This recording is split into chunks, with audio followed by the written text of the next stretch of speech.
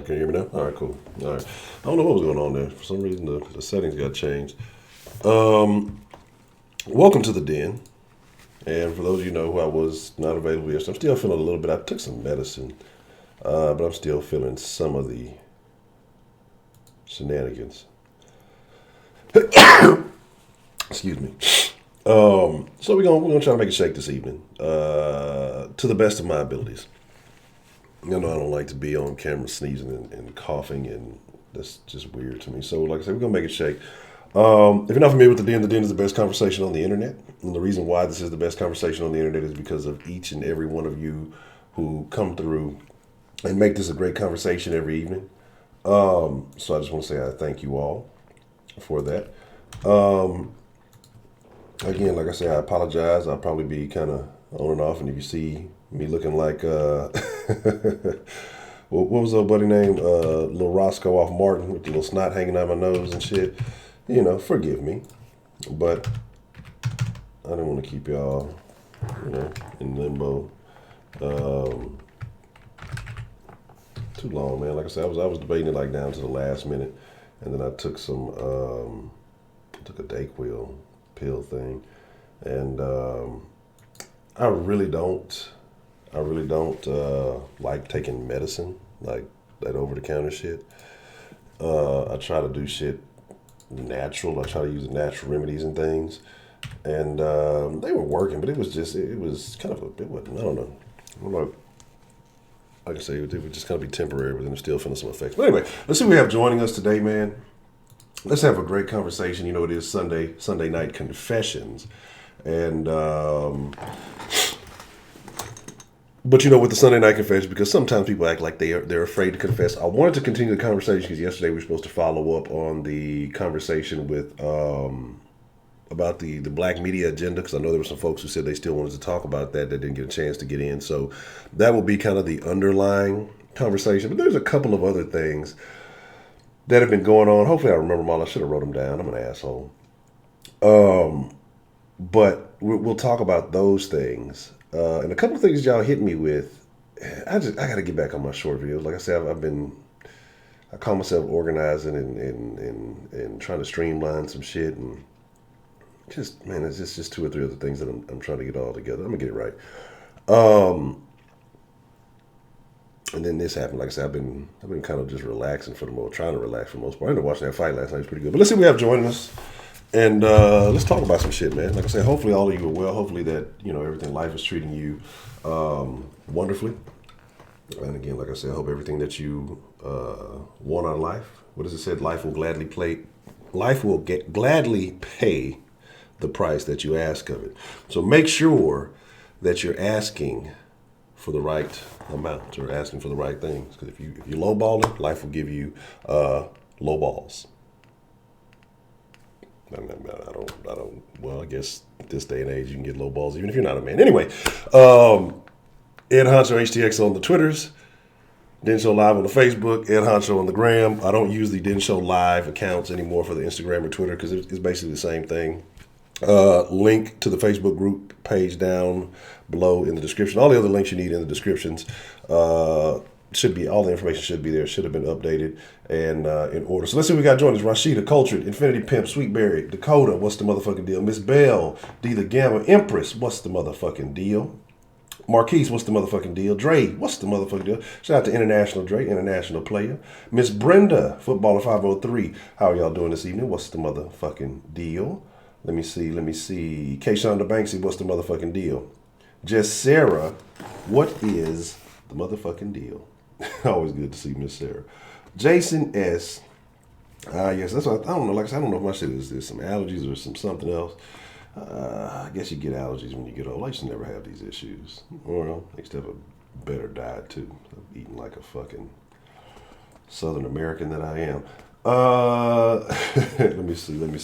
Broderick in the building. 335, the stenographer in the building. Man, that's super funny, man. Yeah, I was actually debating about some Little Caesar, and I haven't had a little. Like, sometimes I go to my ratchet roots, right? I'm just, like, man, I ain't had a Little Caesars hot and ready. They still have hot and ready. It's been so long.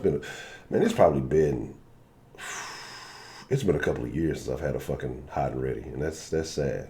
I used to eat them hoes all the time. Fuck all of those shit. That hoe's like stopping by the trap house. Let me get a couple of them hot and ready, player. Yeah, let me go and get that pepperoni hot and ready. Let me get some of them crazy breads. Let me get one of them little sauces too. You feel me? Be in and out that bitch, fighting little kids and shit. They run around the damn Little Caesars.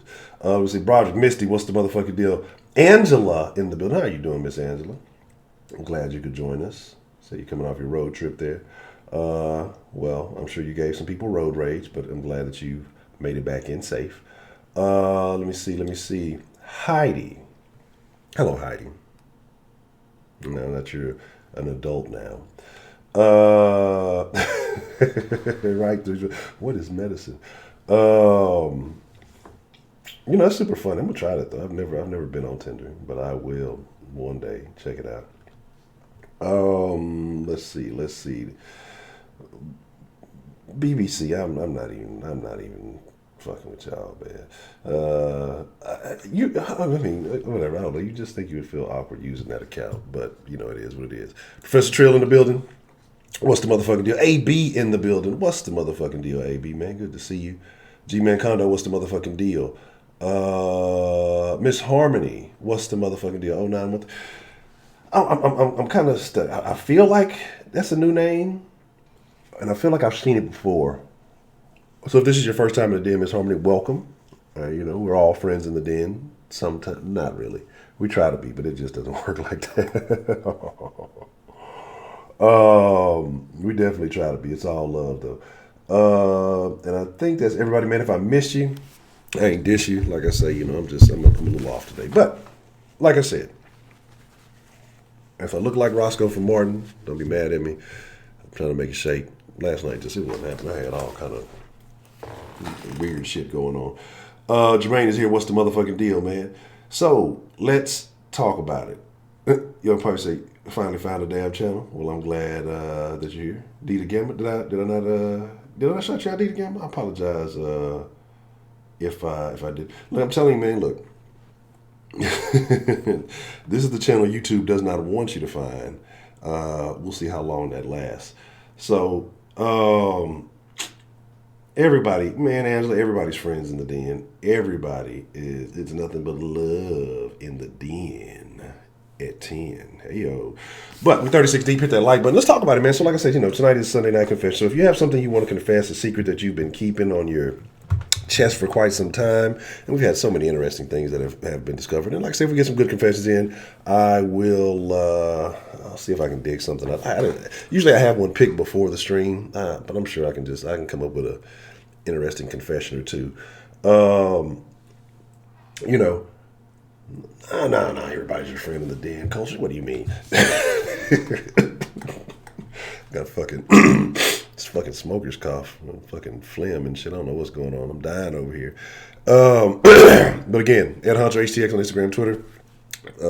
It's the fucking mirror shit fucks me up. Then so live on the Facebook page. Let's get rid of that and let's get into some good conversation. So, like I said, I want to continue the black media agenda thing. It is what it is. Fucking gingerbread man gonna slip off some fucking snot swinging off my nose.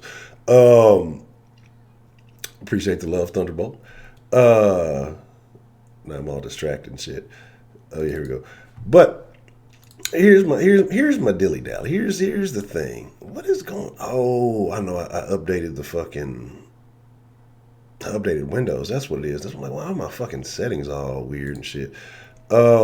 Man, something happened. I know some of y'all gonna be like, oh, this is some nerdy shit I don't care about. But I just discovered that they have Age of Empires on Game Pass. So I'm probably gonna waste a few hours of my life. Oh, donation goal. Appreciate you. Shout out to 335. Man, you weren't here the other day, 335. I forgot to put the number up like the whole damn stream. That's not the donation goal. I'm clicking the wrong shit. I'm clicking all the wrong fucking buttons. I'm off today. Play as fuck up. Y'all let me make it. There it is. All right, cool. Thank you. So, Miss Grace in the building, Ken in the building, Ronald Isley in the building. So, like I was saying, I'm sorry about that. I'm getting all distracted. So let's like I said, let's get into it. A couple of things though. Now, Miss Miss Sweetberry. She can be sweet when she wants to. Other than any other time, she's probably gonna steal your pistachios. I wouldn't be surprised if she ever try to steal Miss Harmony's pistachios. Inform me. I guess that Dame Dash had a situation, paid his child support, and got arrested for not paying his child support. That sounds legit. You know, that's really weird. I've never heard of a woman getting arrested for not paying child support. Have y'all? I mean, I'm just asking. I'm not talking about the man or woman thing. We're not in the as far as who deserves this, what. I've just never ever heard of it. Right? It sounds crazy. The other thing. Now, this is something that I know a lot of people are going to be like, who? And some of the Houston fans may know. But shout out to Miss Nikki motherfucking Nicole and Miss Juicy Couture. How you doing this evening? Shout out to Miss Nikki motherfucking Nicole, Napping Nikki. And she sent me something about a particular basketball player who some of us may be familiar with, Patrick Patterson. I guess he was getting into it with someone on the gram, I'm assuming. And he said something. I'm going to dive a little bit more into this. I'll probably do a dedicated video to this tomorrow. He said some things going back and forth. And nobody was like, man, the only reason you got with her is because, that's the only reason she got with you is because you got money. And he's talking about, I guess, a chick. He's a black guy, of course. Got with a white girl when he was playing for Toronto. And he was like, well, I'd have never found her. She's the love of my life. I wouldn't have, played and got, in Toronto, yada, yada, yada, et cetera, et cetera. And some people saying, well, you would have never dated her if you didn't have money. If you was working at Walmart, you wouldn't have nothing. And so his reply was something along the lines of, I guess I could actually pull it up and say it verbatim, but so you want me, so I should ignore all that and get with a bulldog because, you don't like her race or something like that. It is what it is. He's talking about you don't see color and all of this stuff. And so some people got upset.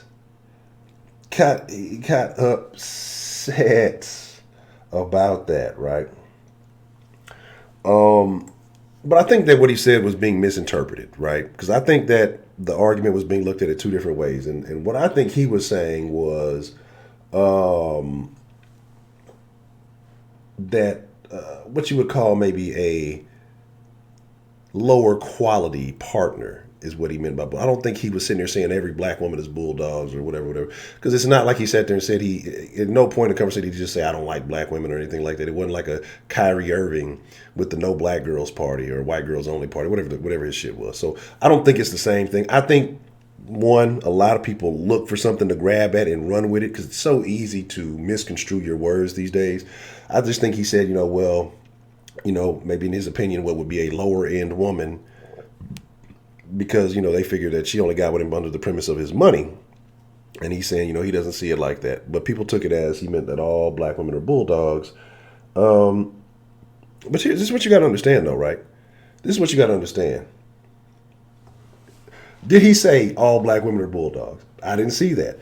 Again, y'all got to stop reaching because y'all put words in this man. I didn't hear him say that. So I'm not going to say that. But here is my thing, right? Here's my thing. Oh yes, I wish they had a raccoon mask, and I would wear it for all of you. Since Honcho be cooning, I remember that. Isley. Just Happy birthday, balloon, birthday cake, party popper, Heidi, party popper, birthday cake, balloon. And now, so we can talk about that, and we can definitely get into that and what he meant. And if y'all want to discuss that tonight, that can be our secondary discussion, and we can save the black media conversation maybe for tomorrow or something. I should have made that the fucking thing, but I want to get into it. Like I'm gonna get into it more specifically tomorrow, but we can talk about it. I'll pull up the thing. Matter of fact, let's solve this discussion, right? So for those who don't know, let us say it properly, right? And so everybody can have a fair understanding of the scenario. I guess it helps to inform people because people are like, I don't know who fucking Patrick Patterson is, and yada yada, et cetera, et cetera. Now, some of these pages y'all be on know I have questions. The tea in the shade. I could never. But like I say, whoever he's talking to, he was like, yeah, if I never made it to the NBA, I would have never met her while playing for Toronto. But why does that matter? Love is love at the end of the day. This is his thing. This is what he's saying. And then somebody named Mafia Material BWA says, PD Pat is not. It's not though, bro. You grew up loving our women. Why wait till you get some real money for your perspective? And even if you wasn't in the NBA, worked at Walmart in Toronto, you wouldn't stand a chance, bro. You jet became another statistic. I bet she's the only one in her family history to date a black guy. Stay woke, my guy. And I'm going to bust some shit up for y'all here in just a second. Y'all not going to like me, but you will respect my opinion. So he says, so I should settle for a bulldog and act like I'm happy with my life and preach, keep it in your race as if the world, keep it in your race to the world as if Dr. King didn't fight, die for equality, acceptance, all cultures loving one another and no hate. No thanks. That may be your life, but I don't want that for mine or my family. Color doesn't matter. Wake up. I'm going to be honest. I mean, you can only see her face, so I don't know. I don't know if Patrick Patterson necessarily winning, unless she's just working with some assets. I don't know. That if he likes it, hey, I love it. I have no interest whatsoever. So this is what y'all have to understand, and I'll tell y'all this 1,000 times over for every fucking other stream. I have a preference. There's nothing wrong with anybody having a preference. I have a preference. My preference is black women who are natural. I like them. Like I say, from average to a little meat on your bones. I can work. There's like a spectrum. There can be a little too large for my preference, and then there can be way too skinny for my preference. It's just certain things. If something's going to catch my attention, it's going to be within a certain spectrum. Now, Bulldogs are very expensive, by the way. So that could be like, hey, that's all I'm saying. That could be a compliment. Bulldogs are not cheap dogs if they're, purebred. But anyway, and nowhere in that statement did he say that black women are bulldogs. I think that, if you want to interpret that way, you could. But it's nothing that he said that I don't like black women or whatever else it may be. I don't know who it was told me, you grew up loving this. And if so, here's my thing is if he grew up dating or if he was with black women or whatever it was, then obviously he had issues with those relationships in particular. We've talked about this a multitude of times in here, that dudes come from a certain environment, and we've talked about how women in those environments can be. The women in here have agreed themselves. And so again, if you're in the den, we talked about this the other day. Ladies, if you're in the den, you're probably not, the majority of y'all are probably not in that same demographic. Because the den, it takes a special kind of woman to be in the den and even to tolerate, much less agree with some of the stuff that we talk about. So, and yes, I have everybody for all the early bird pistachios, so I will be getting you your pistachios here shortly. But my thing is this, okay? I personally took it as, so, because if I'm working at Walmart, I deserve a Walmart woman. Basically, if we're talking about, you can have you a Saks Fifth Avenue, I'm guessing. I don't know top of the line shit. I'm not a fashionista. I don't really know all that shit. Or you can have you a Walmart woman, right? And so to me, I think he's just kind of classifying, because everybody's like, well, if you were working at Walmart, yada, yada, which he's not. So I don't see how that's a thing. But why is that? But we talked about guys having those relationships. A lot of guys, especially coming from a lot of these neighborhoods, especially if you're an athlete, and what happens. We've talked about guys who may not have been athletes, get rejected, get dissed, get talked down on, treated like shit because they're quote unquote nerds. And we've heard this 1,000 times. They go off, do something with themselves. Now those same women who weren't fucking with him, who was fucking with every other nigga in the neighborhood, but wasn't fucking with him because he just didn't have that it factor. Now that he's on, and now that she's kind of been well acquainted with the rest of the neighborhood, now because he has no interest in her, he's a piece of shit, or he's too good, or he's whatever. No, he's grown to accustomed to a certain kind of thing. Or he goes to college, and we can talk about college demographics. Y'all gonna be mad if he didn't go to HBCU. He went to a PWI. Hey, look, you can get plenty of PWA at a PWI. But my thing is, he gets there, meets a different kind of chick, treats him kind of differently, has a different level of relationship. And then, hey, the saying is if you knew better, you do better. So if he's introduced to something new and this new thing treats him good and the other thing treated him bad, well, what do you think the likelihood is going to be of his reaction to the shit? Like I say, I don't necessarily have the same preference or care, what he did. It's like, I'm not fucking a bitch. I don't care who he's fucking with. I told y'all I had a phase where I was an equal opportunity engager.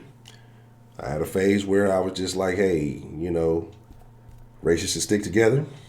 Then after that, I was just like, man, you know what? I'm not fucking with them. I have my own personal preference. I'm not going to hate on anybody for whoever they want to fuck with. If it makes you happy, because ultimately you got to find happiness. Who says that it's the race that made him find happiness? She just may treat him good. That may be the thing. Because you can't have it both ways. You can't embrace certain stigmas and stereotypes that you find, and depending on who you are, you may think that, this is an empowering stereotype or stigma that's associated with a particular race. And then when somebody goes outside of that race and dates somebody else who doesn't have that stereotype or stigma, oh well, he's a race traitor, or he can't handle it, or he this and this. And I know that's not what we're talking about. We're talking about the bulldog term. Again, I don't think he's labeling all black women as bulldogs. I think that he's saying that he has access to higher quality women. So why not? For men and women, it's different when it comes to being able to date up. For a man, generally, unless you just got a lot of game or you're an extremely attractive gentleman or something like that, and you're fucking like a pool boy or what they call them, cabana boys or whatever. That was that shit off Mad TV. And you get away with some shit like that, yeah. But even then, usually looks is not going to get you in. Women want assets. They want, stability and some other things. Women, any woman in the world, she could look like buckwheat. Feels like she could fuck with any dude on earth. Don't matter if he's it could be a fucking CEO of a Fortune 500 or be fucking Bill Gates. It could be anything. Like, women don't see that they're off limits from anything. There's no, when it comes to women, there's no out of your league. For men, there's bro, she's out of your league, bro. There's nobody tells women he's out of your league. There's not such a phrase, right? There's no term like that, right? But how can you say that he meant what he's like? Who has proof that he said that? That's what y'all like. And this is my thing. Is like, I feel like people, that's what they want to hear, because then it reinforces some stereotypes or some things that y'all want to believe. Because he's with a white chick, that's what he said. I don't see it. Again, I'm not even necessarily down or with what he's doing. I just don't see it like that. You know what I'm saying? And if it is his preference, it's one dude out of 3 billion or so that, let's be honest, none of y'all was checking for it. I mean, motherfuckers try to capture him. He only averaging 7 points in the league in the NBA, so he don't even matter. He's still making millions of fucking dollars. And if the person who said, the chick who said, they still would have been after him no matter what. You know what I'm saying? That's my thing. So it's like, because he said Bulldogs, he also said color doesn't matter, all this other stuff doesn't matter. If the person whoever he was talking to knew him and he historically dated black women, then why would he be calling Bulldogs if he used to date them? That's what I'm trying to figure out. You know what I'm saying? So, but my thing is, I don't feel like he disrespected. I think he classed lower end women as a whole. Black people, we have a propensity to lean towards the negative. So when you talk about poor, when you talk about black, you talk about ghetto and stuff, we have been pre-programmed and programmed ourselves to automatically associate with the negative. And it's unfortunate. Yeah, we say things to reiterate ourselves, but we do this. I mean, this is a fact. And it takes some unlearning and relearning to figure that out. There is no statement in which he said, I don't date those black women anymore because they're bulldogs. If you're saying that he said that, you're putting words in his mouth. Point blank, period. Point blank, period.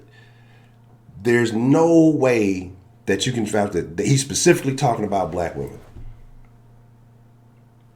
Because that's what I'm trying to figure out. Donate $1 through Super Chat. Women don't think men date down for some reason. Yeah. Appreciate the love, AB. So that's all I'm saying. Like, and we're gonna open up the lines here shortly. And if y'all want to call in and argue about, let's argue. You know what I'm saying? What did he apologize? Come on, people apologize for shit and don't mean it all the fucking time. What did he apologize for? You know why? Because the cancel culture came up. The social media, and we know who runs social media, came up and started just that. He said, what? And then people spin it and twist it. And most people probably didn't even read what he actually said. And went out there and said, Patrick Patterson said this about black, we call him black. And they read somebody else's tweet who automatically assumed that. And they took that and ran with it. That's more than likely what happened than anything else, right?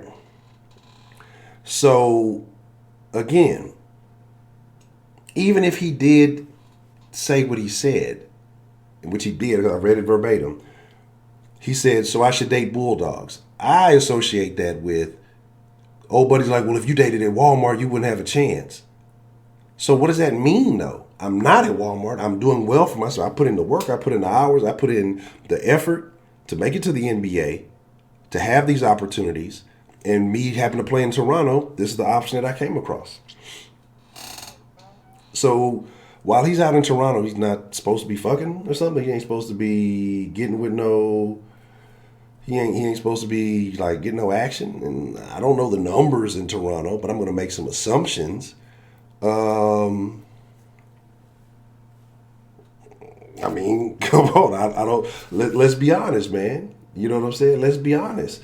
And so my thing is this: is like cancel culture is if you don't agree with everything I agree with, you're a terrible person. And it's usually the terrible people that are most that are pushing the most of this canceling. But anywho, it is what it is. That's a false narrative. That's a false narrative, Kenneth. That is false. The majority of dudes in whatever professional leagues you want to look across the board are with pretty much their race. You can handpick here and there, and that's what people focus on. The ones that where's my man shopping at Walmart? He got his mama on. She at least at Target. But we focus on this one, Patrick Patterson. Who is he? Really? And he played for the Rocks for a little bit. Patrick Patterson. P-Pat. We'll focus on Patrick Patterson and ignore LeBron James, right? He's what you would consider one of the greatest in the league right now, right? And I'm sure there's a litany of other actual stars, people who are leaving legacies who are going to be greats. And we'll ignore all that to focus on Patrick Patterson. You know what I'm saying? And so that's what I'm like. That's the thing. But it's like, I forgot what that thing is called when you just kind of going through life, right? And it is what it is. You're just doing your day-to-day thing. Say you go and buy a pair of shoes, and then you start noticing everybody has that pair of shoes. Or you go buy a new car, and you start noticing that car everywhere, right? I forgot, it's something perspective, something, whatever it is. Anyway, that's almost what it is. It's like, well, we see this one guy over here. Well, let's go ahead and connect the dots. Let's go find the other one that we can find. And let's go find the other one that we can find. LeBron's mom deserves a shot. LeBron's mom is definitely a Walmart woman. Y'all can tell him I said it. I don't give a shit. And that's what we do. The majority of black men are marrying black women. The majority of black athletes are with black women. But because they have options, and if they're not married, you know, in the media we put him in, oh, look, he's with the white girl. Now that's news. But nobody cares. Nobody pays attention. Nobody gives a shit when he's with a black woman. It's not news, so nobody registers it. Nobody puts it in their mind, and nobody makes it a thing. Nobody cares. The same thing when we talk about other incidents between races and stuff. Black people shoot black people. Nobody gives a fuck. It's not news. White person shoots a black person. Oh my God, this is the worst thing that ever happened. Still somebody getting killed, somebody getting shot. This other situation, still somebody dating, still somebody, you know, in a relationship. It's all the same shit. But yeah, that's the thing. What are you talking about? The poor ones. LeBron is probably one of the richest athletes. who was Floyd with? You know what I'm saying? He probably wouldn't have made the most money, and he might have put some hands on her. But I mean, like, come on, we can't. We love to pick and choose to make it feel like, yeah, this is it. This is why. That's what's happening, and that's not fucking happening. You know what I'm saying? All right, Kenneth, that's a bad. Bring the statistics, please. So my thing is like, and then yeah, that's another thing too. The real reason they're complaining is because they act like him, Patrick Patterson, dating that one white chick, just ruined it all for the rest. Y'all wouldn't look. Y'all not getting no baller. Where's Rob Myers? Remember when Rob called in a few months back and he laid a solid fact. Y'all didn't like, the black women in here did not like Rob. Y'all, why didn't y'all like Rob? I saw Rob the other day during the day did. Shout out to Rob Myers. And he said some things about, you know, dating up and ballers and high quality men versus high quality women and a bunch of things. And they didn't like it. But he wasn't wrong about these things. What are the chances are that you're going to get with a world-class athlete? Slim to fucking none. You know what I'm saying? So that's all I'm saying is like, look, we can talk about LeBron Mama. We'll do a stream dedicated to LeBron Mama. But you know, let me tell you why the black men are attacking him. Let me tell you, it's a bunch of. Let me get super real with y'all tonight, and then I've been talking for a minute, so I'm gonna open up the line here shortly. There's a lot of simp ass niggas out there today. A lot of suck ass. There's a bunch of bitch made ass niggas in the world today. Let me tell y'all, women, just like they have these fucking white knights for these SJWs, these male feminists who go out and they champion women's causes to you know, it's for truth, justice, in the American way. That's not it. Simp ass niggas think if I go and be a male feminist, I go champion women, I'm gonna get some pussy.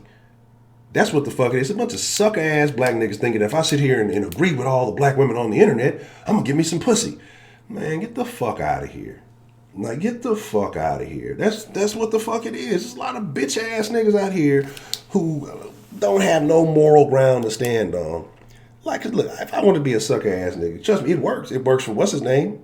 He's made a business out of it, right? We were just talking about him, Derek Jackson, the other day. So you tell me it ain't a bunch of other niggas who see, well, shit, that shit worked for him, getting him a bunch of attention. Maybe if I play that role low key, it'll give me some hype. It'll give me some action. That's why you see a lot of these fucking people come out and tell these stories about being male feminists, and they'll be truthful. I thought it was gonna give me some pussy, and it actually didn't work for me. Even the feminists don't want bitch ass niggas. These niggas just have a. I mean, I'm telling you how niggas think, man. I'm telling you how them niggas think. If I champion these causes and I do stuff that make women happy and make them smile, then they'll be right on board with me. They'll have to give me some pussy. I'm their hero. Bitches don't want you, man. Them bitches don't want you, man. And that's all it is to it. Look, I put that on the invisible cup, baby. All I'm saying, man. But I'm telling you, Derek Jackson has made a business out of saying that stuff. It is what it is. Think about how can this man just not disagree with any negative behaviors that even y'all women in here have said that women have. But everything he says is okay. You got to look, it's a bunch of pandering and catering and again, I'm not mad at it. If it works for you, if it's a business model that helps you feed your family, I can't do it. Because, you know why I can't do it? Because eventually I'm going to say something and y'all going to be like, what? But I thought you said, huh? I cannot do it. Like, it would irk me to come out here and just to try to say to y'all every day, you know, you should always do this because that's why I say, like, I'm just another dude, another nigga on the internet, and I'm going to speak my. Nobody was checking for Whitney Merciless. You know why? Because the same stuff that we're talking about, and see what y'all do as women folk, and we talk about this in the den, is y'all lump all yourselves together. Y'all lump all yourselves together. And I wish y'all wouldn't do that. I wish y'all would appreciate yourself for being the individual who you are. Because when we say stuff in here, and the men will tell you, hey, we call out the hoe ass niggas. I wish y'all women would do the same thing. It may not be you, but you know that there are some trash ass women. You know there's a lot of trash ass women out there. And you know that these men encounter these trash ass women. And so when we say, no, not all women do this, and I don't do that, and y'all start taking it personally, stop doing that. And just think on a broader scale. Put yourself in their shoes. They never dated you, so they can't account for you and your behaviors and their experience. So you got to stop doing that. This man could have dated a bunch of hood. He could have been down bad. He could have dated a bunch of trash-ass hood rats his whole life, right? And they could have treated him like shit, cheated on him, and fucking his home. We don't know. I could be making allegations. They could have been great women. They could have been very good to him. I don't know, right? But what I'm saying is obviously something happened where this man made a decision, and his decision is, this is the route that I'm going. You know what I'm saying? Give it shit. Let me tell you something. Let me stop before I go too far. Anyway, all I'm saying is it's a thing, but I got a few other reasons behind it. And again, it's Sunday Night Confessions. I'm gonna be the star of some shit tonight. But y'all know I love y'all, man. I'm gonna be honest with you, because I think that's just what I see is my truth. What I see is my honesty. You know, I have no agenda to make you think this or to think that about people. That's why I'm telling you the same reason with the whole pro-black thing. Like, I can't force you to think. I want you to think truthfully, not get caught up in emotional waves, not get caught up in, like I'm telling you, there are sciences, and I study these things from time to time. I really read a lot about advertising and psychology, because it's fucking interesting the way people think and react to stuff. And so what I'm saying is there are signs, and I should apply it. If I would apply it, then trust me, the den would have blew up. Soft. I just can't. I feel disingenuous doing it. You know what I'm saying? So I don't. That's why it's like people are like, oh, this channel should be bigger. Yeah, if I applied a lot of the stuff that I know that I should be doing, if I applied some of the stuff I know that I should, I fucking hate Heidi, that I should be doing, yeah, I could blow up and I could fucking be that guy. I could be super YouTuber, man. But I don't want to do that. I want to be real with you. I want this to be a real conversation. I want it to be an honest conversation. And I want people to feel like, hey, you know what? I come in here and speak my mind exactly how I feel. I can say what is in my heart. You know, not try to fit into some mold, not try to fit into some stigma. But yet we all remain honest. At the end of the day, and you know who I am, I know who you are, and we all rock. Merciless, no, look, y'all ain't checking for Merciless. Talks too proper. Y'all ain't checking for Merciless. Come on now, y'all stop the nonsense. Look, I've been talking for 40 minutes. Give me a second. Let me get this line open. Oh man.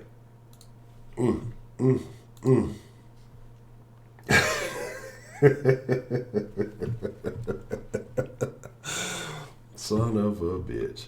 Oh man. I don't even know how to work. Look, I've been out of here for a day or two. I can't even work the fucking line no more. I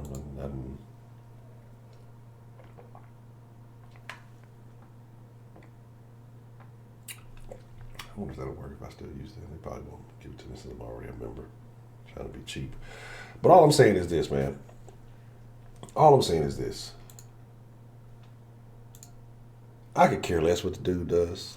I mean, I'm all the way out of the space anyway. It's another nigga, and that's another thing. That's what I'm talking about, like right now. And I feel kind of like a hoe, I guess, doing it, but I guess it's not from the same angle. What other nigga gonna tell a nigga what type of broad he should be dating? Like, what kind of nigga is that? That's what I'm saying. So we talking about all black men tell him not to do this, not to. What kind of nigga gonna be, man? No, you shouldn't be fucking them kind of. How you gonna tell me what the fuck to do with my dick? You worry about what you doing with your shit. You over there forming bestiality with the Bulldogs. No. But my thing is this, right? Come on, fucking line, open up. He can do whatever the fuck he wants to do. And, okay, all right. I'm saying shit is acting fucking stupid. Oh, I know why. I shouldn't have done that. But he can do whatever he wants to do. Because again, his life is money, and if he gets the short end of the stick for that, then guess what? Guess who has to deal with the consequences?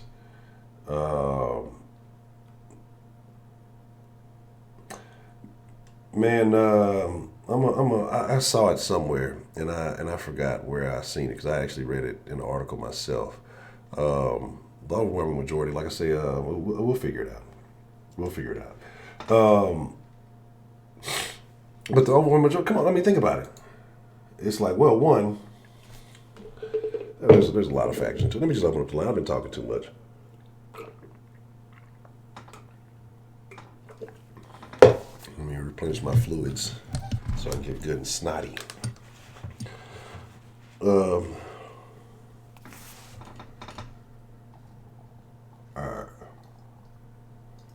don't know. I haven't seen the shot watch this girl. Like I don't. That's a weird thing to me. I don't care about these cats. Like that's so fucking weird to me that this is a thing. This is America.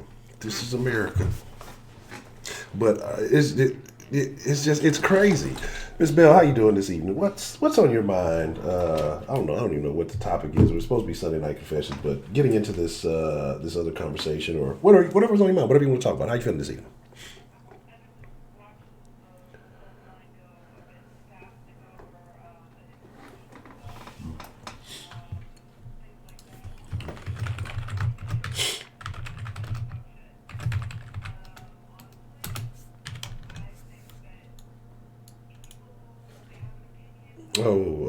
One second, Miss Bell. 1 second. See, I forgot that everything got switched over. Oh no, this shit. Everything fucking reset, huh? Yeah, you were roaming. So what, are they not hearing me? Okay, now you're good. Yeah. You were roaming for a second, huh? Crazy shit. Okay. All right. Here's the deal. I think that everybody has preferences. Mm-hmm. As my being white and I marry black, I was not the first wife. I was the third wife, and he had two black wives before me. They were both really good people. It just didn't work. So it's not all about, if you fail in one area, you go to another. It's what a person's attracted to, or it's what a person's preference is. I don't have the right to mitigate, or I don't have the right to judge somebody else's preference for being with black or white or Asian or Hispanic or whatever. And I really get a hard-on, pissed-off attitude about it being said about, white women are the alternative meat. It's upsetting. So you're saying that white women are the alternative miss meat? What? So you're saying that white women are the alternative to miss meat? No. I said that wrong. Okay, my bad. I got you. I said I don't want it presumed as we're the alternative, the white meat, which is slightly different. The other thing is that just because a black man cheats doesn't necessarily mean it's going to be with a white woman. A man across the board is going to cheat with a woman that opens her legs. It has nothing to do with race, creed, or color. It has to do with what's available for a man to get a piece of ass. And that is what it is. I hate bringing race up, but this is kind of one of those nights it is brought up.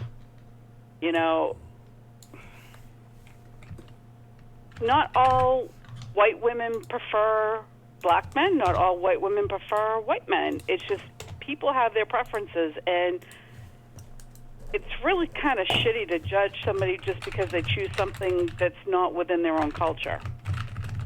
Correct. I mean, everybody's got their own preferences. Like you said, you've got yours. I have my own preferences, and I'm good with that. But I hate it when I see that white women get blamed, especially when it comes to the pro athletes. It's a minority situation, not the majority, across the board. Whether it's white on white couples, white on black couples, black on black couples. Interracial relationships are a minority, but it doesn't make them not seeable. Does that make sense? Yeah, no, I get you. Okay. I figure you're doing, I see you're doing pistachios, right? Yes, ma'am. Because I don't want to get attacked. Y'all will do me as bad as they doing Patrick Patterson if I don't get these pistachios out. So they'll Get slam that me. right. I'll get canceled. Get that right. But the thing is if people treated people humanely, it shouldn't really matter who you choose, as long as that's a good partner for that person. And like I said, everybody has their preferences. I choose not to deal with somebody that is not educated. It doesn't mean that they have to have a PhD. It just means that I'd like to know that I can have an intellectual conversation with somebody. Like a man might choose a woman because she can drink as much as he does. Who knows? If that's what floats your boat, then go for it. And I don't know. It gets to me how judgmental. It's not just cancel culture. Society in itself is a fickle thing.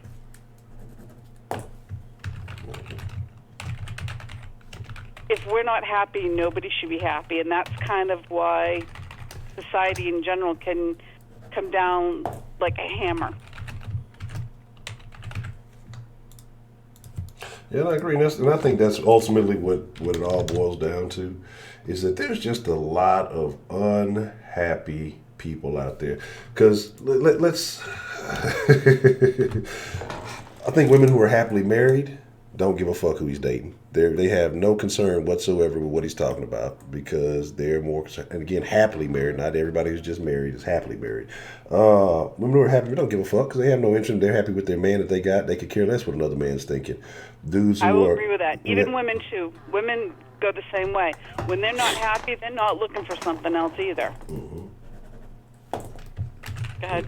And then I thought I was gonna say, look, Shelly, I'm gonna say what I say.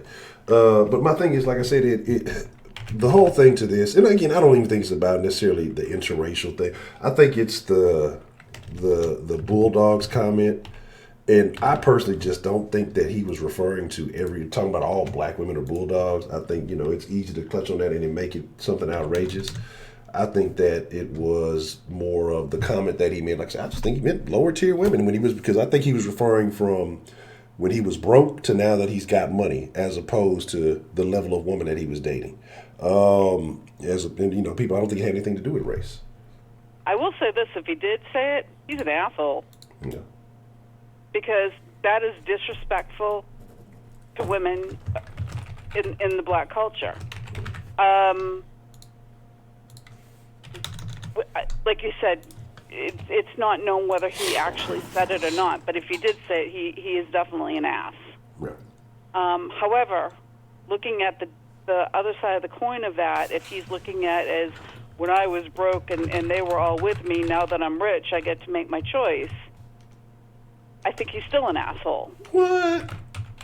Because the point is if you have a preference, that should be consistent. That shouldn't sway with how much change you have in your coat pocket. Mm.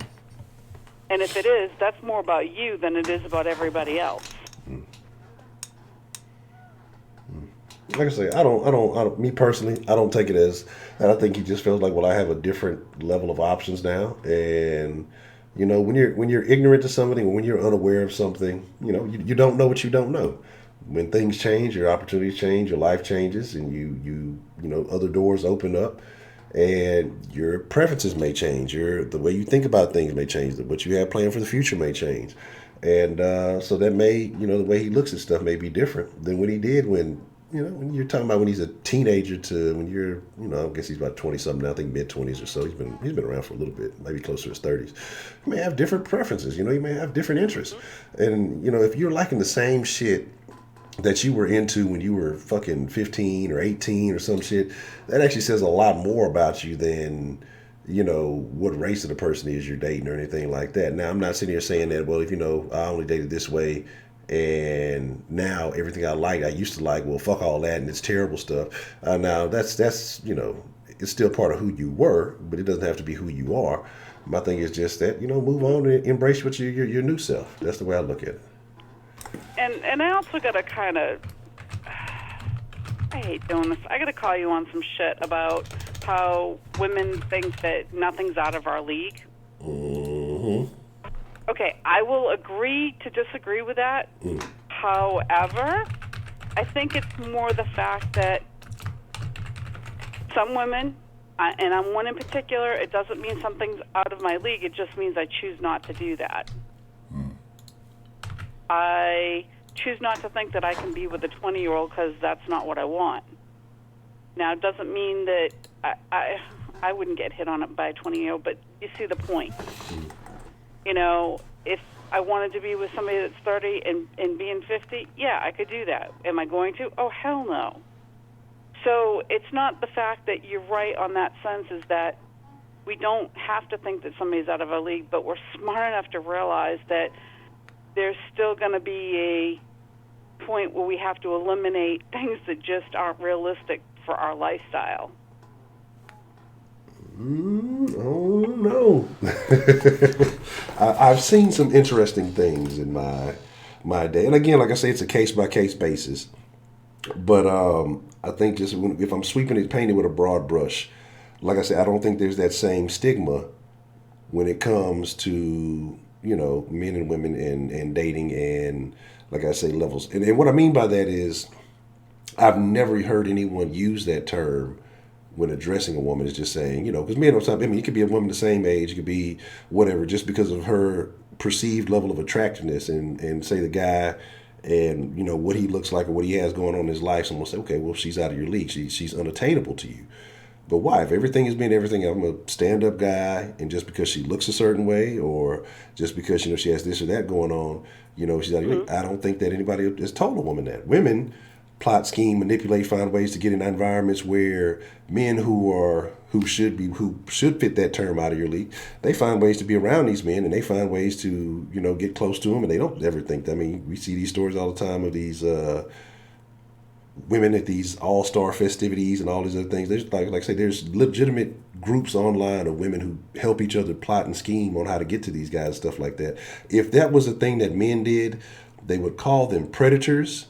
They would call them stalkers, and they would try to find a way to arrest all of them. Like I say, it's a different standard that I think when you address men and women. Well, okay, and looking at it from a different coin as being female,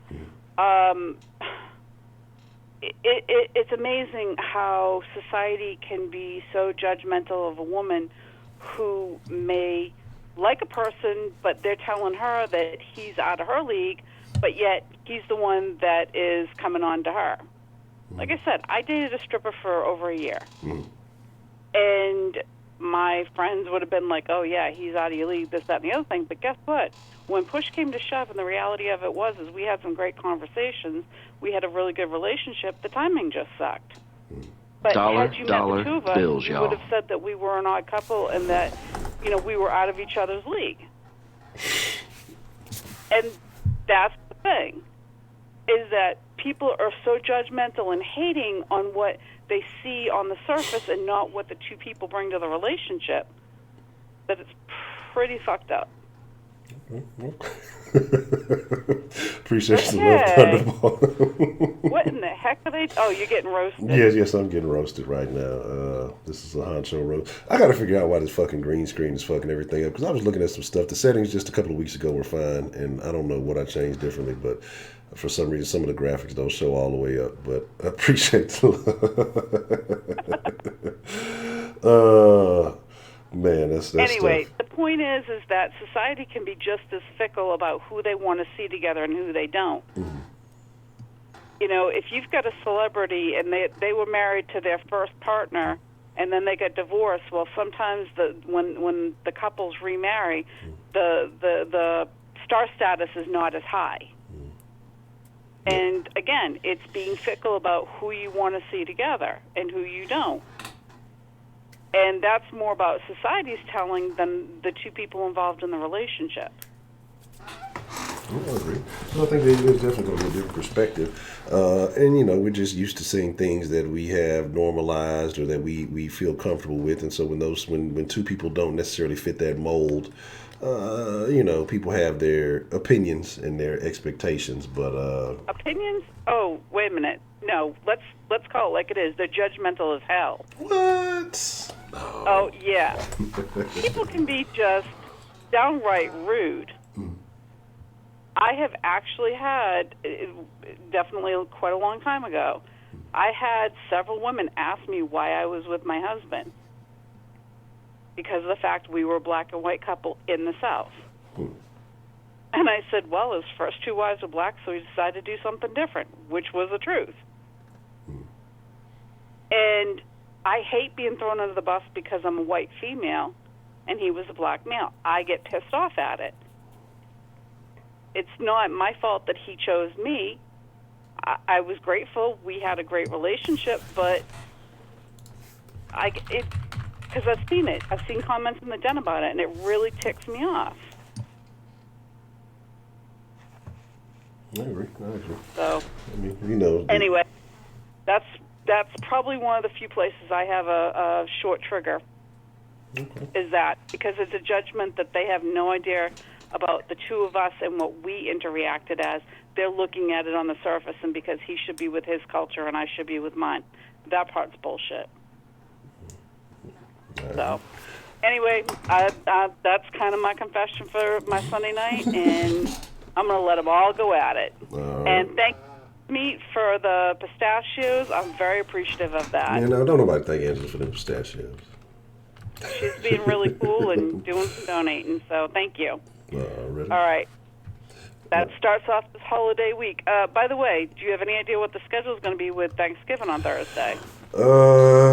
Thanksgiving is just another day to me, so I mean, I plan on, rolling the same way as usual. Okay. And I figure most people eat earlier. So, I don't think it'll change. Sounds good. All right. All right. All right, well, the bell has rung. Class is in session. Thank you for calling in, Ms. Bell. All right, good night. Good evening. What's the motherfucking deal? Who do we have calling into the den this evening? Hey, Honcho, it's Misty. I thought maybe I could add a little spice of color in here. Okay. Well, what's on your mind, Miss Misty? How are you feeling about the conversation so far tonight? Well, when me and my husband married, we were young.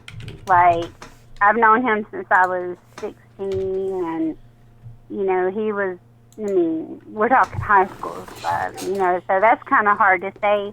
But I have, I told you I'm a nurse. I work around, some doctors and, different people in different fields and stuff like that. So I have one's something else, I forgot. But there's three black ladies that work with me, and they have different, I think one's a social worker or one's something else, whatever. And they're married to white guys.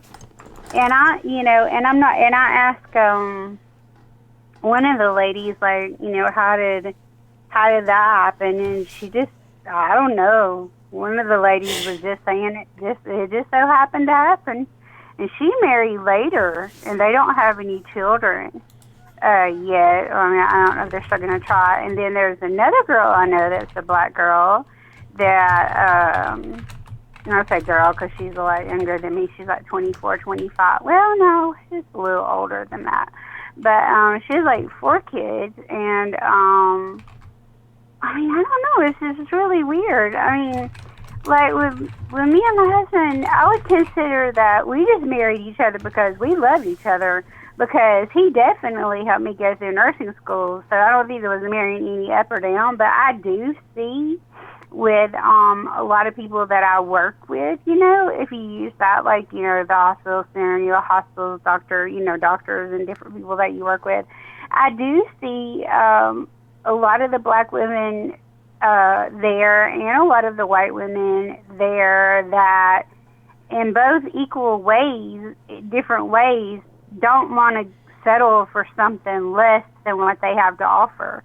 They want somebody that can bring something to the table as to what they have to offer, So, and that's just saying, dealing with in the professional part of it. Now, as far as those basketball players, I don't know who wouldn't marry a Kardashian. I guess when those people with them big old fake butts, they would like that. No, I'm just kidding. No, seriously. I think maybe some of that might be for status, but you would think that for somebody that's really going to be with somebody that they really are going to be with for a long time. I mean, you're not just, pitching a tent and spending the night with them. You're married to them. So, I mean, you've got to live with them. So obviously you either have to have some kind of feelings or something. Everybody has a different preference. I mean, just like that Kenneth did in there, he said he likes girls or guys or whatever. I mean, everybody has different preferences. So maybe somebody might like a white lady because of different reasons. See, let me give you this one example. Mm-hmm. When I was a school nurse for a little while, there was a girl that kept coming in there, and she would come in there and talk to me, and I was thinking, like, what's wrong? Something just wasn't right. And I kept noticing, that she liked females. Well, one of the things about her was finally she told me that her cousin was molesting her. And she felt more comfortable with the females at school that liked other females. And once all of that came out, and she was able to tell her parents and stuff like that, I mean, she got a lot of stuff off of her. And now I still know her. I keep up with her because we, had formed a connection. And it's like, she doesn't really, and it's not nothing bad, about her not liking females anymore, but it was simply just a reason of, like what you were talking about, it was simply a reason of something that had happened bad to her that involved males, and she just felt like, well, I'm not in danger. Her thought process truly, honestly was, and she was a little black female, and, like 15 or 16, whatever, but her thought process was, well, these guys hurt me, and molested me, did this, did that, and so I just don't even want to deal with guys, so it could be, in essence, that somebody or someone that someone deals with, maybe they just were dealt a bad hand. And I'm not saying the black women or the black men, because there are black women, plenty of black women who obviously are dating white men and with white men or men of different races or whatever is going on. Apparently, if it's going on in Alabama, you can bet it's going on anywhere. So, because you know what they say about Alabama being so prejudiced. But I mean, I feel like maybe there's a reason behind it. I don't know. Does that make sense? What you were saying? No, I get it.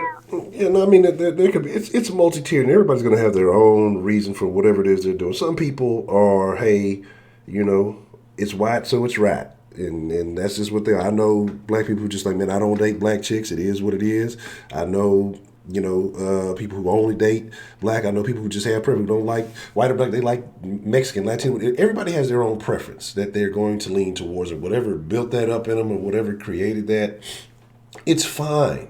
And that's the way I feel. It is. Like, now, the issue, and I think, and again, that's where I think it comes back to with this comment, with this situation, the Bulldog thing is, the statement, just because you prefer something, that doesn't mean disparage the other thing. So, because I like dating black women, I'm not going to sit here and say, well, I don't like white women because they don't season when they cook, and that's not true. That's a stereotype. I know white chicks, she used to cook her motherfucker. I can't stand her fucking guts. I'd probably put up against almost anybody. But, it's just, people have their reasons for whatever they feel. And the mind is the powerful thing. Also, Honcho, they say that we smell like puppy dogs. Oh, when you I heard that one. Yeah, you get wet. Yes. Yeah, something like that. But that's not true with me. I never heard of that, but I never saw that before. Yeah. And I do have a butt, so I don't know about all that ain't got a butt thing and stuff like that. Because you know what? This one black girl that I was talking to that was dating that stripper guy that I told you about at my job, when I was talking about him before, when they were talking about this, when we were talking about the sizes of the, penises or whatever. Well, she said he didn't even have a penis an inch long, and he's black, so I don't think it has anything to do with it. I think it just has something to do with, I mean, because we all bleed red. Yeah, this is true. I mean, I think that some of that stuff is just, what do you call that? Just things that people say. But then again, I mean, there's nothing wrong with, like you say, it's the preference that you have. I don't think I would have been against dating. I think that white guys are just as nice looking as black guys. I don't think I would have been against anything. It just so happened that I met him first and I fell in love with him, you know, and he's been the only person I've been with for the last 25 years. So, I mean, you know, he did get a really good person because I haven't been with other people, you know, and, I mean, no, I mean, it just doesn't have anything to do with color. Well, my parents, it was totally different with them, you know, so, but that marrying up and marrying down thing, that's probably been forever. And that could be considered in a lot of ways, like, you know, how the boss wants to marry how the boy wants to marry the boss's daughter and get in the company that way. And, you know, there's all kinds of marrying up and marrying down. But no, under no circumstances are any black guys supposed to ever, Honcho, say anything bad about black women or white women. They need to respect all women unless there's a problem, you know, like, you know what I'm saying, like with that woman that really is something really, you know, bad, like, you know, whatever, like one particular lady, not like, you know, don't ever disrespect the people that you came from or where you came from. That's stupid. Yeah, don't ever disrespect where you came from, no matter what your choice is. I don't care if your choice is,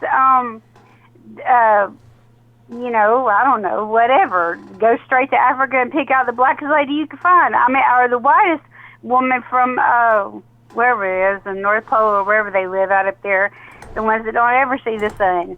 I mean, you know, that you just don't disrespect.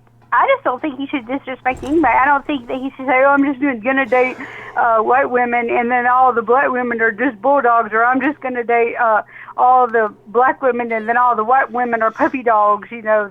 No, that's just some stupid old mess. They should definitely respect, no matter what their choice is, no matter what their personal choice is, you should always respect where you came from. Because I bet his black ass came from a black lady. Ooh, I would bet some money on that. Yeah, I would too. Well, thank you. All right. Well, Miss Misty, I appreciate you calling in and sharing your thoughts. Mm-hmm. All right, you have a good evening. Do white people come from the North Pole? I know we have some, this should be interesting. What's the motherfucking deal? Who do we have calling into the den? Who do we have calling into the den this evening?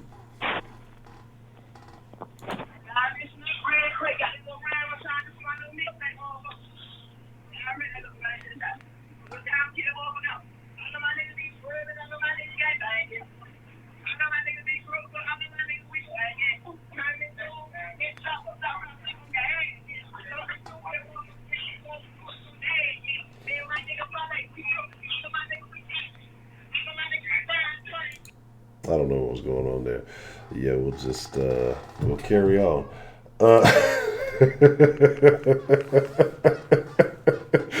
What's the motherfucking deal, man? Who we got calling into the den this evening? Yo, who was that trying to call with a cigarette in their mouth trying to talk?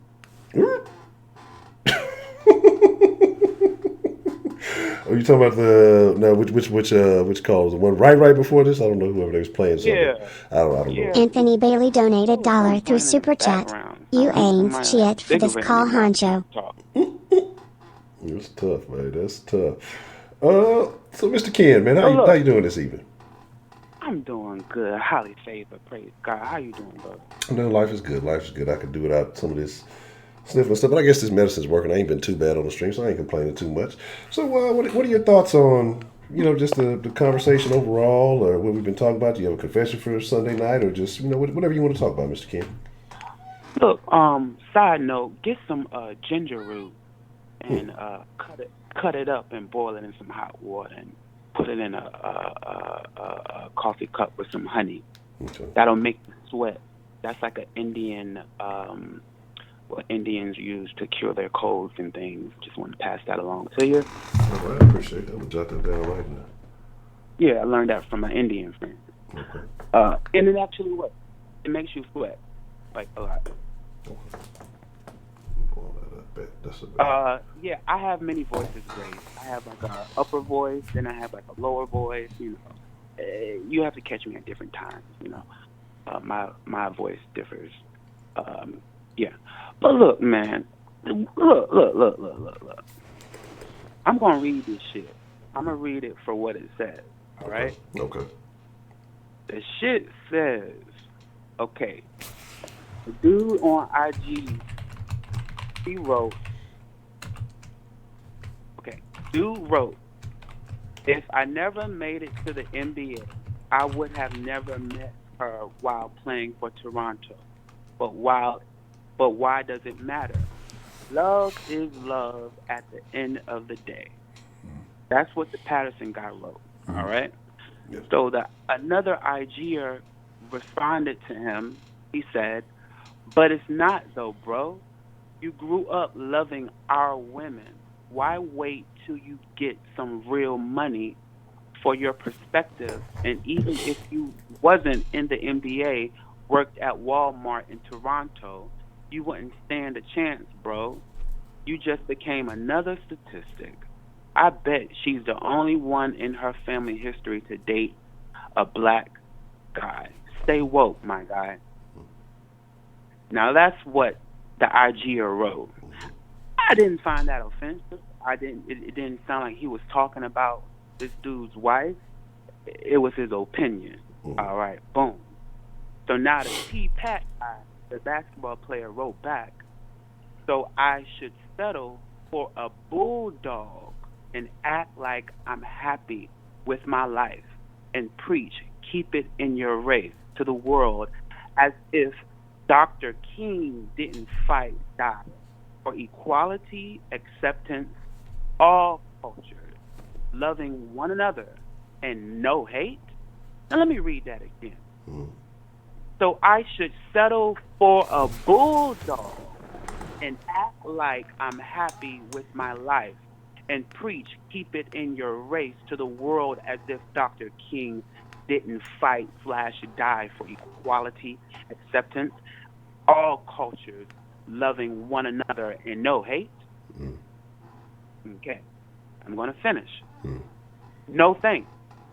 That may be your life, but I don't want that for mine or my family. Color doesn't matter. Wake up. Okay, that's what he says. There are so many things that are problematic with this comment. Number one, don't involve Dr. King in your bullshit. All right, don't involve King in your bullshit. Number two, dude was calling black women a bulldog.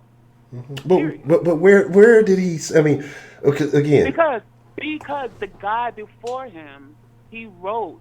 The guy before him was talking about black women, bro.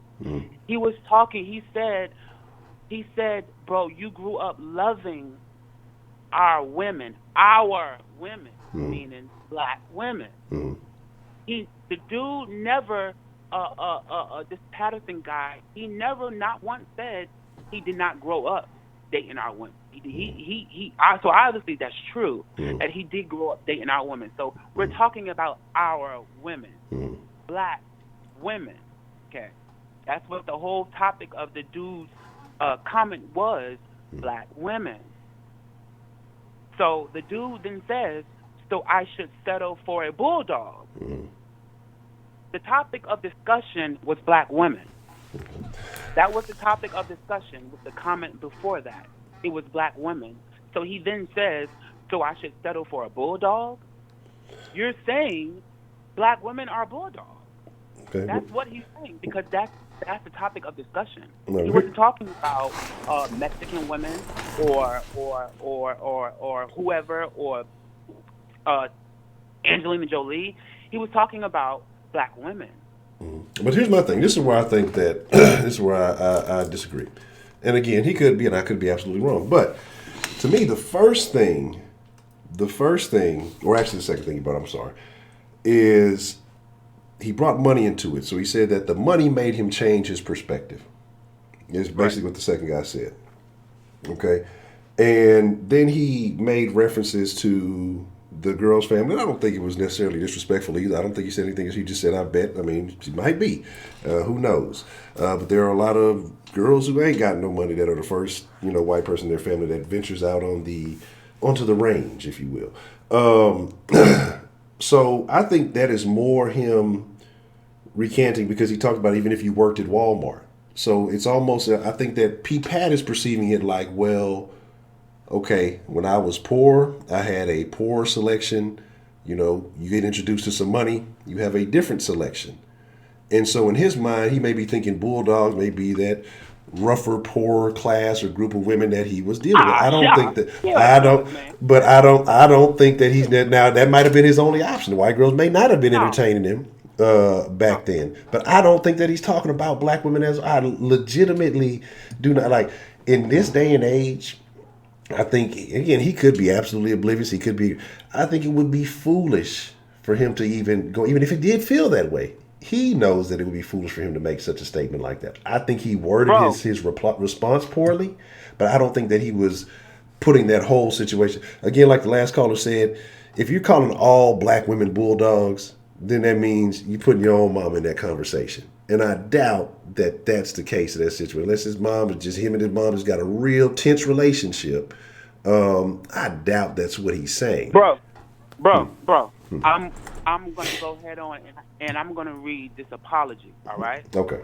Dude wrote, I want to address my use of the word bulldog during a conversation with someone who I felt was making disrespectful remarks about my wife and our relationship. Now stop right there. Okay. The dude that was commenting, he was calling him bro. He didn't call him out of his name. He didn't say anything disrespectful. All right? So dude said, this basketball player said, I felt dude was being he was making disrespectful remarks about my wife and our relationship. That's a lie. The dude wasn't disrespectful. So you wouldn't say that he was maybe making the assumption that you being a gold digger? Okay. I'll give you that. But let me continue. He then says, I responded with the same, making a cruel comment about his wife's physical stature. Now stop you right there. And that dude's comment never mentioned anything about him having a wife at all. About him having a girlfriend. Dude could be fucking like Richard Simmons. Richard Simmons, as far as we know. Dude never mentioned anything about him having a wife, his wife, or anything. So for this dude to then say he responded in a cruel way about this other dude's wife's stature, when the dude never said anything about him having a wife, it's bullshit, all right? So anybody who says they don't see color, they're full of shit. And for a black person, for a black man to utter out his mouth that he doesn't see fucking color when he is the color, look up Francis Welsling. Look up the white lady, I forgot her name. She goes around speaking to people about race relations between whites and blacks. I know you're talking about. She's a white woman. I know what you're talking about. She did the brown eyes, blue eyes experiment. Yes. When anybody who utters out their mouth, they don't see color, they are full of shit. And for a black man to say that he is in the sunken place, And for a white woman to say, or for a white man to say that they don't see color, they are indeed a part of the problem. Because if you don't see color, then close your fucking eyes if you don't see color. Because there's color all around us. And what you're saying is, I don't see your Hawaiian people. I don't see you Mexican people. I don't see you Indian people. I don't see you black people. There is no color. I just see my clear skin ass. That's what the fuck you're saying. That is very problematic. Okay? And let me go on to say that many black women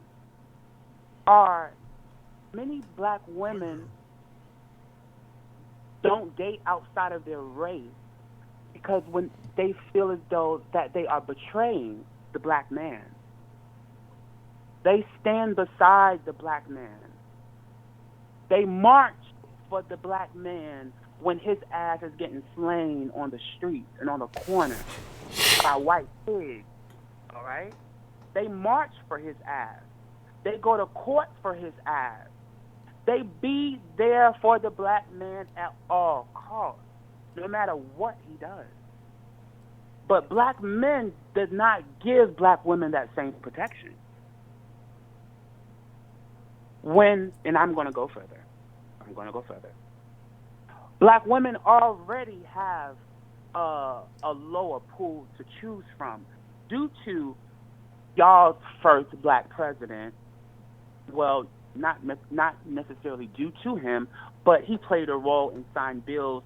Y'all's first black president. I'm not talking about Obama. I'm talking about Bill Clinton. That's what niggas love to say, their first black president. Yes, he signed a bill that put y'all fucking brothers and fathers and grandfathers in jail. Okay. So due to mass incarceration, the pool for black men is already low. Then you add gay motherfuckers into play. All right. Then you add motherfuckers that are standing on the corner selling drugs and not successful. Women already outweigh men anyway. So when you add those factors into play, it hurts the black woman to already have a lower pool to choose from. And they don't want to be disloyal to their black man. So to see many successful black men date outside of their race, not only white women, but date anybody non-black. I'll just say that. It is very hurtful to black women to see that portrayed in the media, to see athletes, to see these athletes. I know a guy named Kent Bazemore. He plays for the Atlanta Hawks. He's from Berkeley County, North Carolina, which is a 20-minute drive from my hometown in North Carolina. My best friend is Levi Bazemore, his cousin. I know these people personally. Motherfucker never had no damn white girlfriend. That was not a thing, all right? And when he gets drafted into the NBA, oh, now he's married to this white woman. All of a sudden, he has this preference for some snow bunny pussy. All of a sudden. All right. Historically speaking, white men and white women have sexualized the black man. Since slavery, they have been sexualized.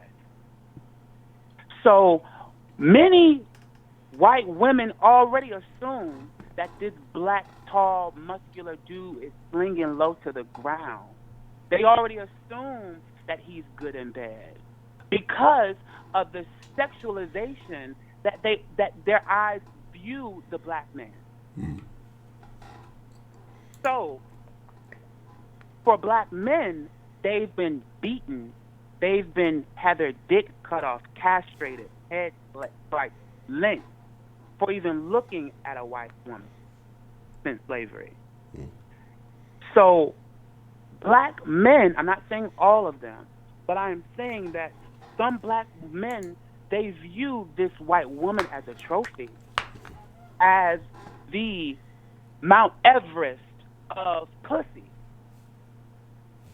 All right. So when they do become successful, when they do reach those high ranks, what's left for them to get is a trophy, some snow bunny pussy. And it has been seen time and time and time and time again with successful black men dating white women or non-black women when they reach a certain level in their career. So people have a right to then say, hey, why when you were out there before you were known by the public, before you garnered all of this money, why weren't you dating these white women then? If this is your preference. Now I can see someone who actually dated white women or dated outside of his race throughout middle school and high school and college. That, to me, I can understand that. Oh, that's this person's preference. But now, all of a sudden, you've amassed all of this money and all of this wealth, and now, all of a sudden, you have this white woman. And I have a problem with that. And I have a problem with that because I'm not looking at it on an individual level. I'm looking at it as a team. Motherfuckers, many black people, they look on things at the individual level.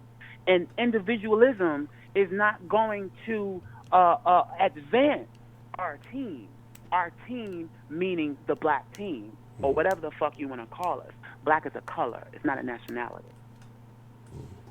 So by you going then, when you amass this wealth, so you are the crab that got out the barrel.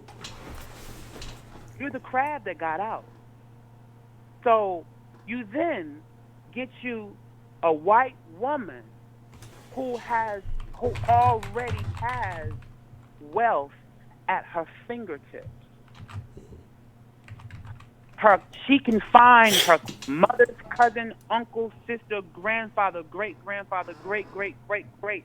There is some way, shape, or form that she can use her white skin to get what it is that she wants out of life. So I got a question for you, Mr. Kenneth. Let me finish. So then, when this black man he marries this non-black woman, and 9 times out of 10, dude is gonna die before the woman, especially if he's played in sports. He's gonna die first. So that money is then going back. It's not going into the hands into the black community. It's going into the hands of white people. White people who already are I'm going to say this, and people may get offended, but many white people are mediocre as fuck. And they have their skin protects them. And it gets them places that many black people will never get to. So when this person dies, it goes back into the hands of white people. So then in return, you're not putting the rope back down into the barrel to pull another crab out. You're going to give it to the white people who put us in the fucking barrel to begin with. Okay. So a couple of things. Okay. The financial thing, and I get it. I understand exactly what you're saying. I comprehend what you're speaking on there.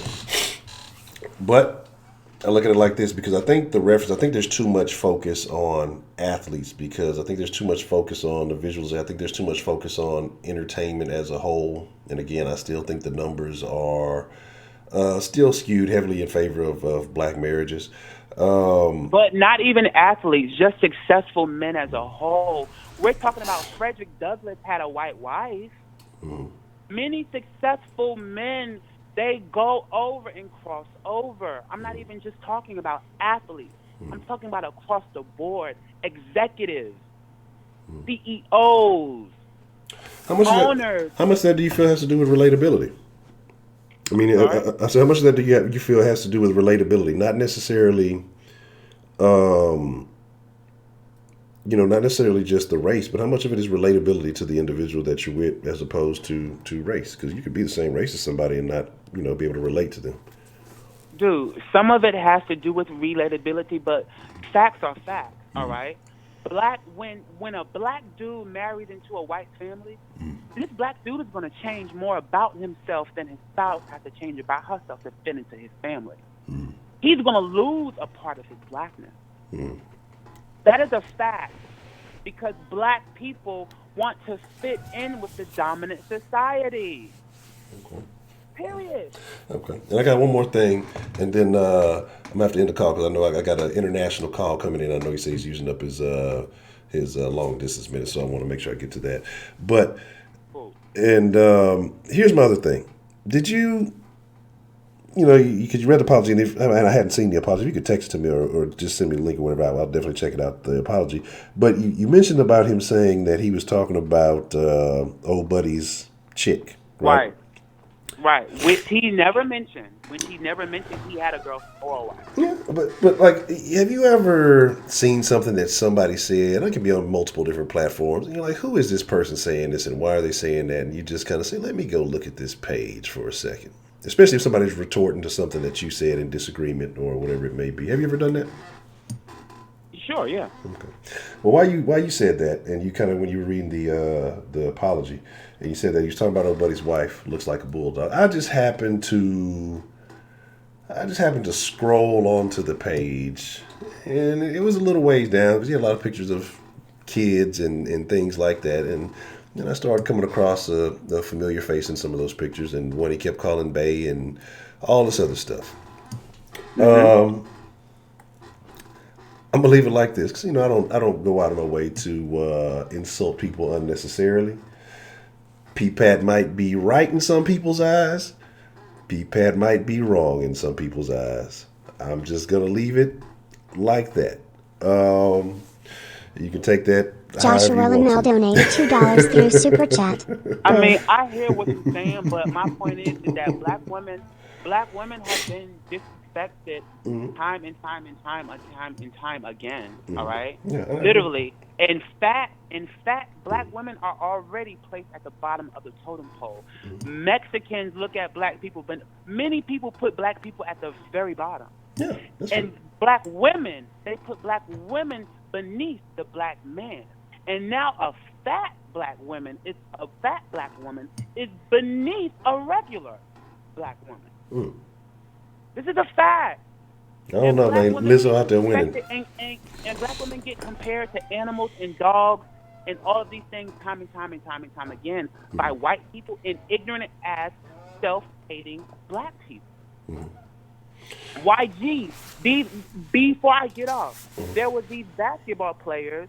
All of them were married to non-black women, and they were toasting to having light-skinned babies. That happened, whether that was last year or over the summer. Yes. All of the white women, no white person said, "Hey, baby, that's wrong. Don't say that." YG said at Nipsey, whatever the fuck the dude's name, his funeral, YG said, "Let's protect our light-skinned babies." There is this horrible thing that we have since slavery with this skin color.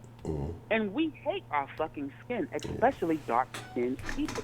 Yeah, YG's a clown, though. YG been a clown for a long time. He makes clown music. I have an Asian friend. And she told me her father told her, when you go to New York, Joshua Linnell donated $2 through Super Chat. Will the real Kenneth please stand up? Crying face. Cultures across the board. Across the board put black people at the bottom. I So think why is it that we don't advance our own team? Like the Bulls, like the Hawks, like the fucking whatever the teams are, football, we are all teams. And we want to play for everybody's fucking team but our own. And we advance other teams but our own while we're still losing. So when we do see successful black men or successful black women, we want them to still stay on our team. But here's the thing, man. It's a limited number of people on those teams. Only a select few get to make it. Everybody ain't gonna make the All-Star team. So that's why I say I think there's some levels of exclusivity, and there's some other things in your conversation that I agree with. Some things I disagree with. I think that we can have another week. Look, last time I had a real in-depth black conversation, I lost a lot of subscribers. But hey, I'm never afraid to have that conversation again. Because like I said, it's about real. It ain't about the subscriber numbers or anything like that. I ain't even got the little dilly-dally on there. I apologize. But like I say, there's just some things, because even with myself, when I sit here and I say, that my preference is black women. Savage Donald Trump donated $2 through Super Chat. Raccoon. But my deal is that I don't like all black women. It's not just because you're black that I'm attracted to you. It's a specific kind of black woman that I have an attraction for. There's a lot of them that I'm going to be like, to be honest, like the overwhelming majority of black women I'm not attracted to. But my preference is black women, to put that caveat. So like I say, everything isn't for donated $2 through Super Chat. My favorite team is the Bulldogs. My name is Helga. Kenneth F. Please don't my name is Kenneth Fitzgerald. Don't call me the gay Kenneth. That's disrespectful. Call me by my name. All right. So I can joke. I'm a jokester. I've been joking all my life. So if you want to joke, we can joke. Huh. Do you see what I'm saying? So call me by my name, and if not, then we could go back. We could joke. So I just wanted to put that out there with people saying that shit about me. I don't wear that shit on my sleeve. I haven't mentioned anything about being gay in this whole conversation. I don't wear that on my sleeve. So if you want to joke, we can joke. All right. I just want to put that out there. You can keep doing what you're doing, but we can joke. That's all I want to say. But all in all, I'm pro-black. I'm for the black team, point blank, and the period. I don't want to be equal. I want black people to be above everyone else. I don't care about equality. Equality does not work. Equality is the participation trophy. I don't want the participation trophy. I want first place. All right? So I am pro-black, and I put us first, and that's where I stand. And then you could be pro-white, pro-Mexican, pro all that shit. You pro for your team. Yes. But I don't want to be equal. I don't want to be equal. I don't believe in equality. I believe in one is being above the other. So, again, I'll let the dude have his international call. Thanks for having me. Mr. Ken, like I say, we're gonna definitely continue this conversation. Like I say, you made a lot of points that I would like to speak on, but I think it'll stir the conversation kind of in another direction. But we'll have that soon. We'll see what we can set up this week, maybe to have that conversation again real soon. Right. All right. People, I hate when. Wait. Let me just say this. I hate when. Okay, I haven't mentioned anything about me being gay, right? No, nothing. But people in the comments, that's the first thing that they bring up when I talk on this phone. But then when I check them, they then say, we don't care about you being gay. That is so hypocritical.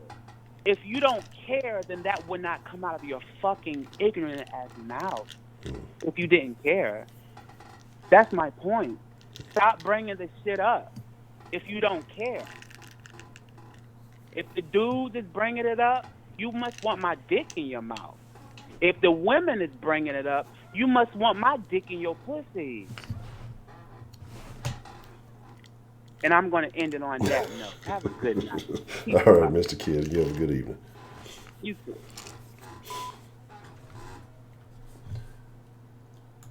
This is an intriguing night this evening. I guess because we're getting some good calls, and we may have a slight extended in since I wasn't active last night. What's the motherfucking deal? Who do we have calling into the den tonight? And yes, Heidi, I will give you an A plus for that one. Georgia Bulldogs. Who do we have on the line this evening? Hello, hello, hello. Testing 1 2 1 2. All right. We'll take the next call. What's the motherfucking deal? Who do we have calling into the den this evening? What's good, Honcho? It's your boy Dakota. Dakota, what's the motherfucking deal, man? What's on your mind this evening? Shit, about this dude, like, hey man, if you want to date white women, that's what the fuck he like. Who cares, bro? Like, my only issue with it is the whole bulldog comment. If you was talking to black women, you a whole ass nigga, you a piece of shit. If you wasn't, hey, whatever, my nigga. But as far as this whole black, white, interracial thing, I do feel like the media does push an interracial dating thing. I mean, you rarely see the black family, you rarely see the black, the black agenda being pushed, but you see interracial this, interracial that. So, old boy Kenneth, he had some good points. A lot of his shit is misguided and coming from anger, bro. Another thing is, why are you so vulgar? Like, you can have an intelligent conversation without being so vulgar, my nigga. I don't have a problem with the vulgarity, but damn, you take that shit to a whole nother level, man. But, and the whole puppy dog thing Misty brought up, I just want to speak on that. They smell like dogs when they're wet or they sweat because it's the sulfur in their DNA. They have a different type of melanin. That's where the wet dog smell comes from because it comes through their pores. So if you've ever stood next to white people and they smell like wet dogs, that's because the sulfur is coming through their pores. So, and that's a genetic fact. Just like up until the late 80s, early 90s, black people were the only people classified as having hair. Everybody else had fur. But, that got changed because it started offending a lot of white people. And another thing, white people have problems with stigmas and shit they created. Like, you created this stigma about black men dating white women dating black men. Y'all created that stigma. Y'all used to look down on white women who dated black men. Y'all used to look down on white men that dated black women.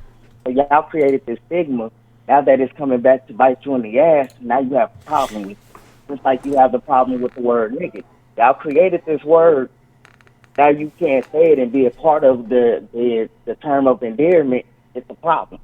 So I just have a problem with white people feeling like they can be entitled to everything we have. But it's just shit like that. Again, if he likes white women, hey, that's what you like, bro. You can't be mad at him for what he likes. Again, my thing is, why don't you ever see rich white women date poor black men or low money black men? You never see that. Mm-hmm. I mean, if you do, I've never seen it. That's just my take. Mm-hmm. I've never seen a white woman get money and the first thing she do is run to a black dude. Mm-hmm. But you constantly see these black men get money and go pick white women. And then what's the first thing white women do when they feel like it's not working anymore? They divorce that nigga and take it from for everything he got or half of everything he got, and then they take the money and run back to their race and then the black men want to come back and get a hearts back to black women. Like, stop that shit. If she was good enough for you to marry when you had the money, don't come back to black women when you broken on your ass. Okay, so, and again, there's a thing that I mentioned again, because I think a lot of the conversations, are based. We see a lot more of the entertainment, the celebrities, but again, you think of some of the best of the best. You don't see that much. Oh, but what you were saying earlier about the interracial couples on these that's being pushed and stuff like that, I definitely agree. Because what is this, like a progressive, or not a progressive insurance commercial? It's one of those insurance commercials. You got I think that bed and breakfast commercial from, I forgot what commercial that is, but you do see a lot of the interracial stuff being pushed, and you say you don't see the black family. That's something that's bothered me because, all these new emojis are coming out, right? And I've talked about this on the last, like, unless I just don't, maybe I missed the update, maybe my phone just ain't receiving it. There is no black family emoji. There is the regular little yellow people. There's a lesbian couple for each emoji. There's a gay couple for each emoji. But I was like, I'm going through it because I wanted to post something. I remember I was trying to send something to somebody, and I was like, hey, wait a minute. I can't. You can bring up the black hand, you can bring up the black everything else, but hey, there's no black family emoji. Now look at this list of all these other new stupid fucking emojis they're coming out with. Still no black family. You got a lot of updates. You got the gender neutral, and you have all this other stuff going on. That's fine. That's dandy. But yet you can't find a black family emoji, And that's something that bothers me and definitely concerns me. So I do think that you're right about that, a lot of the stuff, the way things are getting pushed. That's something that I really don't care about, that petty trivial shit, honestly. And I don't see any emojis like that. Bills, y'all. But it's just, it's bothersome, Little things like that I find odd. But it is what it is. But the thing, though, like I say about a lot of this with the entertainers and with stuff like that, I believe more successful businessmen who are creating ability, I think they are more along those lines. Again, I think there's different elements to it. Like I say, because I remember Prepaid sharing a story. I've had my own particular thoughts and feelings about RG3, right? And he was talking about, RG3 told his story, but basically, because, he didn't have any money when he was at Baylor, the way he looked and what was going on, like he was getting no play. The black chicks weren't showing him any love. It is what it is. And he is kind of a cornball brother. It is what it is. But then, there's a white chick. She helped put him on. She bought him clothes, make sure he got to class. All this other stuff was going on for him. And so that's what he got with. Now, not every nigga's coming out the hood. Not everybody's dealing with that. But let's be honest. And we can talk about all the historical implications. We can talk about everything that has caused it up to this point.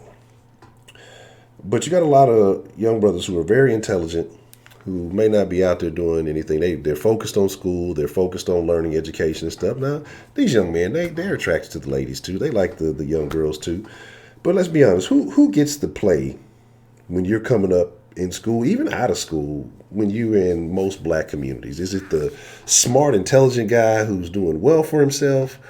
Or is the nigga that's inked up, tatted up with the grill, ride slab, whatever else it may be? Who is the guy getting to play from the lady? Who's getting the attention and who's getting dismissed? Well, I've seen it on both ends of the spectrum. Like, I've seen the niggas with the tattoos, the grills, the gang members getting to play. I was one of them, but I was also one of the dudes that hung out with the nerds. I was a nerd at one point. Hell, my grades would tell you I am a nerd. I graduated high school with a 3.8 GPA, and that was I graduated a year early. So it is what it is. But me and a couple other nerds would get to play because we would do the girls' homework, and they would give us in payment. So it is what it is. So I've seen it on both ends of the spectrum. Now, most black women in an urban setting like that will go for the nigga with the money, the cool nigga, the popular nigga that can give them some type of status. Oh, I'm dating the popular dude, so yeah. And the nerd or the geek won't really get any play. And I agree with you from that that end of the of the conversation. So with RG3, that was he got with white women before before he got money. So if it's one of those things, like I said, if you get whether you got money, you get money and go to white women, that's fine. That's your preference. Nobody is hating you for your preference. At least I'm not. I don't give a shit. But what I draw my issue with is most black men that date white women will make generalized statements like, "Oh, all black women got attitudes," or "All black women are this and that," and they just want to argue. They combative, this, and that, and it's like, don't group all black women into that shit, because there's 2 black women in this group that I just can't fucking stand. Every time I hear them talk, I want to shoot myself, and it's because one is a complete fucking bubblehead and the other one is just ugh. Anyway,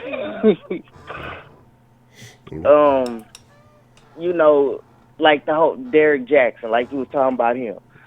I don't have a problem with none of the shit he says. That's because I understand real black women and real black queens are not feeding into that bullshit. They know they're not right all the time. They know they have issues and they're willing to work on those issues with the man that they're with. Now it's the ones that agree with all his videos. Yeah, girl, these niggas ain't shit. But it's like, again, a lot of most of the society would tell you that black women only want niggas that's balling, and that's just not the case. But that's what society pushes. And this ties into the black media. What you was talking about? Was that Saturday or Friday? I think it was Friday. Yeah, Friday. Yeah, it's Friday. They push the gold diggers. Like, I don't know if you know who Megan Thee Stallion is. I just found out about this bitch in the beginning of the year. Yeah, I've recently seen a lot of mentions and things about that. Like, I'm not a fan of the music or anything like that. I found out she was supposed to be from the city, so I was like, okay, well, there's that. And she has a song talking about, yeah, he knows it's expensive to date me. Put my name on the account because when I need money, and when I'm in my work truck, that's all I hear, because I stopped listening to 97.9 because they literally played that song 8 times in an hour span. God damn. So I remember the lyrics because that's all I would hear. But you push that narrative, and now you got all people thinking, like, especially black men thinking that, man, black women don't want shit but my money, so I might as well fuck them and dog. And that's just not the case. But that's what the media pushes. Just like they push the gay image of the black man.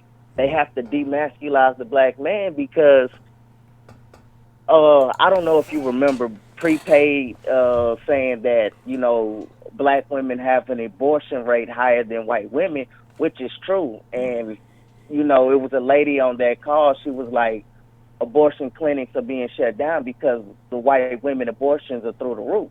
They were 2 sides of the same coin.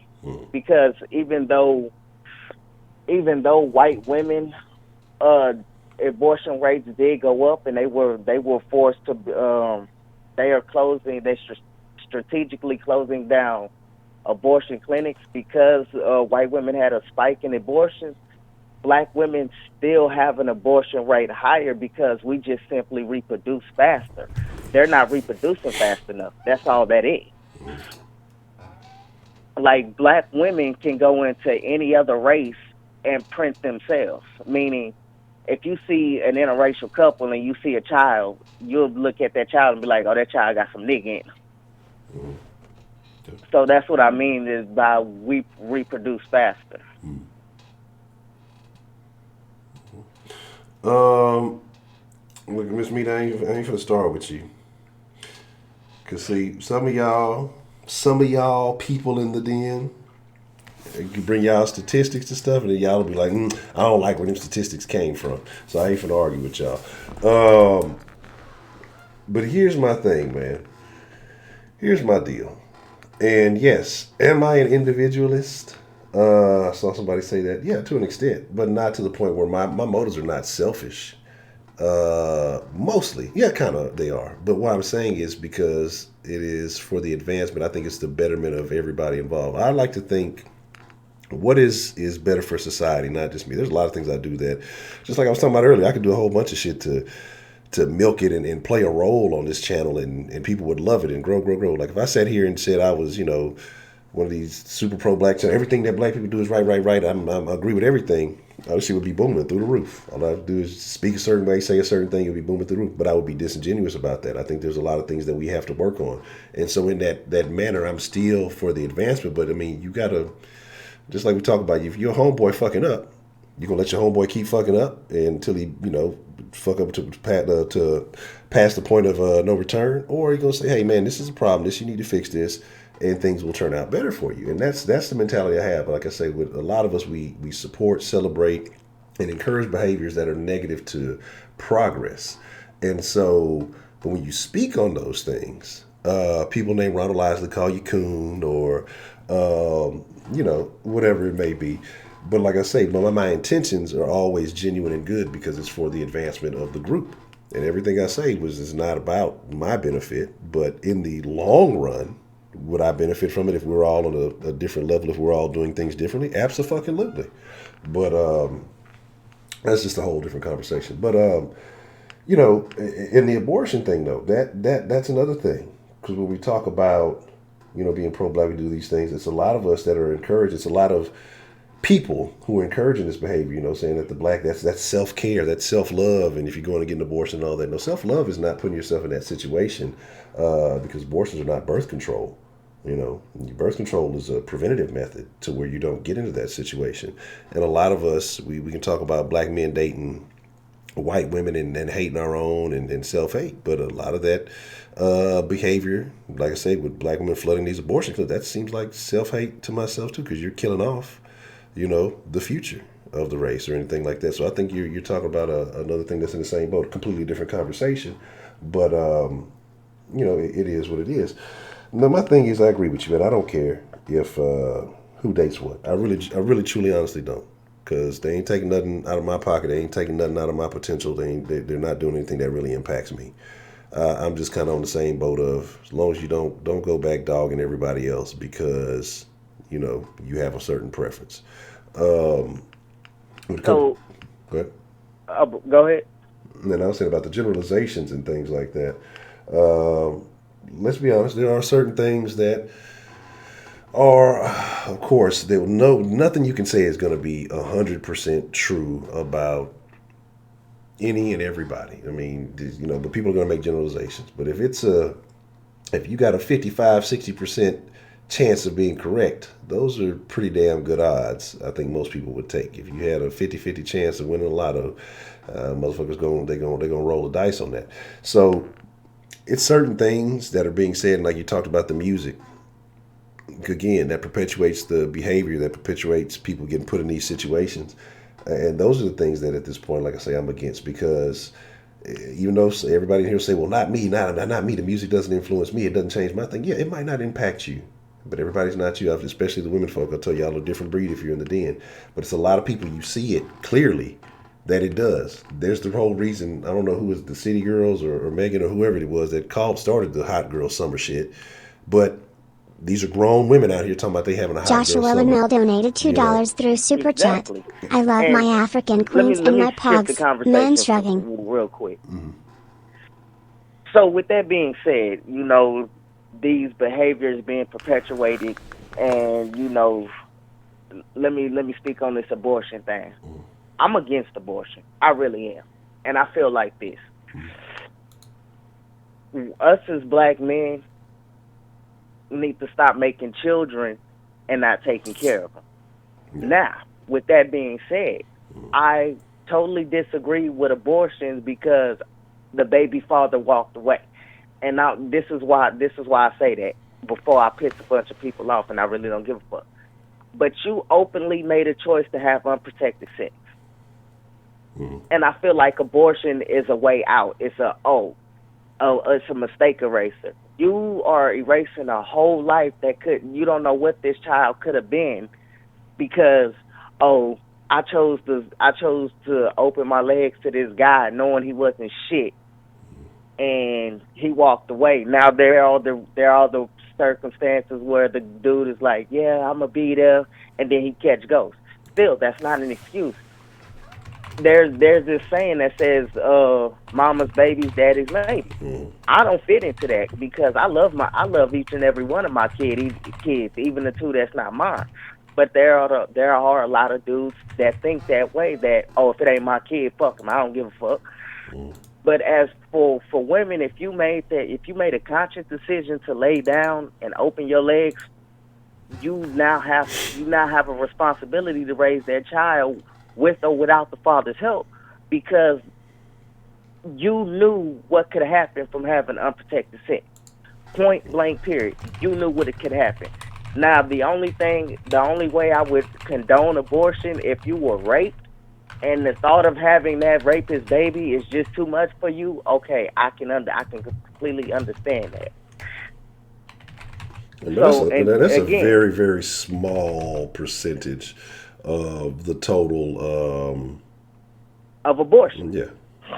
So that's what I mean. So if that is a thing, then, yeah. But again, the overwhelming majority is bad decision making. I mean, just look at Americans as a whole, not even just black Americans. I mean, we just look at Americans as a whole, as a society. We make terrible decisions on a fucking daily basis. And now, like I say, they've just demeaned it to the point where they put, well, it's not a life. It's nothing. It doesn't matter. It's just, it hasn't formed. Even though this is a thing that can come out of you and grow into a human being, we just demean it as a piece of trash or whatever it is. And people buy into that. And, again, whatever makes you feel better, it is what it is. And again, if you've had the situation, it is what it is. It's your choice. I can't tell you what to and what not to do if you're not in the situation to take care of it, whatever. But you're doing damage to your body. You got a lot of other things going on.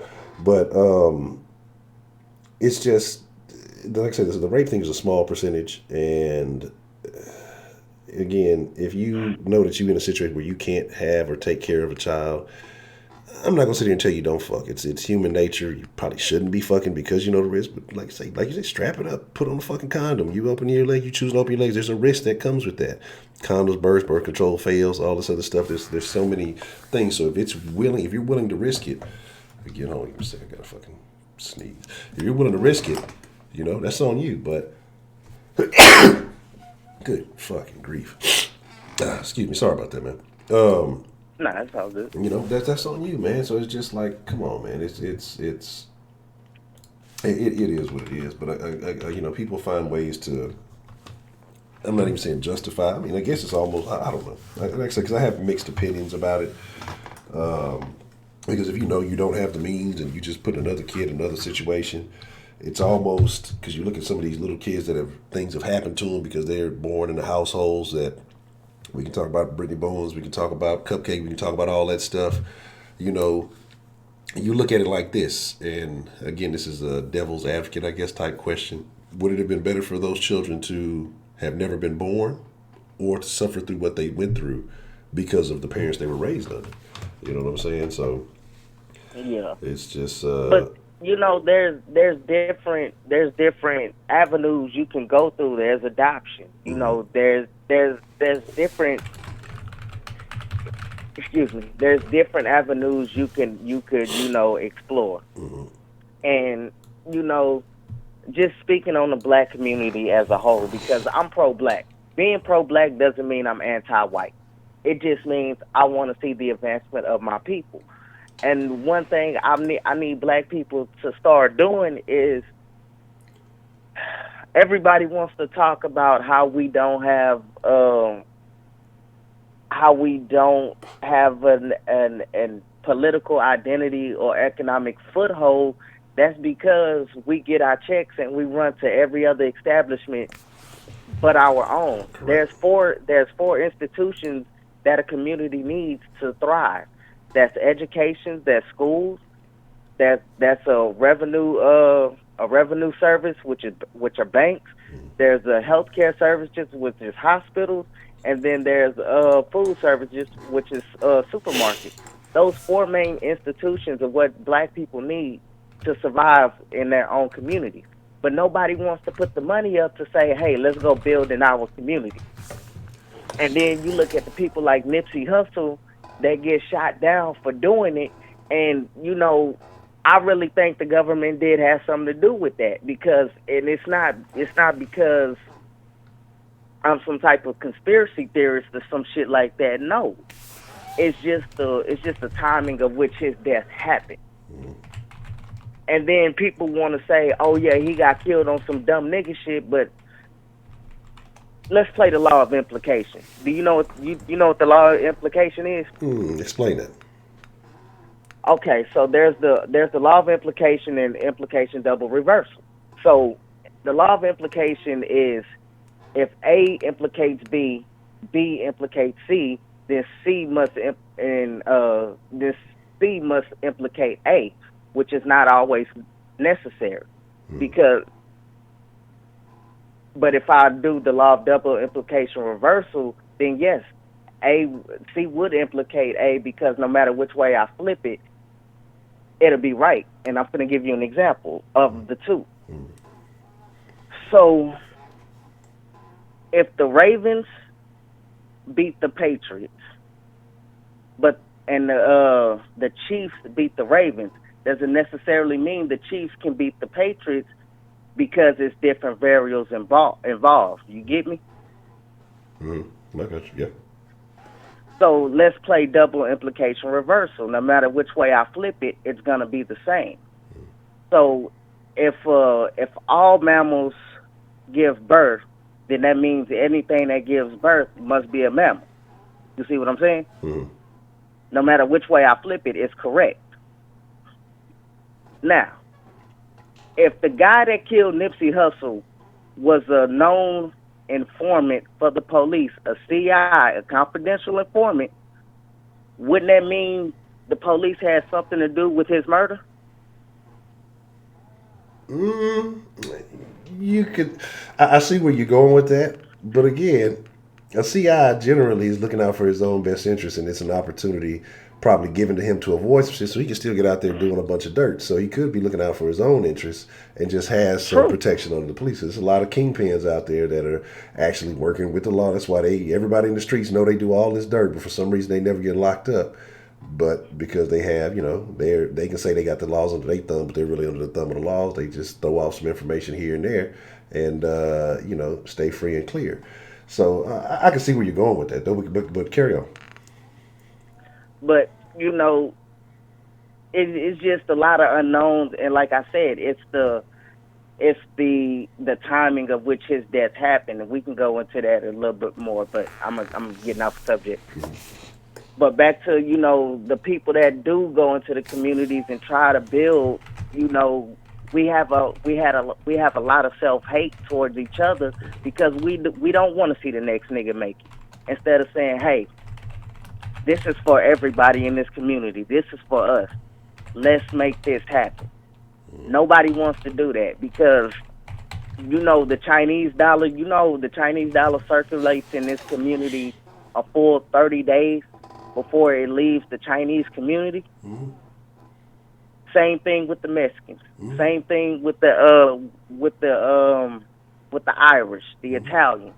Their money circulates within the community. Yep. As soon as we get paid, our money goes to those other communities. We going to the club. We going to Gucci. We going to buy the new iPhone. We gotta have, especially the income tax ballers, go buy a car. Exactly. They go buy a car they know damn well they can't afford. Next thing you know, 3 months later, they is being repoed.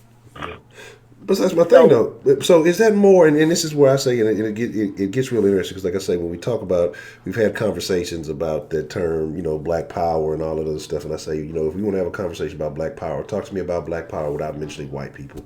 And this is where I think that conversation comes in, because that's your power right there. You have the power to show some discipline and self-control, but instead, as a community, as a whole, as a culture, we run out and go do all these other things. And that's why I don't think things will ever work, because you're going to have a certain group that is always going to have this unquenchable thirst, this affinity for everything everybody else has, because to them that states affluence, to them that states I've made it. To me, this allows me to shit on other niggas. I can't shit on the wife, or I can't shit on nobody. I can shit on other niggas, so I feel better than you. And I think there's some people who cannot live without that feeling, without living without that quote unquote what they believe is luxury, even though they still in the hood. You got on Gucci belts and all that, but you still. And that's why I never understood a lot of shit too, because there's niggas got making more money than the law should, or the law doesn't allow it the way they make it. But anyway, but yet why do they still stay in the hood? Because that's where they can shit on other niggas. If I go over here, where everybody got money, I can't shit on nobody. They got just as much money as me, and they doing it illegal, or they doing whatever. And I'm not saying everybody in the hood is doing it illegal. They hustling or whatever they getting it, but I can't shit on them over there. It's a mentality that I think that we have, and that's why that's why I preach that, hey, there has to be some separation from certain things. Some of us, everybody ain't gonna get to go. And that's the thing. Like I said, in another stream, if you ever were at the Art of War, it says if you're going into a battle thinking you can save everybody, you've already lost. But with that being said, is everybody can't make it, and the sooner we realize that, the sooner we'll be better off. Now, I will play devil's advocate. We can't have black power because of white people. You ever notice when we're grouped up, it doesn't matter if we're standing on a corner, we're in school, at the workplace, Starbucks. White people cannot let us stand together and just converse amongst each other without interjecting themselves in our conversation. They have to know what we're doing at all times. And with that, and again, like everything the black, Prepaid said he don't make excuses for black people, and I get where he's coming from. I don't really see them as excuses. I see them as reasons. Now, where excuses and reasons have to differ is, that this is the reason the way we are. You have to be willing to change it. An excuse is, oh, the white man did this to me, so now Joshua I can't make it. donated $2 through Super Just Chat. like Prepaid, Me and other people trying to get on the phone to me. Prepaid is an attorney. You got business ventures. I'm an electrician who's pushing my business. Trill drives trucks. Yes, we grew up and we know we have it hard, but we are choosing to do better. We are finding ways to do better. That's the difference between reasons and excuses. Like my brother went to jail on some dumb shit. Now he can't get a job, and he's like, man, the white man holding me down. To a certain extent, yeah. Because everything that black people do can be laid at white people's feet. But you have to want to do better. Yeah, that's the key. Man, here's the deal, Mr. Dakota. Man, I don't mean to cut you short. I just realized we've been going for this. A couple other folks, they hit me, but we definitely, like I said, I'm gonna pull that conversation back up, because we have some new voices in the den, and I would definitely like to hear, some of y'all take more in depth on that particular subject. So we'll have that pro-black conversation. I think we got to start having like the pro-black conversation like once a month, because it's just a thing to have, especially when new voices come in. But I appreciate you calling in and sharing your thoughts, man. We'll take a couple more calls, but like I said, when we do that, I definitely hope to hear from you real soon, man. All right. I appreciate it. Have a good night. All right, you too. See, y'all gotta understand. Like, look, I like having these conversations. Like, I'm gonna take this call, and then after this call, I gotta take a quick Honcho hiatus. But we're gonna take some more calls. We'll extend the den this evening, since I shortchanged y'all yesterday. What's the motherfucking deal, man? Who we got calling into the den this evening? Unbeaten, man. Unbeaten. What's on your mind, Mr. Unbeaten, sir? Nothing really, man. I heard you talk about, what was it, Patrick Patterson earlier? Yes. And he got into a situation with some dude on Instagram, and about, I think he was talking, the dude was kind of implying about, you should be with a black woman, or something along those lines. Yeah.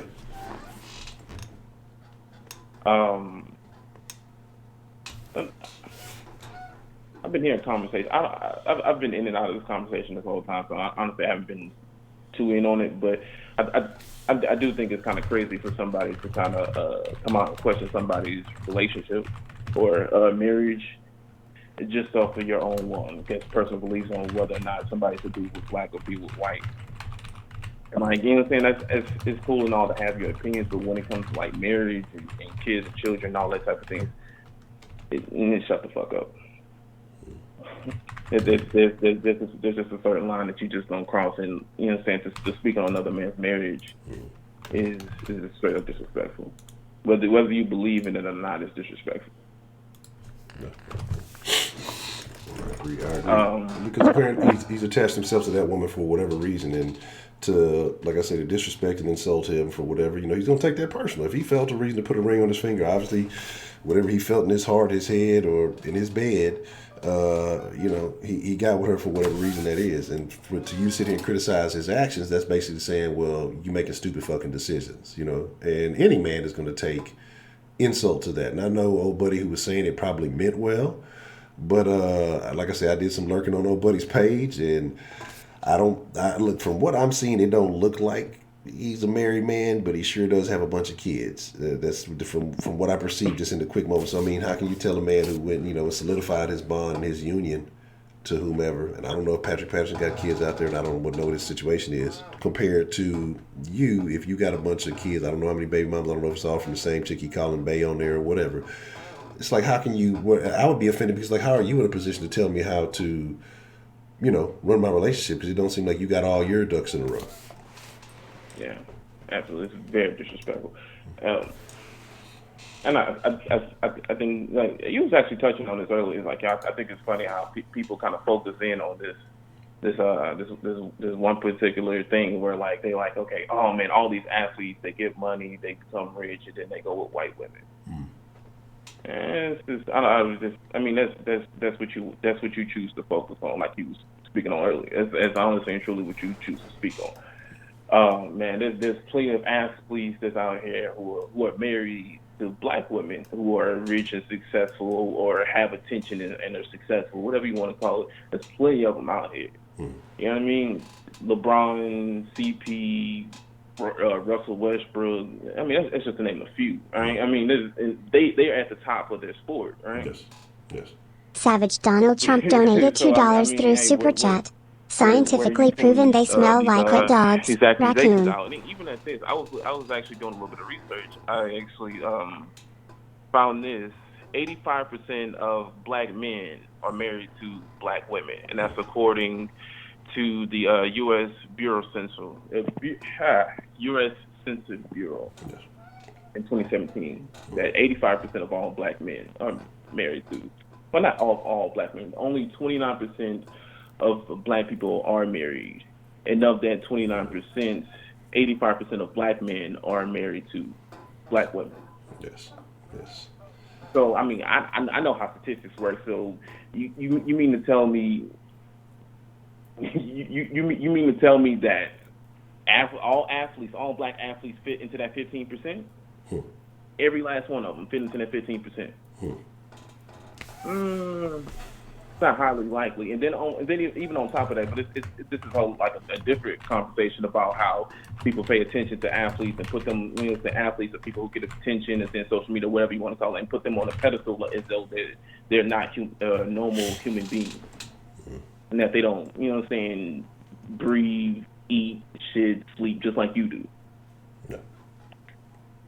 But that's a conversation. Yeah, I mean, that's what I think, though. I think people do have that mentality. Joshua Lamel donated $2 through Super Chat. Some of you woke people need to go back to sleep. Yeah, it's just weird. It's so weird. You don't put somebody like, you know what I'm saying? Like, the only difference between him and you is that he found a craft and put his everything into it and became successful. Yes. That's the only difference between you two, and you can achieve that same level of success if you choose to stop complaining and bitching about the way that the current landscape of America is. Like, bro, I hate that shit, honestly, bro. People would rather complain and sit in sorrow and misery rather than focus on the solutions. If you're so focused in on the problems, you will never find a solution. That's just facts. I agree. I agree with that 100%. And I think that's what most people tend to do. And like I said, and one of the biggest changes that I ever made, like I said, I spent the majority of my life thinking like that. Had every opportunity given to me, basically, I wouldn't say laid at my feet, but, you know, I was always a hard worker. I was always dedicated to whatever I did. But because of the mentality, and this mentality is the biggest fucking key to all of it. Like, you could be a lazy motherfucker with the right mentality and end up fucking winning. You could be a hardworking motherfucker with the wrong mentality and fucking lose. It's about putting them both together and really just focusing on your mentality and making the right decisions. But like I say, it was just opportunities, man. But because I didn't believe in certain things, or I believe, oh, this is gonna hold me back, I thought about the negatives before it ever happened. So, you know, creating unnecessary, for lack of a better word, anxieties, stressing over things that haven't even happened. And then once you go through the shit, you know what, that didn't even fucking happen. I was worried about this, and this, and that shit turned out a completely different way. That once the mentality changed and things started to flow much more smoothly, it's like you feel almost like a different fucking person. But when you're raised in a certain environment and everybody thinks like that, it's hard to disassociate yourself from that shit. Like I said, that took me, like I say, disconnected from everybody and doing a bunch of shit. But that's probably the best thing I ever did. Misery loves company, man. Absolutely. Man, it's man. It's crazy, man. I don't understand it though, because is it due to people not having the information to game plan and actually figure out how to change their life, or is it? Yeah, it's a lack of information, and because, like I said, when you're surrounded by, depending on where you come up and how you succeed, the people that are around you are going to influence your environment. Like we say, products of our environment, absolutely. But when your environment is telling you this is stopping you, this is stopping you, this is stopping you, well, you're going to believe it, because why? Well, everybody in my environment, you know, they didn't make it, so, you know, they probably were. You're going to think, well, they were potentially good people, or they were this, or they were that. And everybody has that one story that they can tell you. I had that one story one time. And that one story they can tell you was the reason why they didn't make it. And that's where the mentality plays in, because that one story is the thing that they thought that they were. And because that one time it didn't happen the way that they thought it should have happened, they had no fallback plan, or they didn't have, you know, or it just knocked the belief right out of them. They thought that would be the only option, and they stopped pushing. They stopped grinding, whatever it may have been. Some people, it's going to college. There's so many different stories, different paths. Like, so let's use sports, for example. And I hate talking about sports, but say you got the guy so you got a group of guys in a high school, all pretty good athletes. Well, one guy, he gets the direct route. D1 gives him a scholarship. He balls out. He goes to the league. All right, cool. The next guy, well, he goes D2. Doesn't necessarily get a look, but he keeps trying out. You know, maybe he takes an alternative route. He gets a shot at not a pro day, but maybe at a tryout or something. And, you know, okay, we'll give you a walk. Like that guy who lied about knowing somebody for the Browns, and he got a shot and ended up running back a fucking return. I don't even know if he's still in the league, but he got to go to that next level. Or you have the guy who might have went to JUCO, hopped around, then he got to go to. But there's so many different paths. But then you have the guy who didn't do any of that, didn't get an offer, could have went to a college, could have went to a community college, could have went and paid for a JUCO, and could have been a walk-on, because it's just stories of walk-ons. I think JJ was a walk-on somewhere. I can't remember. And you could have been a walk-on and still had that. But it's just the mentality. If you're letting that first obstacle and roadblock stop you because your path isn't like the next man's path, and you believe, well, it's supposed to go this way, but it didn't happen for me, and a lot of people give up. And so that's just the thing, man. A lot of people give up because their path didn't follow the blueprint of somebody else's path. Either the thing they said they wanted, they didn't really want it that bad, or they didn't want it as bad as the next man. And so it just is what it is, man. And so if you want it, you can't. That's why I tell people, you know, like, let's stop focusing on the majority. The majority of people suck. I mean, it just is what it is. The majority of people, and that's just the way it's always going to be. The cream rises to the top. The majority of people are going to be the average. Right? Yeah, that's what I'm saying. If you don't want to be the average, you don't do what the average does. Yeah, And so my thing is like you study the greats. So study that. Few people even well that's not likely. Well, why is it not likely? Because most people are not likely to do what these people did to get where they are, and that's the only reason why. It's not luck. It's a fucking saying. It was a Chinese dude, man. This was one of the great stories. And there's a channel I watch from time to time. It's called Impact Theory. And I recently put somebody on it. They better have been watching. If they ain't been watching, I'm gonna bust their ass. But and he has. I mean, this dude started. He talked about his story. He was like a couch potato living on his fucking sister's couch. Now this dude's a billionaire. I think he started. He had started some kind of fucking. I think the Impact Bars or something like that. And now he's like a billionaire. Or he's got $1 billion company or whatever. You know, going from sleeping on his sister's couch as an adult to whatever. He talks about all the problems anyway. But he brings great people on, and they share their stories. And I'm talking about this. Black, white, gray, pink, green, purple, don't matter. All kind of people from all different backgrounds. And the story is the same, man. Now, there's different paths there, but it's about I never gave up. Even when I reached my low point, or I reached the low point and then something snapped in me and I went harder than ever, or I had to make a life or death decision. And it's the same story. They changed their fucking mentality. Or they always had an inspirational mentality. Then that's why, maybe they never reached that low point, but they were just always, had that right mentality was instilled in them. But for the most part, it's the mental. And when I say that is because he had a Chinese guy on there, or he had a guy who was telling a story about a Chinese guy. And now this Chinese guy, man, look, I forgot where he was. It was like he was in a small village, and this is way rambling off on y'all. But to me, this is like the craziest thing. Not the craziest, but it's just the most inspirational thing for anybody. Now, what this guy said was, his story was that he studied computers. I don't think he had a computer, but he would study. I mean, he wrote dissertations. There's a bunch of stuff on computer, but the school where he was at, I don't even think they had like a computer sciences degree or whatever. So every weekend, this guy would ride his bike home to his parents' house because his parents worked really hard to get him to go to college. So every weekend he would ride his bike home to go eat and with his family and all that. This particular weekend, it was raining, so he couldn't ride his bike home. So a guy had come from America to give a talk. So one of his friends runs up to his dorm or whatever, knocks on the door. Hey man, we just need some more people to come watch this. You want to come watch this? This guy speak? Help us out. And he was like, okay, yeah, sure, why not? So he goes down there, and I forgot it's somebody from some big corporation here in Houston, not in Houston, in America, that had to do with dealing with computers and stuff like this. And so he gets down there and he asks a couple of questions here and a couple of questions there that nobody else is asking, nobody knows. And so after the speech, the guy's like, hey man, well, how did you know about this? Or how did you know about, I just kind of look it up in my spare time, when in reality he was kind of obsessed with this.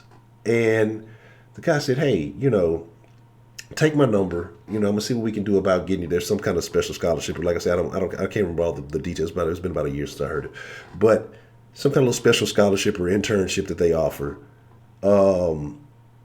Take my number and I'll reach out to you. Then I think like 6 months later they got back with him and they brought him to America and all this stuff from a small little village in China. And people will say, oh, well, he was lucky. He was lucky because that one night he didn't go to his parents' house. He didn't do this and he didn't do that. He just happened to come across the guy. But the thing about the luck was he studied, he trained, he had wrote multiple papers. He knew he had the knowledge to ask the right questions. And that's what gave him that opportunity. Because it could have been anybody else in that building. Why did they get it? Because they didn't know. They didn't do what he had did. And what he said is, that to sum all this up, he said, man, luck is like a bus. And it's like you don't get one lucky shot. So you'll have multiple opportunities. But the thing is, when that bus comes around, do you have the fare to pay for the trip? So basically, are you prepared for that opportunity when it comes? And if you're not prepared, you won't be afforded that opportunity, man. And so, and that's the thing. I fucking hate Heidi. And that's the thing. Most people can't afford to pay the fare when that bus comes around. You know what I'm saying? And so they look at it like, oh, well, and maybe so. Maybe it is luck. But a lot of people, everybody's had a lot of lucky opportunities that they couldn't take because they didn't want to take the risk. They didn't want to pay. They couldn't pay the fare. They were afraid to pay the fare. They might have had the abilities. But my thing is, mentality. And I'm saying all this to say mentality. I don't know why I want to share that story, but I'm saying all this because it's really all about the mentality, man. So, you know. Yeah. Winners have mentality. Yeah. Like, was it Elon Musk? Going like read about his history and how he got how many companies he got kicked out of, or you know what I'm saying, got fired from his position, pretty high up in those positions. And I mean, not saying that Tesla is the most successful, but to be where he is now, you like he got to understand of the wiring of what it means to be successful instead of you know saying, this failure, you know what I'm saying, I'm either going I'm either going. I'm going to down my knees or I'm going to stand on my feet. I'm just going down my knees or down my feet, basically. So I'm either, yeah. You know what I mean? But that's a certain level of, I guess you'll say, integrity that you got to have about the approach that you know what I'm saying, this is what I'm doing. There's no, it just ain't going to happen for me today. It's like, yo, this is what's going to happen. And I'm going to see it through. Because the thing about it is, look, most people who are winning have taken more L's than your average person will. Most people, like you said, Elon Musk, he took a bunch of L's. SpaceX was supposed to be a failure. He got that money from, I think, PayPal, bet all on himself. He went all in. He was talking about how he couldn't even fucking pay his rent. Like he had what, 115, 120 million, something like that, and put it all in on two companies, I think Tesla and SpaceX, and had to borrow money to pay his fucking rent. Like, what kind of shit is that? You just got paid out. You can't pay your rent, you know? And he's thinking about the future. And so, again, most people, like you said, are not wired like that. And that's the problem. And so if you have most people are not wired like that, and then you break that down, especially you look at, you know, the black community, and it's even a lower percentage of people are wired like that, or the only wires are that seem to connect are singing and dancing, shooting hoops, playing football, you know, sports, or, you know, rapping, whatever you want to call it. But there's so many other avenues. There's so many more avenues of success that you have more power and control over than those things. Those are the smallest percentage of the smallest percentage. That's a much less percentage, much smaller percentage of 85% of 29%. To make it to the NBA, to do any of these things, when going to college or getting a trade or doing all this stuff, there's so many options. And then there's a lot of people who do and take that up. Now, don't get me wrong.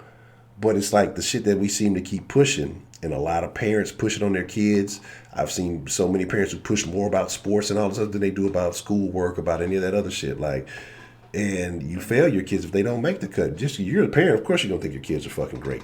You know, your son is trash. It is what it is. You know, it's like, you know, give them a stable foundation and then let the other shit be the other shit. But most people ain't. They're not doing it. I'm going all in on him playing sports. Such a high risk thing, you know. What if he gets fucking injured and can't walk again, get paralyzed? You know, we went on all this, and now you got a injured kid who's paralyzed, and he's not the sharpest knife in the drawer. Now you really fucked him over, you know. It's just it's like I say, it's a crazy shit, man. So, yeah, you know, man. Man.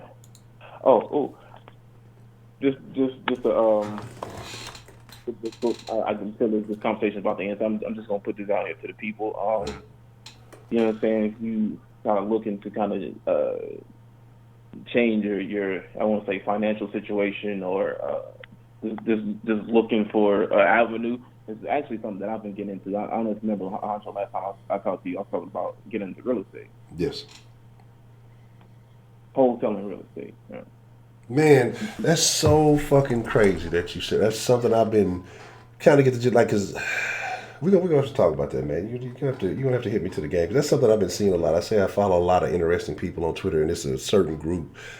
They give a lot of game, a lot of good information, a lot of free sources. And like I said, I tell myself I'm gonna sit down and just really look at it, because it seems like a sensible way to get into the game. Yeah, is relatively simple. Like a lot of times when you meet people in the business, and they'll tell you it's very true. It's a simple business, but it's not easy. Yes. It's very, very simple, but it's not easy. And it's basically the entry level into real estate, because you don't need a real estate license to do it. At certain states you will, but because I live in Texas, I don't. Yeah.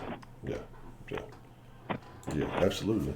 But again, shit, and I agree. Yeah, that's what I was looking into that too. But shit, even in text, even you talking about the 300, if $300 can change your life, shit, hit you that one last lick, man. Do what you got to do. But that's what's I mean. Yeah, man. I definitely, if you get a chance, man, shoot me some info or let me know. Kind of the raps you took. And like I said, that's something I've been looking into. I find it so fucking funny that you said that. When you mentioned it actually the other day, I was thinking, I wonder if he talking about that. Because I've been seeing a lot of it on my timeline. There's it's actually a meetup. Or it's a Wholesale Nation. It's the meetup that they do every month on the north side in Houston. Where they're really good guys. Andre King and Andre King and Andy. They're two pretty good guys. They hold a meetup on first Monday of every month. They hold. It's on the north side, and I'll send you the address. But they share a pretty good game. Okay. That's why I learned a lot of my stuff from. Okay, well, man, definitely appreciate that, and I thank you for letting me know about that, man. For sure. Already. Well, shout out to Mr. Unbeaten, man. Always good game with Chopper, even if the haters don't want to hear it. Fuck them. I've learned this from. I don't care, bro. What's real is what's real, and what's fake is what's fake. Exactly. You can claim that you're about being better for yourself, but your actions don't show it. Sorry. I agree. Sorry. That's a bet, man. Like I said, you got to take them gems, you got to take them little nuggets and run with them, man. But that's a bet, Mr. Unbeaten. I appreciate it, and I thank you for calling in this evening. Alrighty. All right. Now, look, I told y'all I got to take a hiatus, but this is what I'm going to do just to make it all copacetic. All right. I'm going to take your call, so I got you on the line, but you got to give me like a minute so I can take care of my little hiatus. That way you hear your spot is secured. You ain't kicked off the line or nothing else. You solidified. Just give me just a moment to take care of my business. I'll be right back. Super chat on the Patrick Patterson issue. Oh, yeah, we will definitely get on that. Y'all give me just a moment. We'll have Professor Trill on the line coming up next.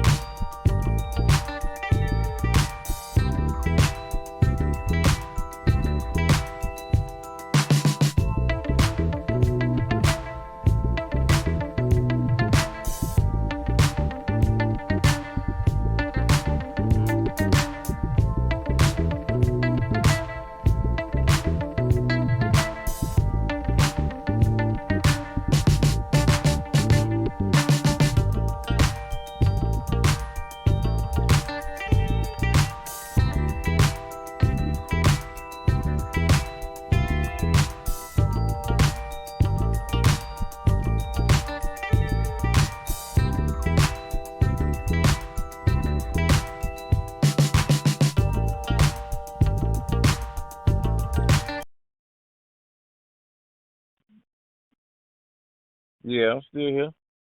Let me put my own mic. Am I here? Nah, there we go. All right. What's on your mind, Professor Trill, man? How you feeling about the various conversations that we have ventured into this evening? First off, is you roaming in the nigga? I need to know that first. No, you live. I see your the sound meter is active, and there you go. Oh. My people.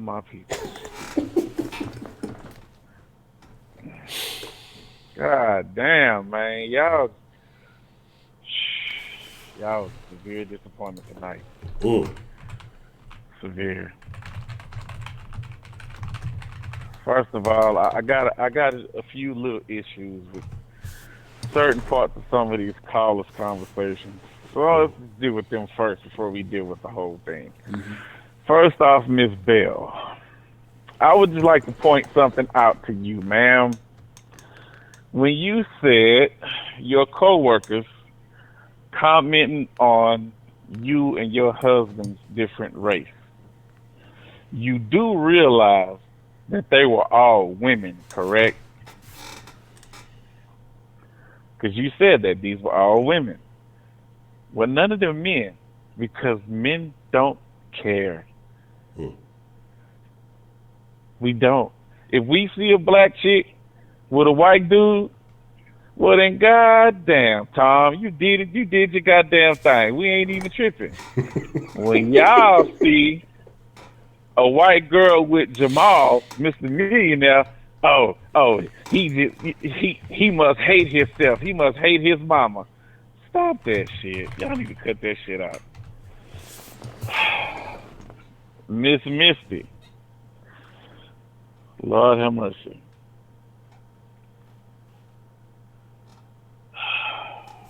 She said the phrase that I agree with, but it's like women don't understand that they do the same shit too. She said, don't disrespect where you came from. True.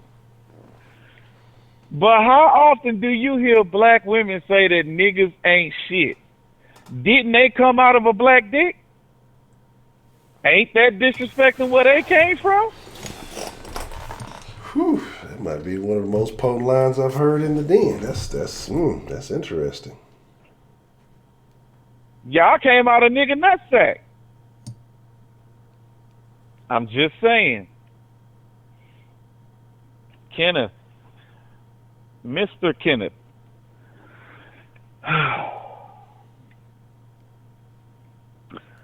Black women marching for black men. But these same black women won't call out the other black women who take advantage of these black men. So if the white people do it, y'all want to march. But when it's some of our own, well, Joshua Linnell donated $2 through Super Chat. Preach, trail, preach. Folded hands, it's all these folded excuses hands, and shit. folded hands. Again, women not condemning bitch and hoe behavior. Y'all excuse the shit when it's one of y'all own, which is a black problem across the board. But we need to call the shit out when we see it. Just being real here. Yeah. Mr. Dak. I was hoping to give you a shot, bro. You missed the mark. Rich niggas marry white women, and then they divorce them, and then bring the assets to the white community. Don't all women do that? Well, if it's not working out, then she leaves the brother and then takes half the shit, and now he want to come back to black women. All women do that. That's not a white woman thing. That's women across the board. Stop it. Stop it with this queen shit, bro. Stop that shit. When it comes to conception, women, y'all got to get real. Men can and will do only what you let them do. Period. If he wants to fuck you in the ass and you don't want him to do it, guess what? It don't happen. If he wants to go in raw and you don't want him to do it, guess what? It don't happen. That's what it is. So you can't put all the blame on him because you let him. Sam Fisher 170 donated $1 through Black Super people Chat. are special. On the This Patterson came from thing, Mr. Kennedy no man chat. is supposed to care where another Black man people stick are his special rod. people. You're supposed to wish for the brother's Hold happiness. on one second, because Too many it's a males super chat also. They nowadays might having not be the able to hear feminine you. energy. Now you're good. Now again, it was only just that part where you started saying black people are special. Now you good now. Yeah, Mr. Kenneth saying black people are special. I halfway agree with you. The thing is, man, People used to be special. And I'm saying across the board, it's not just black people. People used to be special, Kenneth. Not anymore. Everybody now is just a carbon copy of some other motherfucker. And it's evident in everything. Everybody just copy everybody else, which is a real trend, but nobody wants to be unique. They want to say they're unique, but they're not actually unique. They're really not. There's nothing unique about a lot of these people. Now, there's some of us that still are, but most of the people, nah, man, they just following the crowd, fitting in with everybody else.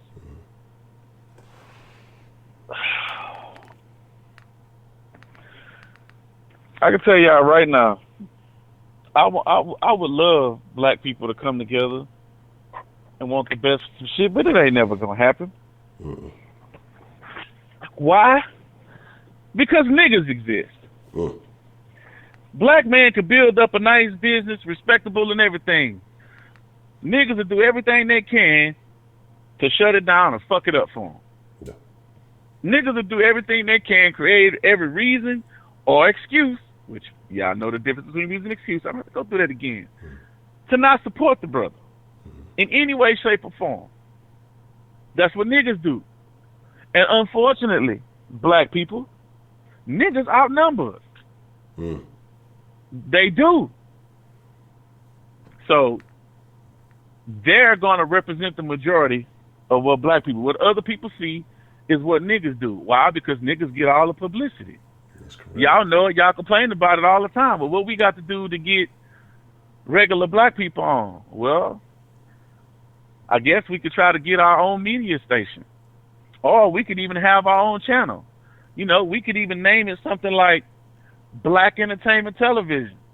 But we could just put on a bunch of positive shit and not put on a bunch of ratchet shit. Oh, wait a minute. We had that, didn't we?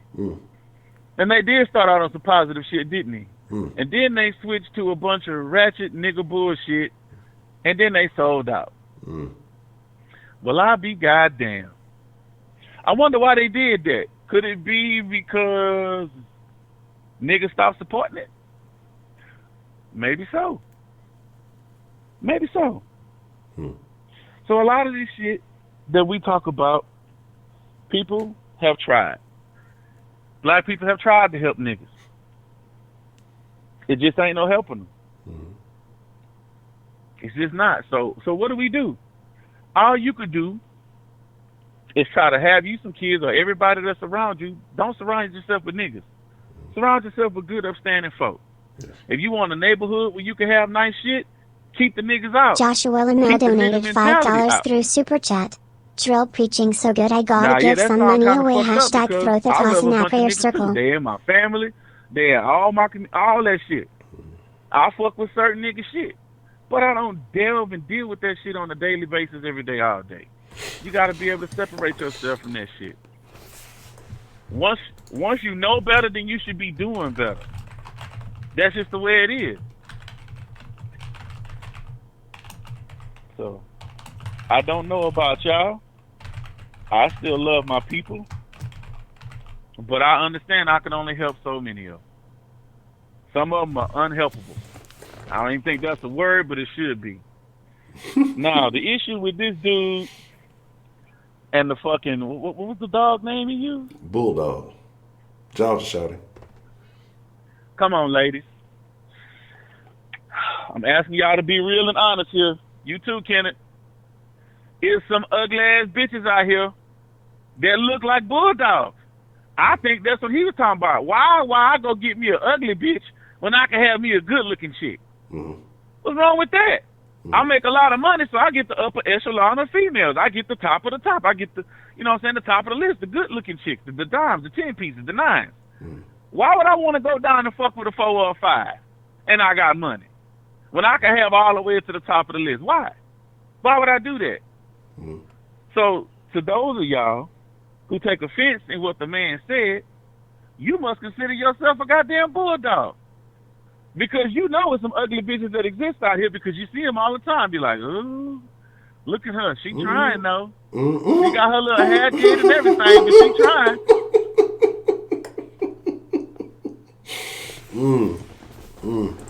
And see, Honcho, you laughing because you and I both know, and every motherfucking swinging dick and hanging pussy lips in this chat know that women are the harshest motherfuckers on other women. Absolutely. Not men. It's not us. The people y'all talking about that be criticizing y'all women is other bitches. So why y'all gonna try to hold a man responsible because he said something that he feels is true? How come a man can't have standards but women can? His standard is he don't want to fuck with no broke, bummy ass, bulldog acting bitch, which means he don't want no aggressive, loud barking ass, man acting, masculine tendency having bitch. What's wrong with that? What's wrong with a feminine, ladylike woman? Y'all all want to say y'all want to be ladies, but when a man call a motherfucker a bitch, y'all want to defend them when they not acting ladylike at all. So if they not like you, why you tripping? If it don't apply, let it fly. Correct. And yet y'all keep falling for the shit every stream. Every stream y'all fall for this shit. Y'all got to stop. He calling a spade, whether you like it or not. Whether if he talking about your mama, your sister, your daughter or not. If you know that bitch is ugly, why get mad when somebody call a bitch ugly? If somebody see a nigga ugly and they call him ugly, it is what it is. You laugh at it. But when we say that about a female, oh, man, you shouldn't say shit like that. Come on, man, you looked at the bitch the same way I did. You know you glad you ain't eating nothing this morning. Stop playing with me. Ain't nobody come to save Flavor Flav. Y'all got to get off the delusional airline, man. Y'all all flying that flight, man. Y'all need to get the fuck up off of that because it's due for a crash landing. Y'all got to stop. Why people just can't be honest with themselves? And why would y'all give a fuck where he stick his dick? You ain't want the nigga, so what you tripping for? You ain't even know who the man was till he said something. Didn't give a fuck about it. But now all of a sudden y'all all rah wanting to ride for what?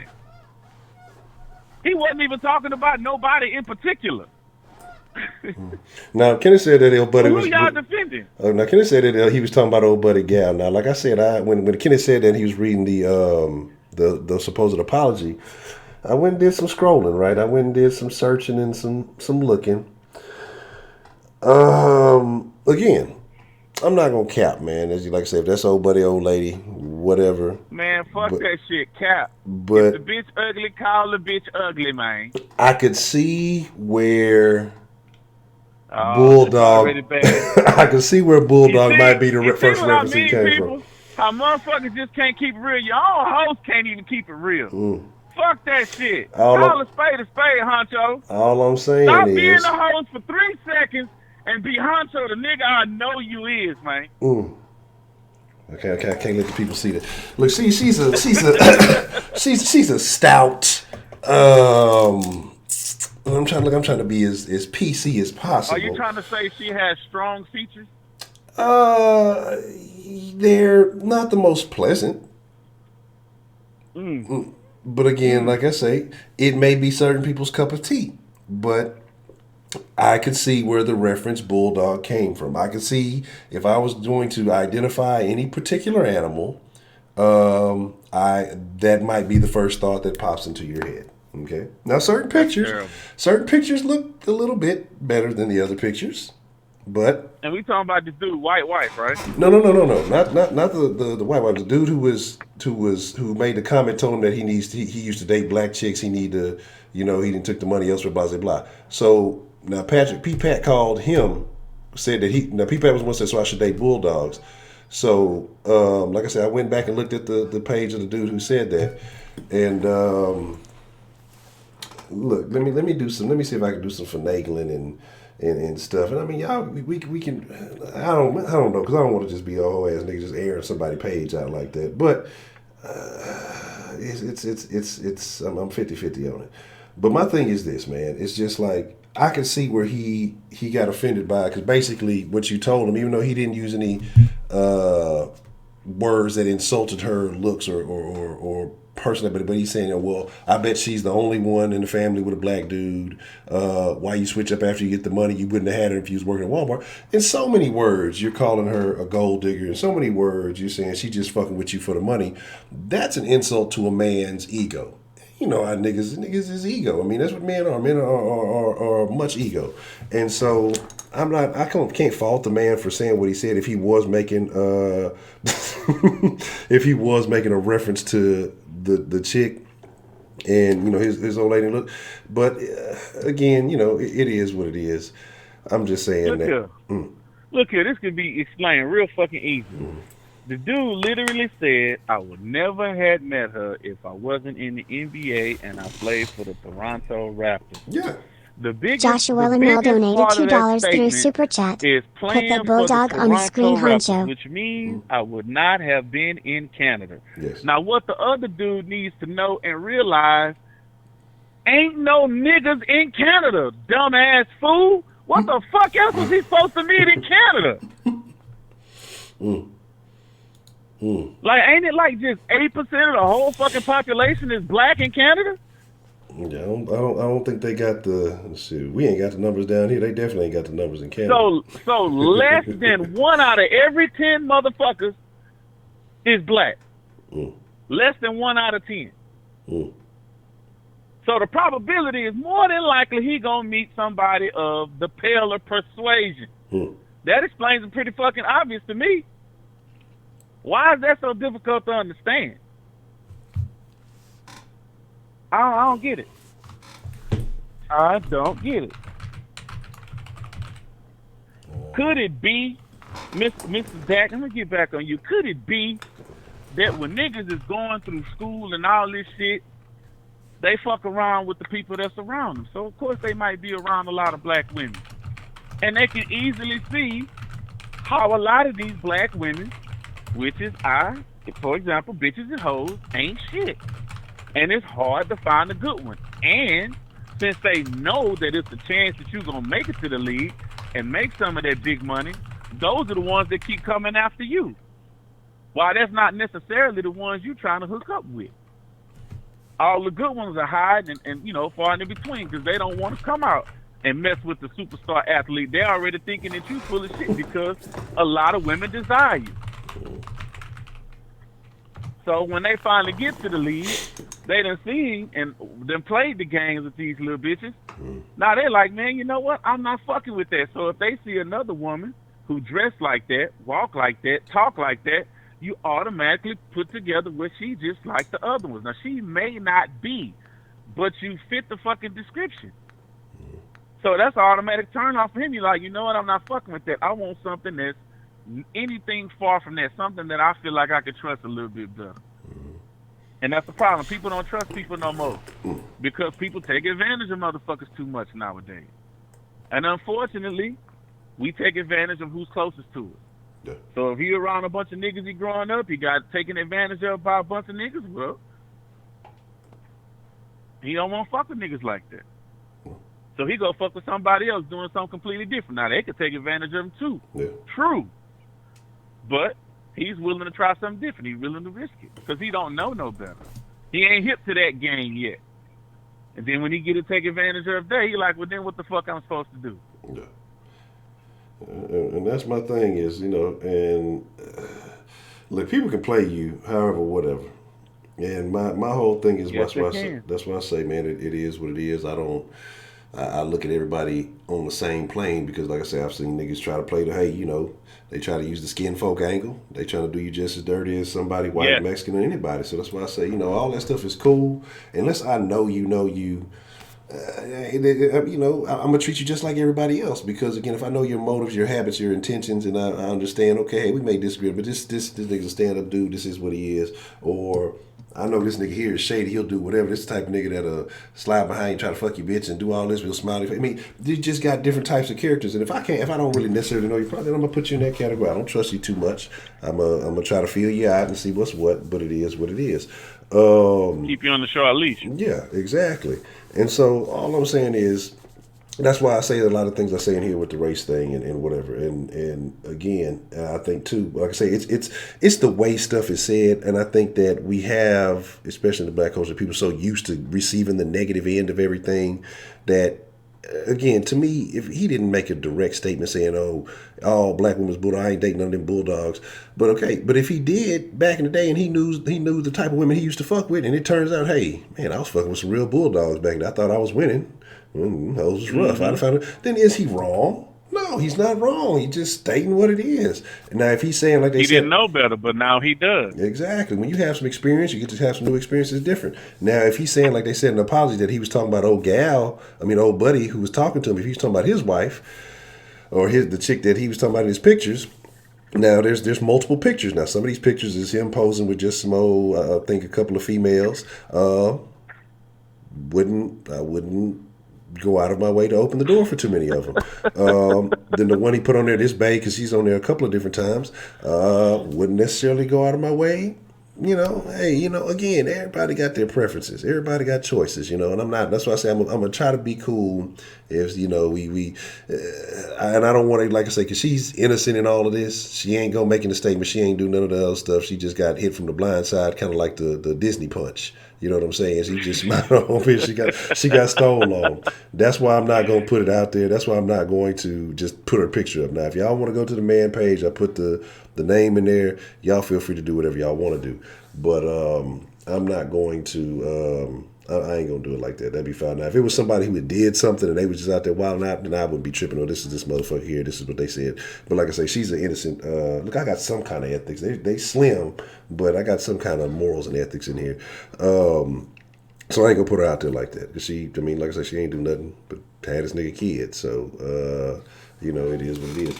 But like I said, if y'all want to see it, I put the name out there. Y'all can go search. Y'all will see what y'all want to see. You got to scroll down a little bit, but you'll see some interesting things along the way. And that's for y'all to figure out. So, but that's just the thing. Like, I think too, that's people discount other people's experiences. Everybody wants everybody to have the same experience. So like I say, who knows what he didn't have. Like I say, we don't know what's didn't happen to him along the way. He could have had some black chicks. They could have stole his shit. He could have had some black chicks went out their way to help him. Could have had some white. You never know anybody's experiences, and we dismiss everybody else's experience. Well, they should think exactly like we think because that's what makes me feel good. Man, fuck that. Like, I think people even here, like I mentioned, my preference is black women. I've said that all the time. Now, I think that makes certain people feel, this nigga only like black women or this, and this. But don't get it twisted, because that's just like we talking about the divorce percent or the dating percentage, 85% of 29%.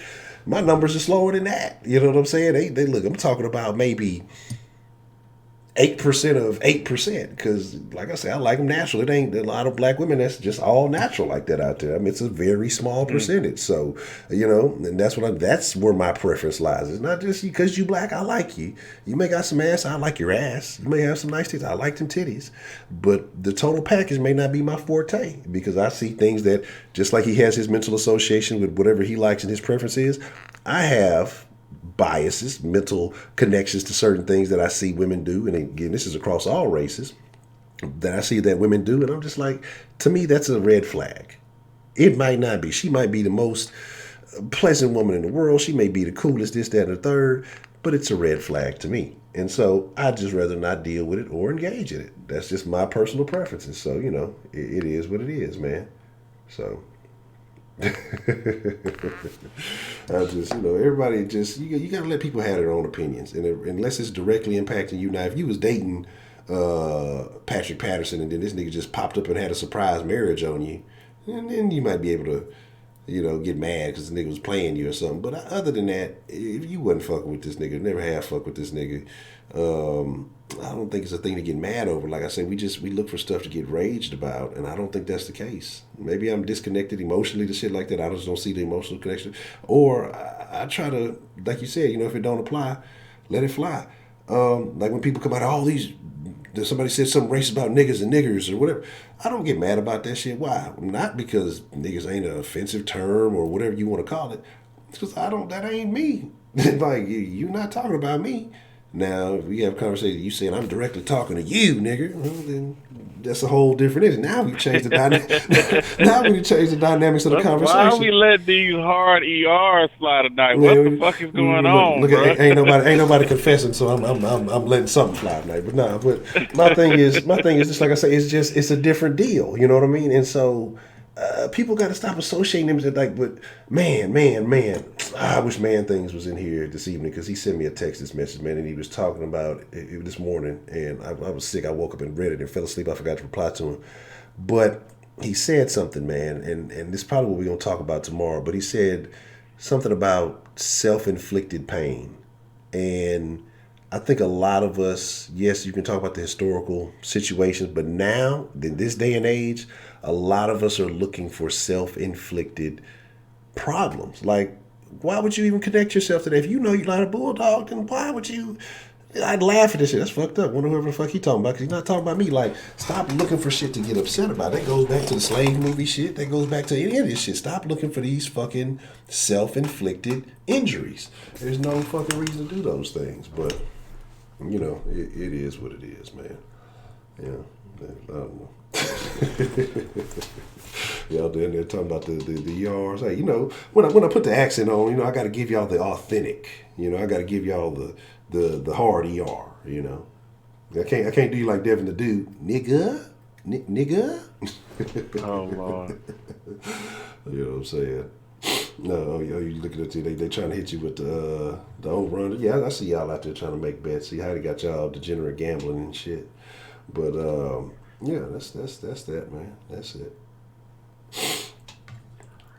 Anyway, I'm gonna go ahead and get off here so they don't riot. Yeah.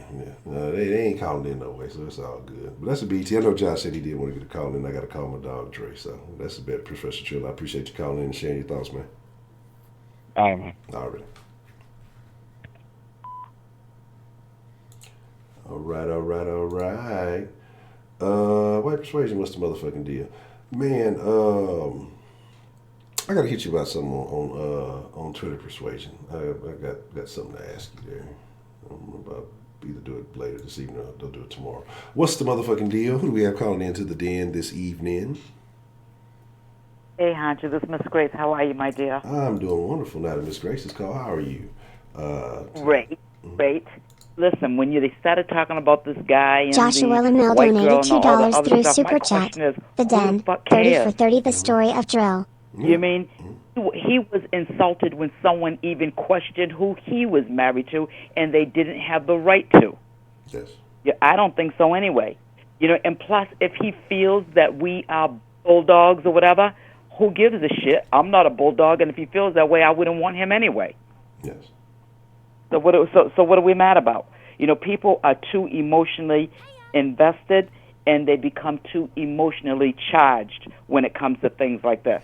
And then sometimes there's some raggedy-ass black guys out there, or they look, and that's what my daughter always says, thank you, white women, because we don't want them. You know, but I'll joke aside, what color is kindness? Remember, I always tell you, Honcho, I only like kind people. I don't care what color they are. What color is kindness? What color is love? What color is happiness? Yes. I mean, those are the things that I look for. I mean, yes, I would love, one of my sons, the white one, he only has, his first wife was black, the second wife, is Mexican. But my kids, they in and out of the race. I never did. I wish I could love me a white man. I'm just not attracted to them, but I wish I did, because by me only dating within my race, I have narrowed my choices. Sam Fisher 170 donated Too many through black Super men Chat. ain't shit, and I'm I'll going to call say it. in They for ain't Sauce Sports. Then got me Anybody can shook. get mad at me. Dog. They ain't shit. And when he said bulldog, I really don't think that he was talking about just a look. I think he was talking about an attitude. Because that little nasty attitude, I'm going to black, and my people are off the coast of West Africa, even though I'm light-skinned, I'm going to say it, that attitude is a cultural thing. You mean because a lot of our women, think it's cute and it's funny to sit there and be aggressive, to be loud, to be bullies, to be rude. They think that bullshit is cute. Guys don't really want that kind of shit. The only kind of man that's going to want some shit like that is one that's... that's just true facts. I told you, me being light-skinned, I have seen that. You know what I'm saying, Honcho? It's kind of cutting in And a little bit in that. Some I'm missing some of it's like it's kind of cutting in and out a little bit. After you said light skin, it kind of cut is this out. Yeah. is this better? Yeah, sounds better now. Okay, good. And it seems like the more ratchet a non-black person acts, the more black people will identify with them, support them, and accept them. I necessarily don't. But the more ignorant they act, people go, oh yeah, look at they're so cool, they're not black, but they're acting black because they're swearing and they're acting ignorant. That used to be very insulting to me when I was coming up, when we got the white girls in our neighborhood and they'd swear and curse and smoke cigarettes, and some of our own black people would say, oh, look at them, they're so cool, they're acting black. And I'm like, what do you mean they're acting black? I don't smoke cigarettes. I don't act like that. I don't swear like that. So you're saying they're acting black, that we're low acting? Yeah, I didn't appreciate that bullshit. And I do, and I'm going to say it, the white people that have gotten with black people that I know, they have almost abandoned their own race. Now they want to think they're acting black. They identify with everything black. They want to listen to black music. They want to watch Joshua black Lamel everything. donated $2 through Super Chat. Bulldogs are really a great breed. We have mixed kids. Yeah, mixed kids? No. My granddaughter is half black and she's half white. My kids, and I told my daughter that. There is no goddamn way if I had a kid with a white man that kid's going to be considered one race or another. They are of mixed race. They are two races. I don't care who doesn't like it. People don't realize black people are such hypocrites because that was a slave thing that they did. If even a little white person that looked totally lily white, if they had a drop of black blood in them, they were considered to be black because that way the masters, and they had more slaves. That's what it was from. Did you know that? I heard some along that with the one drop rule. Yeah, exactly. That way they could say, oh, nope, they're not white, they're really black, so, yep, that's another slave, that's a mulatto slave, and I can't believe that our people are still living by that bullshit. No, that doesn't work for me, not at all. But, that guy was talking about an attitude because I see it. And the other day when I said I wanted to talk to Trill, I'm going to call him out a little bit, too. When that little incident happened with that ignorant freaking girl that called and cussed my ass out, Trill was encouraging that kind of behavior. This is a bitch that only called the den to talk about smoking cigarettes, smoking weed, fucking drinking liquor, you know what I mean? And he encouraged that bullshit for some young girl to sit there and call a senior citizen like me all kind of stupid motherfuckers. Okay, it was just Sarah that was in there and said, leave Miss Grace alone. It was Bretto that was pissed off, and he said, Miss Grace is right because I said nothing wrong. If anybody can go back to that and see what I said wrong, I did not, and I still stand by it. Bretto was in my corner, white Bretto, and who came to my rescue? Remember I told you my people are good people no matter what color? White Miss Bell. It was the black people that thought that was cute. Stay out of it, let her, and thinking that was funny. Where I come from, it ain't never funny for a young person to cuss out a senior citizen, an elderly. It's never funny. I see that World Star bullshit. You might see that Jerry Springer bullshit, where they do crap like that there. I don't care if an elder said something wrong because they have half dementia or they believe in things from back in their day. We just kind of ignored it and let them go with it. When my mother and her friends were alive, I would sit and have dinners for them, and one of the last dinners I had, it was for Mother's Day, and I called them up, and I called Ruth in particular, and I said, Ruth, I'm going to have, a clam bake for you with fish and clams and shrimp and corn and potatoes and hot dogs and lobster. And she said, oh, I said, for you ladies, you're all going to come over? She said, lobster? She said, I love lobster. She said, and corn? I said, yep, corn on the cob. And that's when she said, oh, I can't eat corn on the cob. And I said, why, Ruth? Why can't you eat corn on the cob? She said, because my teeth, my gums, I can't eat it. I said, I'll tell you what. I will cut I'll cut all the corn off the cob for you. She said, you will? I said, yes, and I did. And if that old woman wanted me to walk around on my knees all goddamn day long and cut corn off the cob for her, I would have done it and would have been proud and would have been honored to do so. and she never even had any biological children of her own. You mean? So we encourage some of that ignorant ass bullshit. You mean? And they think if you're too kind and you're too nice, you know what I mean, that you're somehow a weak person. You know, and I've seen some of that even here in the den, even though I love everybody. You know, but I did. I got to witness it firsthand. I was shocked. And you know what? And you know, right from the beginning, you mean when there was a guy that was calling the den and he was talking about suicide one time, I made sure I went onto his page and gave him some words of encouragement. You know, one day I was at the gym. You mean I heard Mrs. Meat talking about her daughter. I stopped and said a prayer for her. I got in touch with her on Facebook. I said, Mrs. Meat, if there's anything that we can do to make anything better for you, you just tell it to Honcho and we'll make it happen. You know, I'll never forget, you know, on July 15th, when Sean, and I know exactly where I was, when she got on there and talked about her man being killed. You know, I like Lady Luscious. I was at a stop sign when she talked about how she made that man a good pizza. Yeah, I remember all these people because I connect to people because I like kindness, and that's what I connect to. I'll never forget when I was laying in bed one day, and I heard Rashida call, and she was really in rare form. She was kind of nasty to you.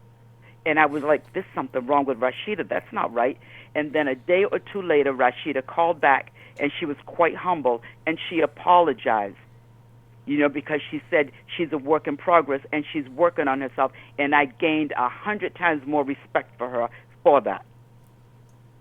You know what I mean? So we encourage nasty behavior, and I saw it that day, and I thought that by now I would have gotten an apology. You know, and I never did, but I said it is what it is because I would have never done anything like that. You mean that guy was talking about an attitude because our people think it's cute. You mean exactly what the men complain about. They complain about these girls being all ignorant and loud and vicious, you know, but they think it's funny when they act that way. It ain't never funny to me. I agree. Absolutely not. Anybody, and you know what? And because of that incident there, I'm going to tell you another thing. When we were planning on going to Las Vegas, I said, if somebody pops up like that for something I didn't say, I was going to go to Las Vegas. I had already dreamt up I was going to make up gift bags. You mean that white rum, I was going to, you know, what was I going to do? Raffle it off. And then I found about the lady in Baltimore, remember with the roaches and things, her parents' house. I said, oh, no, I'm not going to raffle it. You know what I mean? I'll open it up and we'll all share it. I can do facials. I can do like a little short seminar on how to travel for a little bit of money, all this stuff. Then I said, I'm not going to go now because my daughter was upset about that. I said, if I go to a place like that and there are people there that's going to encourage that behavior, somebody like Kanisha, she would sit there if the bartender didn't make her a good drink or somebody stepped on her toe or bumped into her, she would have popped off and she would have ruined the den name. She would have came at me funny, and I was skeptical that somebody would have encouraged her to be that way with me. You know, bitches like that you got to watch out for because those are the ones, you know what else they do, Honcho? They steal towels from the hotels and bed sheets too. Yes, the fuck they do. And I don't hang around with motherfuckers like that. I mean, and not that I'm afraid of her because she's been on this earth for over 30. No, she's been on this age for over 3 decades. Well, I've been on this earth for over 6 decades, and I've been working out for over 4 decades. You know what I mean? So, and I've been doing kickboxing for 40 years. So Mrs. Meat made a good suggestion, put boxing gloves on them. I said, okay, we'll go then. We'll get in the boxing ring. I am not your average geriatric. You know what I mean? Miss Honcho, am I not always in the gym? Always. Always in the gym. You know what I mean? And everybody can look this up. I have family everywhere. Like I said, we don't die, we multiply. My cousin Frank Slaughter, everybody look that up. Frank Slaughter, right there in Vegas. He trains boxers. He works with Mike Tyson, the guy from the Philippines, you know what I mean, and what's his name, Mayweather and all them, and he would have given us a boxing ring. Because I said I didn't want that bitch to come up to me with that same fucking ignorant ass attitude and that kind of fucking energy. I'm sure you for that. Okay, so boom, everybody needed to take. Yeah, really, I didn't feel safe.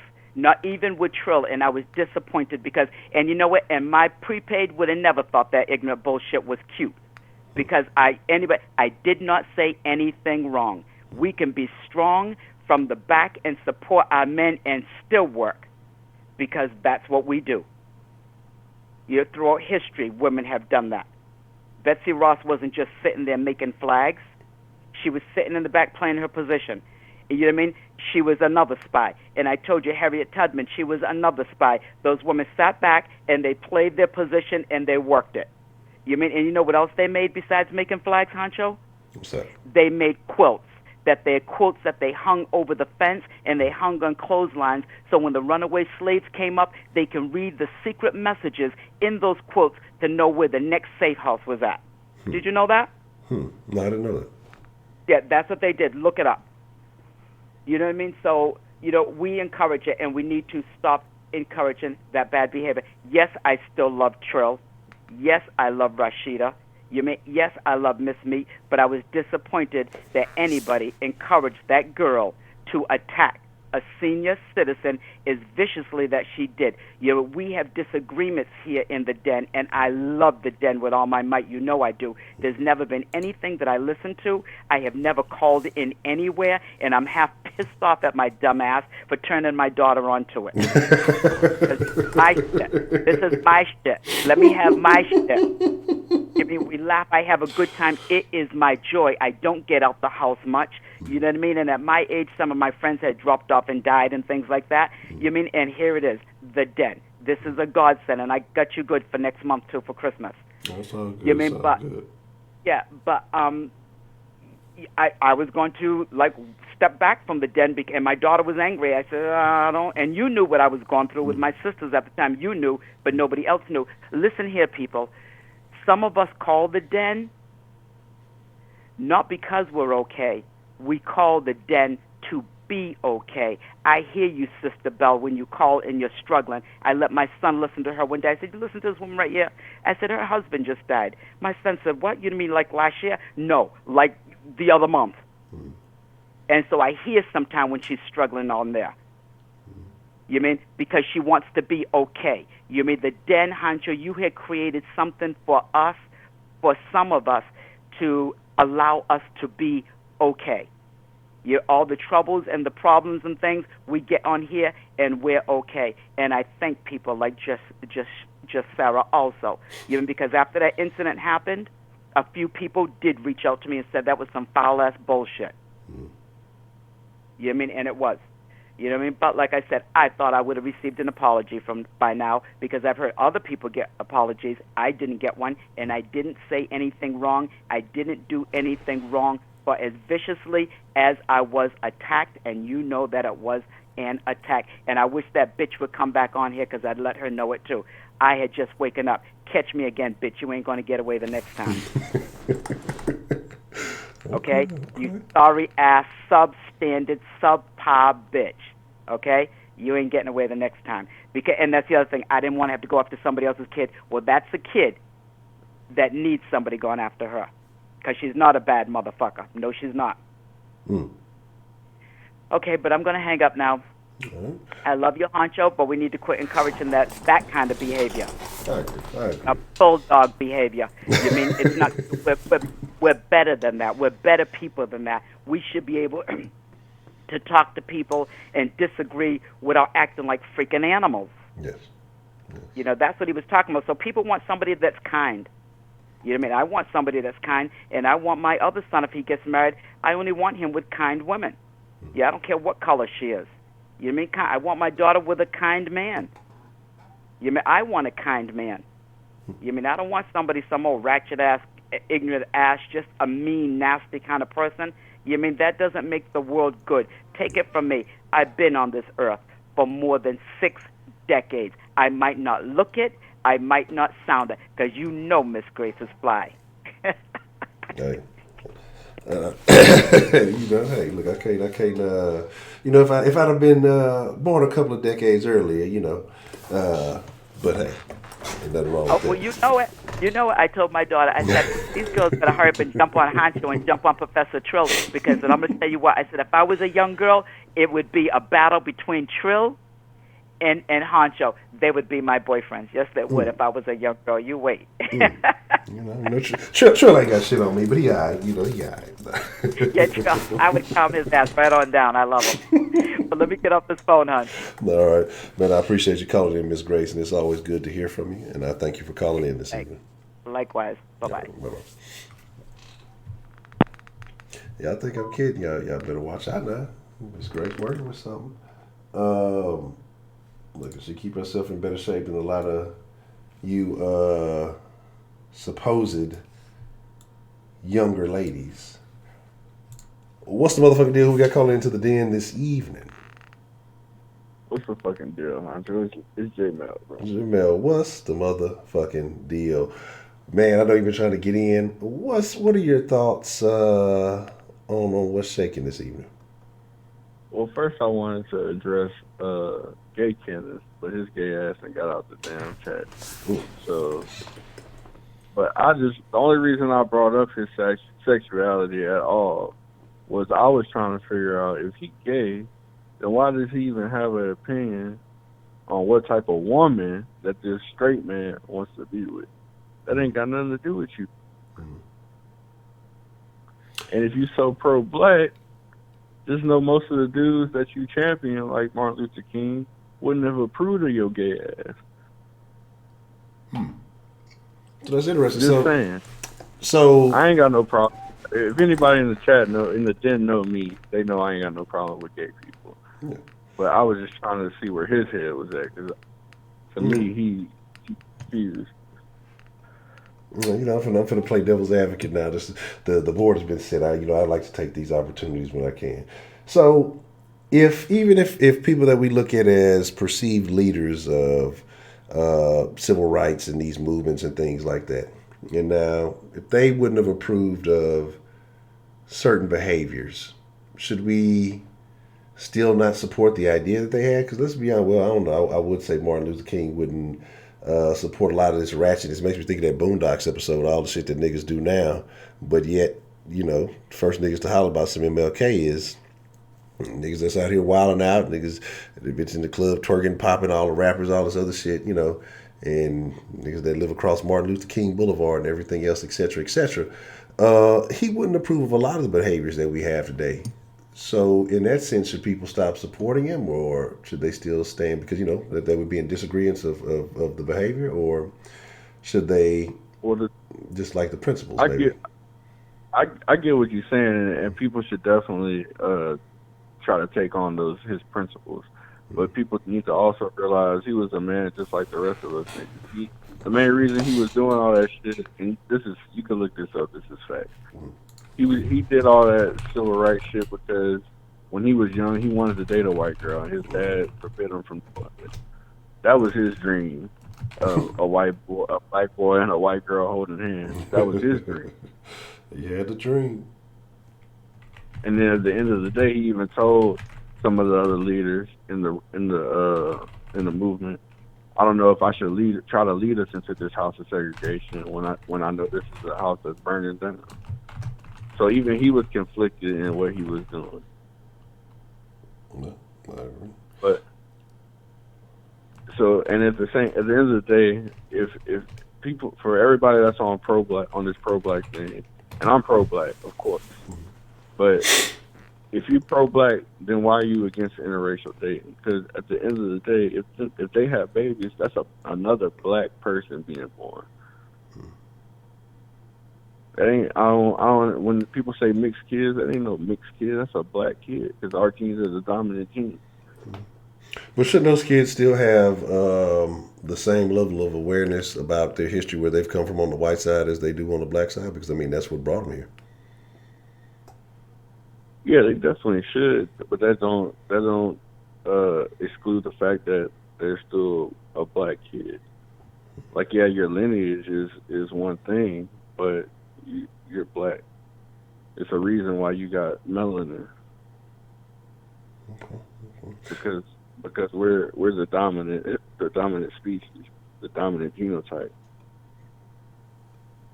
and it's a reason why the one drop rule existed, because they knew that because at one point they were trying to breed us out of existence. That's why the slave master was raping all the women to have more white children to build their numbers. But what happened? Black kids kept popping out. So the 1% rule was made. The one drop rule was made. Okay. Like I said, I think there's a lot of interesting things behind that. And like I said, we definitely have to bring that conversation up again. But how do you feel about him using the term Bulldogs? Do you think that was unfair of him? Was that accurate? Was that distasteful? I mean, what are your thoughts on that?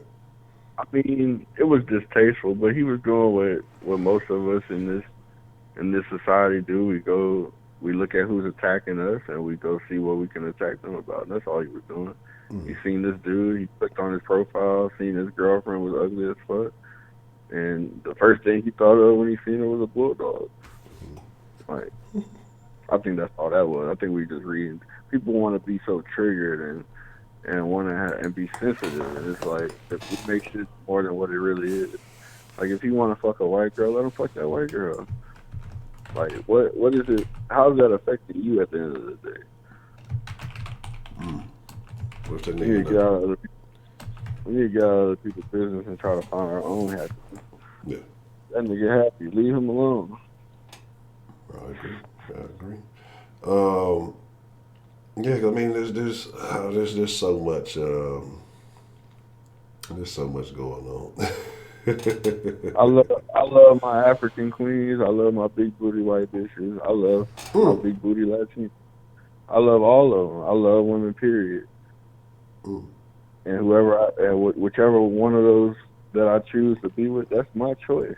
Yeah, there's nothing wrong with that. Like I say, everybody, that's the beauty of the day and age in which we live in. You have the opportunity, you have choices. Like I said, I had my prejudices, and I have no shame admitting that, And then once I realized, and I think, other people have to get to the point where they realize it too, similar to old buddy who was talking about him. He's like, hey, at the end of the day, you have to be happy. So basically what he's saying now, some of the extra caveats and things, like I felt like he added that because he felt like old buddy was going in, basically calling this gal a gold digger.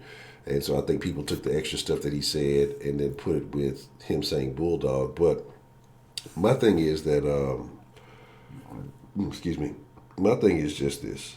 The person in their relationship has to be happy. It's a lot of niggas that's not happy with the black chicks they with. That's why the marriage rate is under fucking 30%. And two, that's why, like I say, everything else is going on wedlock. You can't even if they're not married, they're not cohabitating or even co-parenting, barely. So again, relationships are tricky. They're tough to navigate, and especially when you sign that paper for commitment. I mean, I ain't mad at him if he's happy with that shit. Man, let him do what he does, man. And if there are consequences, then guess what? He's the one that has to deal with it. If there are no consequences and he goes on to have a happy marriage and they last forever, then what can what can anybody say? But people just got opinions. And again, I agree with you on who gives a fuck who another nigga fucking. Right. At the end of the day, people got to realize that no matter if you black, white, whatever, it's people with fucked up mindsets of all races. If you got a fucked up mindset, you got a fucked up mindset. That's true.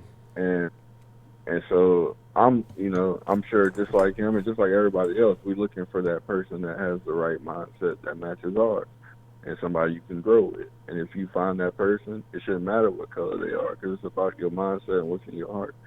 Niggas be caught up on the wrong shit. I agree. Like I say, there's so many other things that are much more important.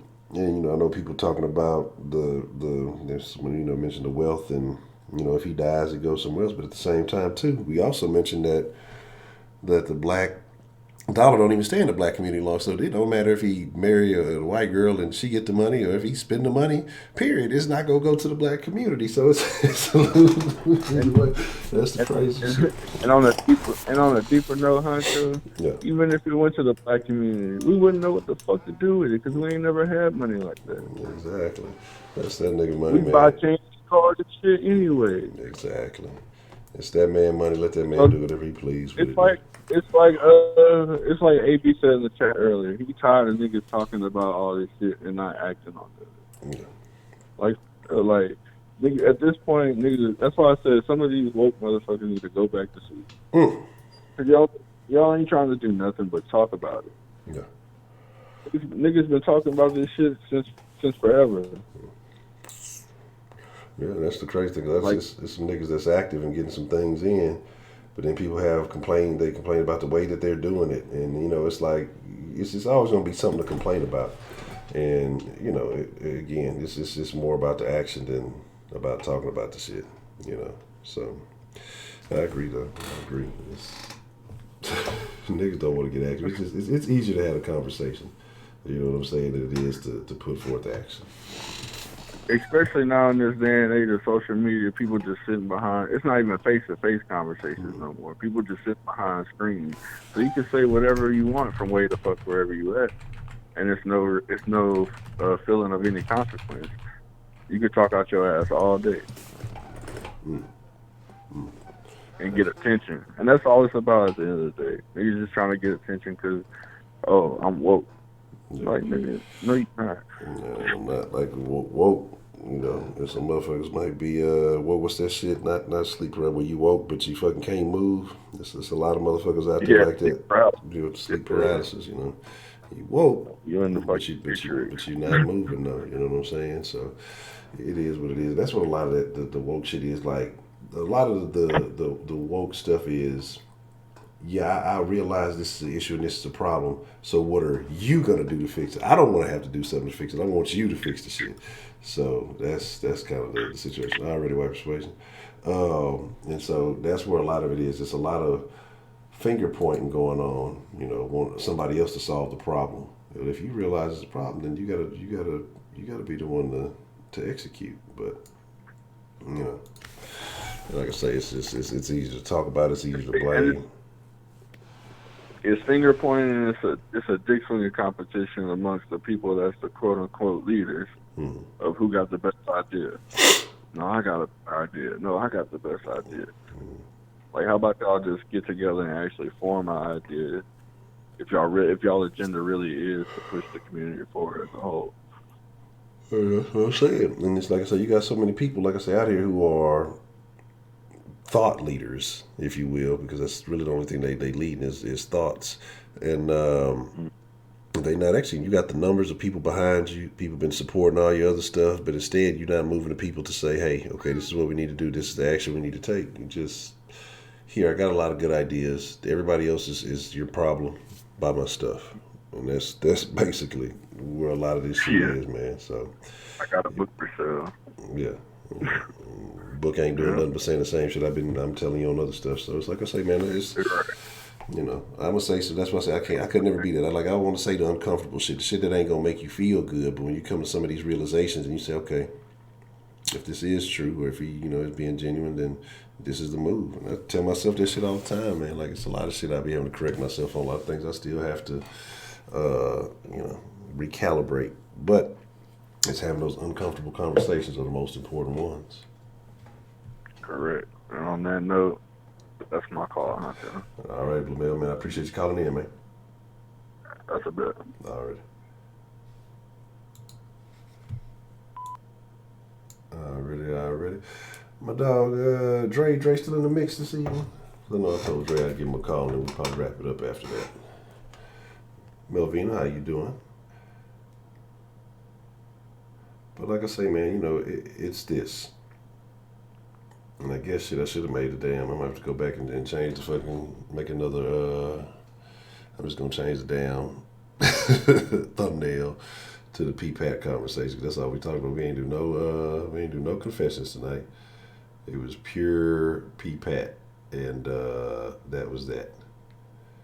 So, okay, let me check it out right now. Let me say, my dog Dre's still in here. Let me see. I'll call him up either way. And then I'll pull up that email. I gotta save it in the contacts.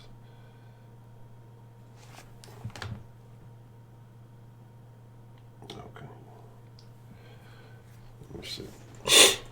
Rashida don't want to talk to me. Rashida, she's mad at me. I ain't getting no side man sandwich. I've been waiting on that thing for a month and a half. I don't get no love. Let's check it out.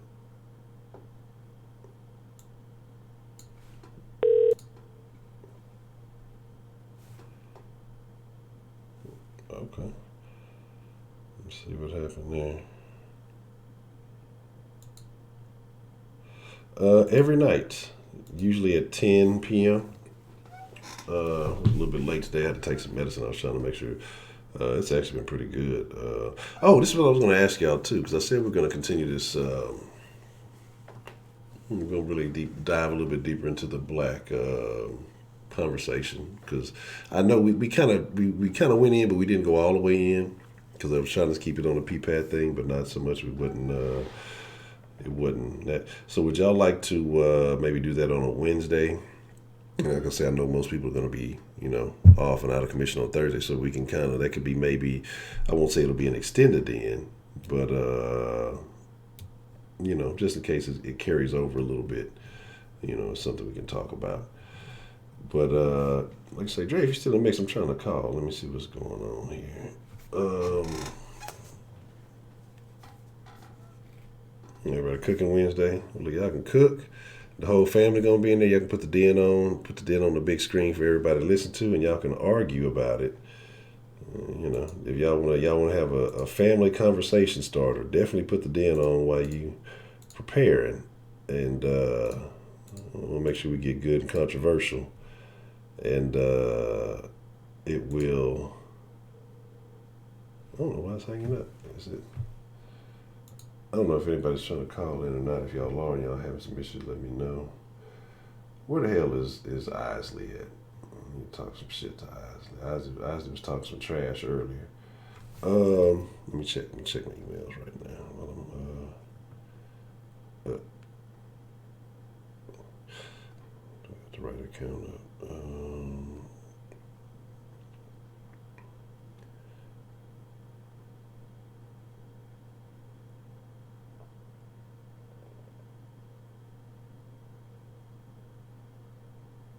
I thought I sent that.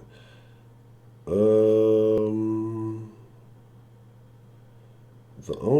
last one I got is the one about the singing.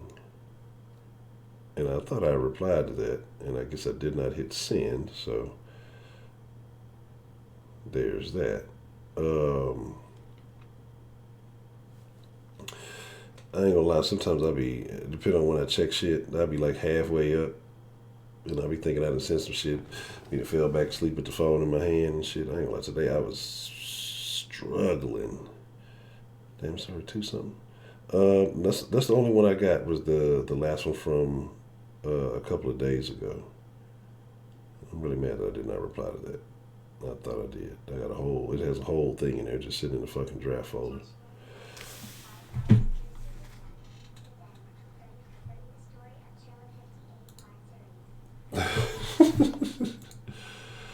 What's the motherfucking deal? Who do we have calling into the den this evening?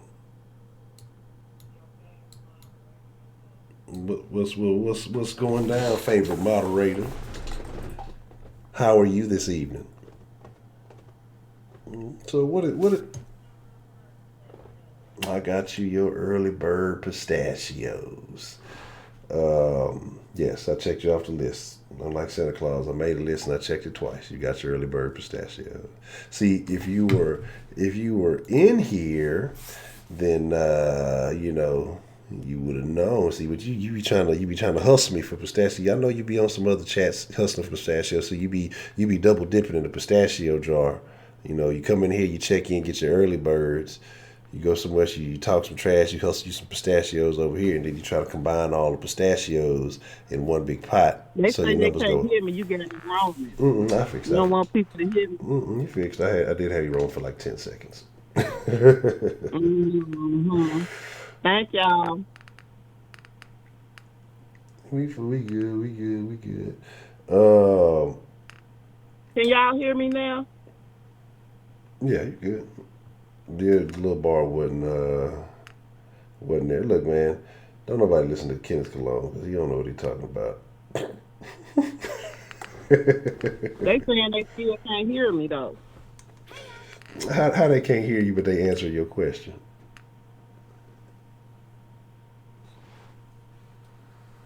Broderick, shut up. I ain't talking in my pillow. You need to be in bed anyway, so wife's looking for you. Go get your ass on the bed. Say I go to work tomorrow. That's tough, man. That's tough. Oh. Okay, Miss Grace, cool. What's the day? It's gonna be Monday. Yeah, get your Now, Bradrick, why you wanted me to call in so bad? You thought I was gonna act like a bulldog or something? I don't give a fuck who that man dates. Did you think though that he was making reference to all women when he said bulldog? At first I did until I had to go and do my research. You know what I'm saying? And once I did that, I did see the apology that he made, and he indicated that he was referring to the man that he felt attacked him. Yeah. He was referring to his wife or girlfriend or whatever. So. Did you do some further research after that to maybe see what she looked like? No. I'm gonna definitely do that tomorrow though. Okay. I'm here for it. You know what I'm saying? But they've been dragging. They dragging his ass all on Facebook. This shit done went beyond Instagram. They dragging his ass to filth. Niggas got too much time. My thing is, look. But see, this my thing. Okay, what the black man said to him, I feel like that was kind of uncalled for. Really? But to bring an innocent woman into it, whether she's black or white or whatever, it don't matter. He shouldn't have did that because that man didn't say nothing disrespectful, really, about his wife. Had he made some kind of reference to her being ugly or something like that, then I understand the clap back. But he clapped back on some calling that woman a bulldog that didn't have nothing to do with the situation, which is why he apologized. But I mean, could you blame him if he felt like? Because hey, Josh, you a trip. Because the thing I saw was that he didn't say anything negative about her looks or appearance. But in so many words, I felt like he insinuated Joshua Lamel donated $5 through Super Chat. Stepdaddy Shark do talking with kids to the park do. Her as no gold digger because he chose her. Correct, but I'm saying at the end of the day, men are the hunters. So now, if she was hunting him, that'd have been a different story. Yeah. But he apparently, was looking for a woman, a wife, or whatever. And he found it, and that's it. So I don't understand why people get so upset about who somebody dating. That's that person's business. If he likes snow bunnies, hey, have at it. It is what it is. So you don't think that because if that's his preference, then if you're a black woman, you're not gonna be his type no way. So why would you cry over somebody that don't even want your type anyway? That makes no sense. So, but with old buddy calling him a statistic, you don't think that could be considered something offensive? Look, I also read statistics, and the media just likes to skew things. They want to incite certain reactions from people.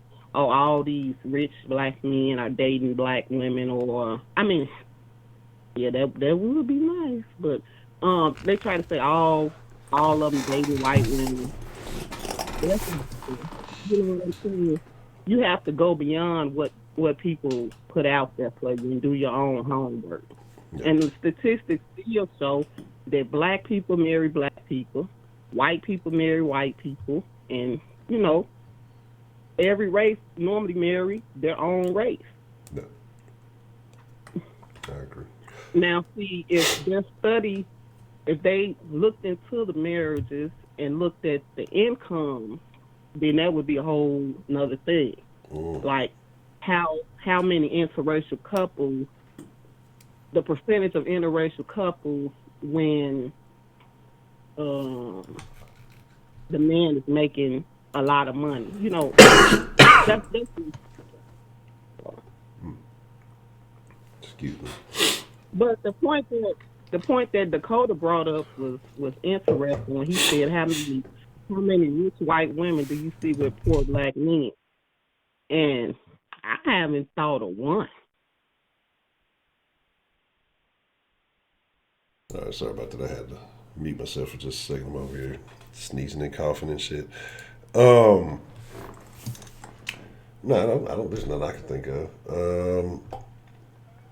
You right, Miss Grace. They can have him, but see, I don't understand why this got put on black women when it was a black man that brought it to him. It was a black man that said something to him. But, and also, it was another athlete that was married to a white woman. I can't remember his name either. It was other black men that was the one saying something to him. But then it got to be flipped on the black woman. I don't understand that, and I don't like that. But is it because, when a black man is saying something, but say, especially with this social media.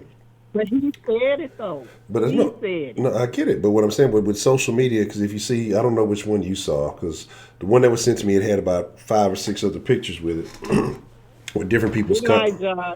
Already, Josh, appreciate you coming through, with other comments and replies to it. So let me see if I can pull that up. All right. And so it's a picture of him and his old lady. And again, let's be honest. That nigga look like a regular ass nigga. If he didn't play basketball, y'all wouldn't be showing that man no love.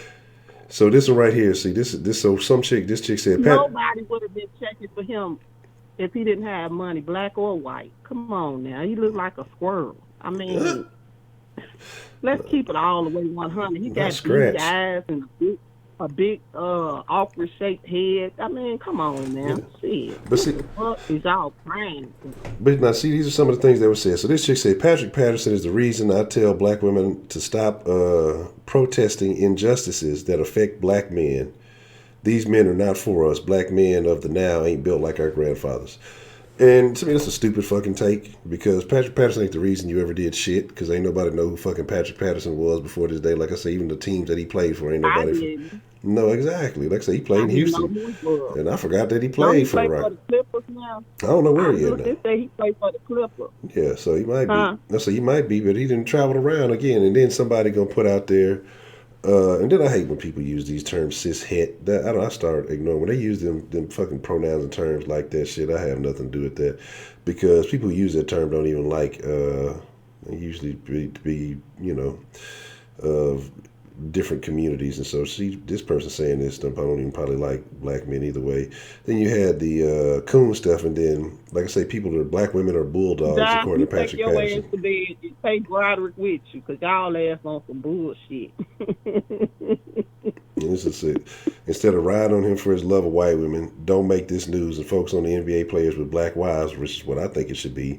Nobody cares what Patrick Patterson has to say. Black women don't need NBA players to stay happy. So this is why I say I think a lot of this gets spread with people not even really knowing the context. What happens is somebody said that, oh, this player said this thing about all black, and then it just spreads like wildfire because people don't really look into the source. He should have never said it. Yeah, he should have never said it, period, about any woman. You don't insult no woman that didn't have shit to do with your conversation. Man, but you got to look at it like this though. It's like there's a saying that goes, "You kill my dog, I kill your cat." No, ain't no looking at it like no kind of way. But you're not gonna see it because you're a female.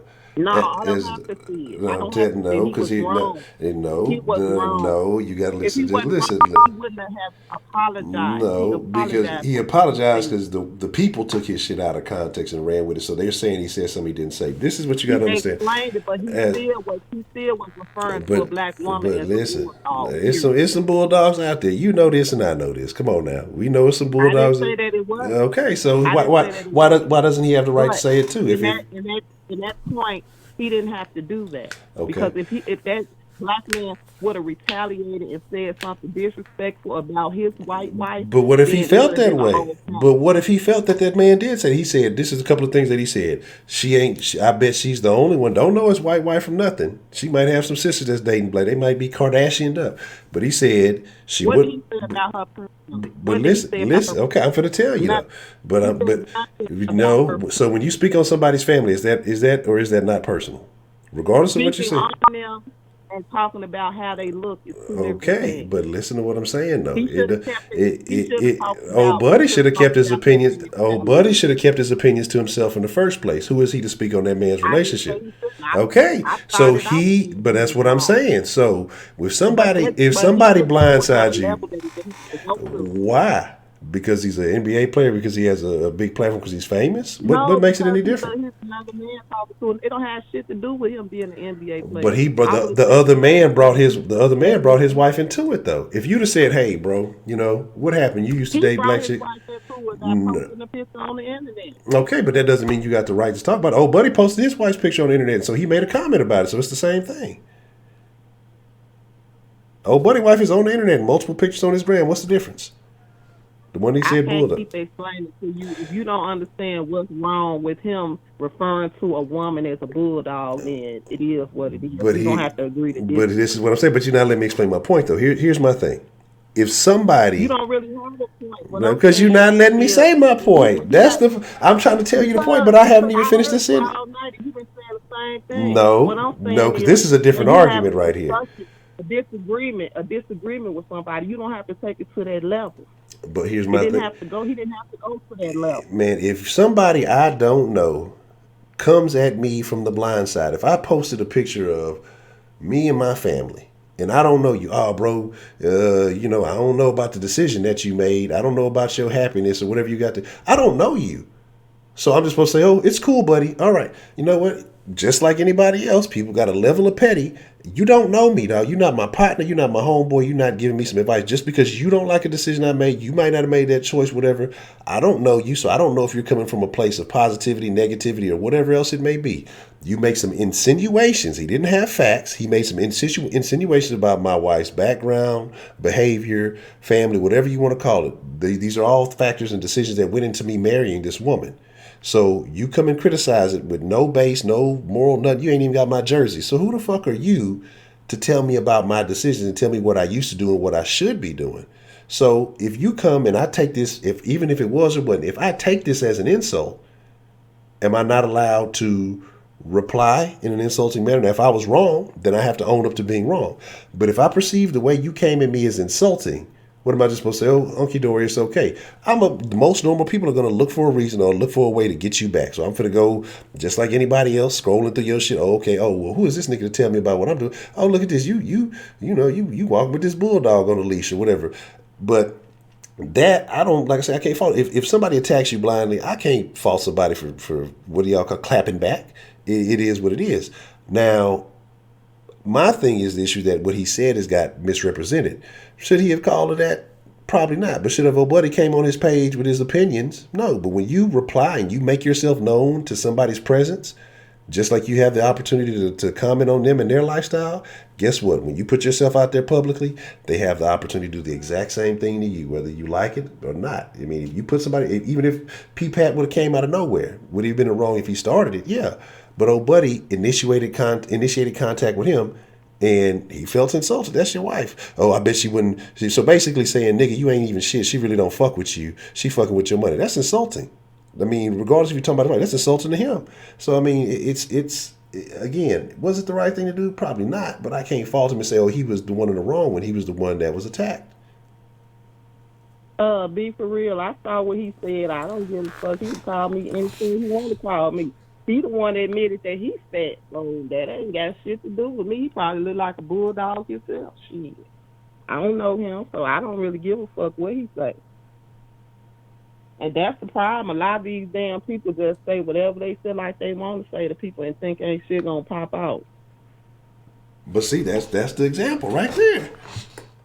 Is that not the same thing that happened with P. Patrick Patterson? That's what they used to call him in Houston, P. Pat. Don't know him from nobody, just seen some pictures, seen him play a little bit of basketball, and then they feel like they got an opinion on his life. And so is he not allowed to reply back to whatever else it may be? And then technically, he didn't call her a bulldog until he came in his explanation, which made it worse. He said, just because I'm not out here dating bulldogs, because nobody assumed initially that he was talking about old buddy wife. Everybody went and took that shit and ran. Oh, he's talking about all black women. So even initially in that exchange, He wasn't even talking bad about old buddy. Nobody perceived it to be talking bad about old buddy's wife. He's just saying about his preferences, and then people took it and ran. But then he had to come back and clarify, which, fuck it, whatever, nigga, it don't really matter. If you're talking about his old lady, should have said that initially. It was still wrong, though. It was still wrong. He should have never said it. Nobody should have never stepped on that page. Now, I think he just set him up. I mean, I won't say that was his intention. He might have meant well. But, again, no man is going to take it. Trust me, I done had partners. They fucking with some known hoes. I mean, this bitch is a real live hoe. And I, on some, hey, I'm your partner type shit. Look, say my nigga, this ain't the best look for you. I'm gonna be honest, I don't think she got your best intentions in mind, whatever. Niggas have egos. They think they can overcome that shit. They think they can change that shit, or I'm in love, whatever. Niggas go blind, the pussy got them, whatever. And they still do that. So a man who is solidified, sealed the deal, and put a ring on his finger, a marriage is a union as one. And you feel like this, you insulting my union, you insulting my decision making, you insulting my manhood in a way.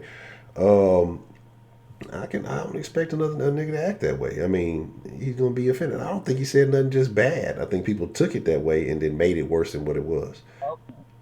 Well, we don't have to agree. We just don't have to agree to disagree on that. We agree to disagree. It's official. Right now. Okay. Well, I need a stamp that I'm gonna put a graphic. I'm gonna come up with a graphic sometime this week that just pop up on the screen. And when we agree to disagree, it's just going to be a stamp that pop up on. Agree to disagree. No conclusion. Right. Agree to disagree and move on. I mean, I'm not going to see what you're saying, and it don't seem like you see what I'm saying either. So, I mean, the issue pretty much dead. Okay. And Miss Grace, I wanted to apologize if you felt like I had anything to do with that lady jumping on you or attacking you, because I don't think I really said too much. I kind of remember the call, but I don't really remember if I did say anything. No, I don't think I did say nothing. I remember I learned that day about the expiration of breast milk. Yeah, I learned some things about breast milk that day. You can find a grain of knowledge in anything. So, but I don't think she's been in here in a long time, though, so I don't know. No, it's been a minute. It actually has been a minute. I don't think I've seen her in a minute either. Yeah, it's been a long time. But he gonna still get the fallout from this. I mean, he tried to clean it up, but at the end of the day, he was still referring to an innocent woman that didn't have nothing to do with it as a bulldog. So he got to deal with that. Look, she need to blame that dude. He shouldn't have put her in it. She need to go and blame her baby's father for putting her in the mix with whatever that situation was. We don't even know if that's his woman. He said on there. Anyway. He said it on there. He said this my baby.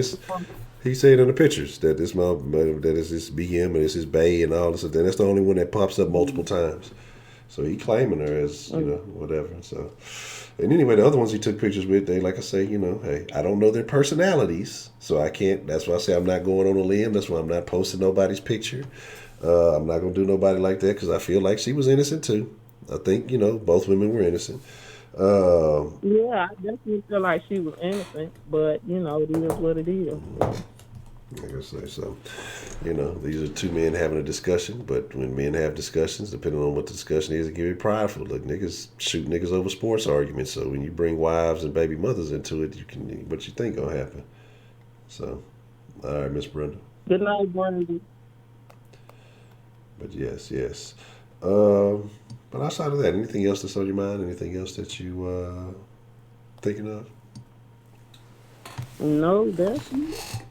Okay. That's a wrap. All right. Well, I appreciate it. Like I say, I appreciate it, and I thank you. And it's always good to hear from you, Miss Rashida. Even if we choose, on the evenings that we choose to agree to disagree, it's still always wonderful to hear from Miss Rashida. Okay. It would be nice to get that Sideman sandwich, though. But if you say I agree with her, then okay. Because I don't think I would ever let somebody disrespect you and agree with them disrespecting you like that. But if I did, I apologize. That's it. That's all I got. All right. No, okay. I guess I'm still waiting on this sandwich, but maybe You gonna be waiting after tonight. no, maybe in 2020. That's all right. I'm gonna get on the Twitter and slander your sandwich. How about that? Then we can start a real beef. All right, it's the bet. All right. Well, good evening, Miss Rashida. Thank you for calling. Good night. All right. Bye. All right. Like I said, I don't know if my guy Dre's still up. I was trying to call back, but for some reason it wouldn't let me call. But if not, we're gonna make Rashida the last call of the evening. We went for some change. Like, look, so there. I don't want to hear no excuses about you ain't do no show on Saturday. We doubled up the hours. We did all that good stuff. You still there, Dre? Oh, bet, man. Call me back. I was trying to call, but let me try calling it one more time. Because I was trying to call you before Miss Rashida called, but it wouldn't letting me go through because I know you was waiting. I didn't want to just keep you waiting for no reason. Give me 1 second. Let me try this one more time. Let me see. I just had those in the contacts tripping. All right. May have to do like this. Let's see.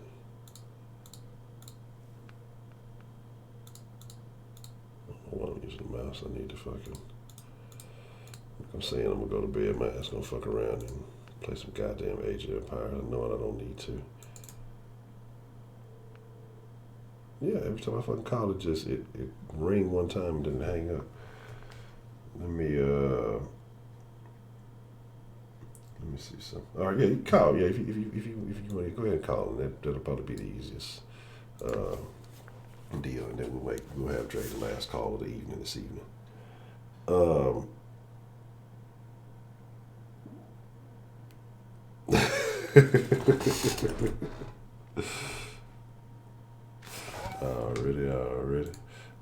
What's the motherfucking deal, man? Who we got? Just we know who it is. It's Mr. Dre, International Dre. How you doing this evening, Dre, man? Good.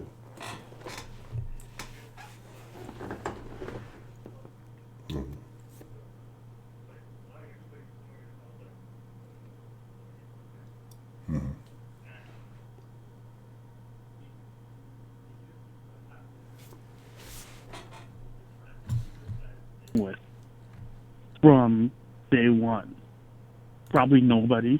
Correct. So how are they gonna say that he has like this or that or the other preference or whatever? He was turning his back on people and whatever. I don't know. It's just a bunch of bullshit. Somebody trying to like shit. But the other thing I was thinking about, it reminded me of. You remember that movie Deep Cover back in the early '90s? Yeah, I understand about Deep Cover, yeah. I forgot who was in Deep Cover. I don't remember the movie. Fishburne. Okay. I don't know. I was thinking he was either. Yeah. I was thinking LL for some reason. Which one was the one with LL in it that I'm thinking about? I'm getting off topic, man. Go ahead. I'll figure it out in a minute. I'm random right now. But you said Deep Cover, yes, sir. Okay. In the beginning, the Fishburne was a police officer in the movie. For those who don't know about the movie, I'm just going to give you a quick rundown. Fishburne was a cop, a detective, and they were looking for somebody to go undercover and bust a drug ring. And the chief or captain or whoever it was that was picking the person was interviewing people. And he asked them one question. What's the difference between a black man and a nigger? And, like, in the movie, they just fast forward through clips of people cussing him out, beating his ass. But when it came to Fishburne, he was like, nigger's the one that would even answer that question. Basically, going back to, like, what Trill said. If you're responding to that bulldog thing as you being attacked, then you must be. Because technically, he didn't. Well, I didn't read anything. I'm just going off of what I heard tonight. He didn't call out anybody. He was like, "Why should I be thinking up with a bulldog?" So anybody who's taking offense to that must see themselves in that way. Now, I had another comment for, I guess, the new Kenneth, but I don't think he's around, so I'm going to hold that one for another night. And it's not a bash on him or anything, but I wanted him to hear it. So, that's all I pretty much had to say, though, other than, I guess, I'm here in Toronto, so I know, like, what Yes, yeah. With you being in Toronto, you can kind of give us a more of an insight on that. What are the options like in Toronto? Say for someone who is trying to find a nice black woman. We'll start that way. Well, for the average person or for his status? Someone of his status. His status, probably not too good. Because, not that all black people are poor and stuff around here, but the thing is, he's at a professional athlete level, money-wise. Yes. So if he's worried about a gold digger type of thing, he's going to want somebody more on the level of his income. So he doesn't have to worry about as much, is she only with me for my money? So in that respect, yeah, he doesn't have much in the dark complexion to choose from. And saying that he doesn't have much, I'm not sure if there actually is a pool because people are taking. People are married and stuff, so yeah, there might be females out there, but they might be already taken. So generally, his option would probably be at least, I was going to say 95%, but that's overshooting the white population because Toronto's really, really diverse. So, like, in my area, they probably make out about 50%, but there's no other, I guess, demographic that's high because, like, we got Vietnamese, we got, like, some other Asians, we got, like, natives and stuff. We got everything in my area. We got friggin' Nigerians, Haitians, other Caribbean people. Just Sarah donated $5 through Super Chat. FYI, din folks, if you have earbuds while calling the DENIT, sounds like you are on an Obama phone. See no evil monkey. Smiley face. Smiley face. Smiley face. Then you'll see less outsiders, or you might see more. Oh, there was something I wanted to call in and say to basically everybody south of the border. Okay. Fuck all of you. You fucking ass bitches. What would you have to send fucking Drake ass back up here for? Oh, man, look, just because you don't like him. You don't like Bieber either. But you let him live in California, but you have to send Drake's ass back up here? Man, look, you know, we don't want him. Hey, ain't nobody up here calling Toronto the 6. Toronto's still the T-Dot. Which is an abbreviation for T.O. because of the city initials, T.O. Yeah.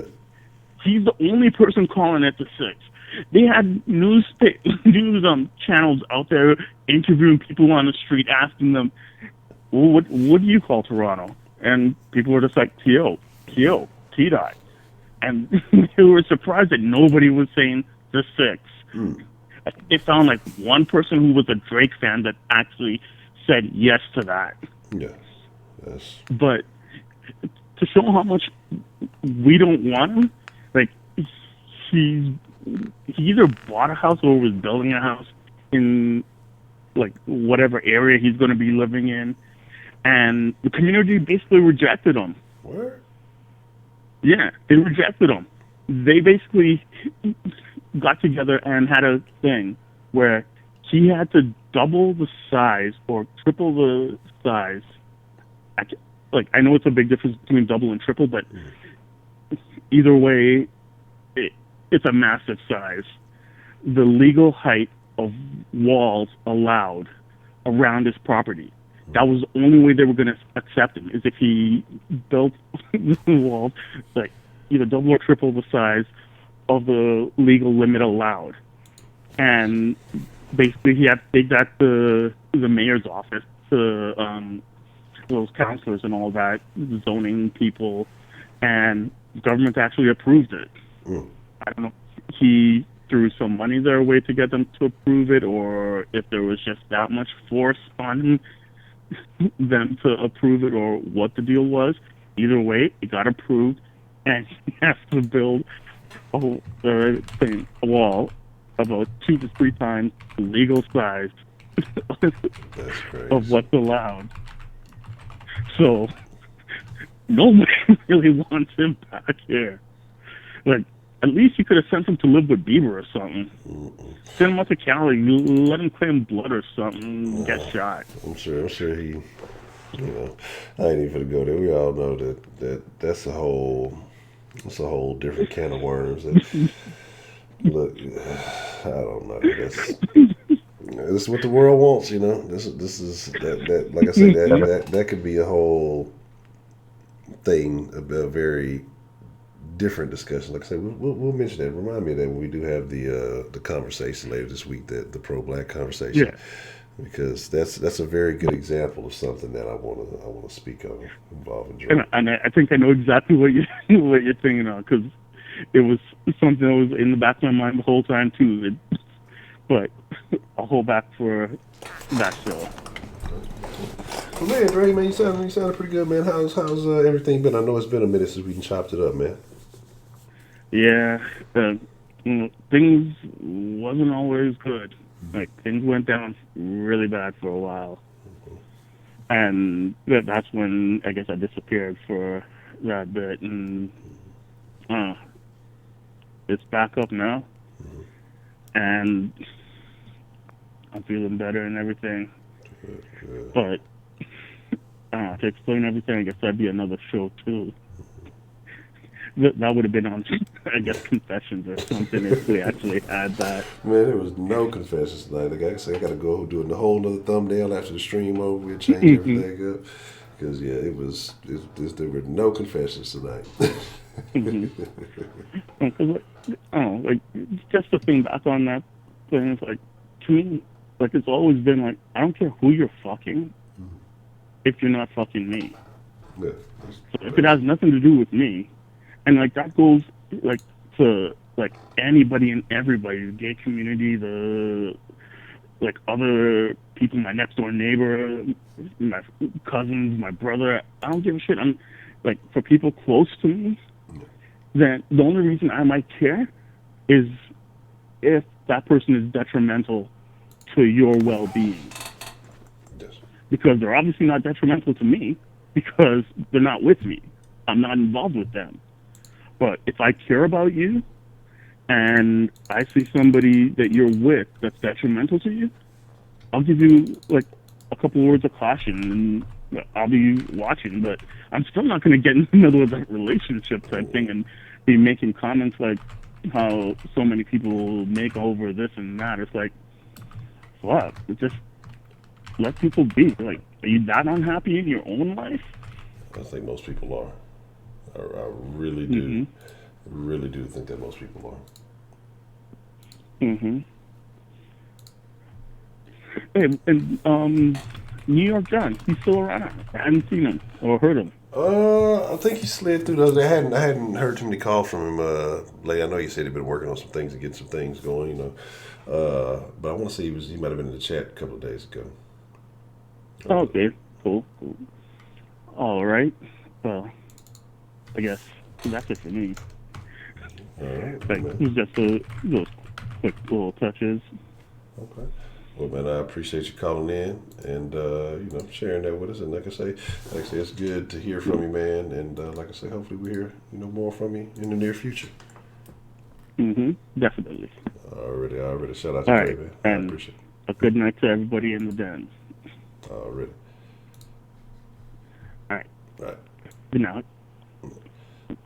Shout out to Dre, man. Man, it really is good to hear from Dre. Dre was out for a little bit. I was kind of concerned. I know you had some things going on. I ain't gonna get into that. I'll let you share that story if you want to. Y'all don't mind me. I'm because as soon as I get home, I'm gonna be about ready to tap out. I'm working in the background, I'm trying to cop up another thumbnail real quick. I can't even. That's what I'm telling you. Like the thing about Pete Pat, it's so unimportant. That's what I'm saying. Like, I guarantee you, the majority of black women did not know who he was until this became a thing. Baller. He's an athlete, an NBA player, and he said some things. Man, look, y'all not getting with no goddamn NBA player. Same way I'm not giving no fucking Victoria's Secret models. One, I'm not checking for no fucking. The motherfuckers just really milk. He called black women bulldogs. The source. All these motherfuckers. Nigga ain't say that shit. Let's stop the time. Who does he play with? He played with the Thunder now. Who is he with? Is he with the Thunder? I don't apologize for shit, nigga.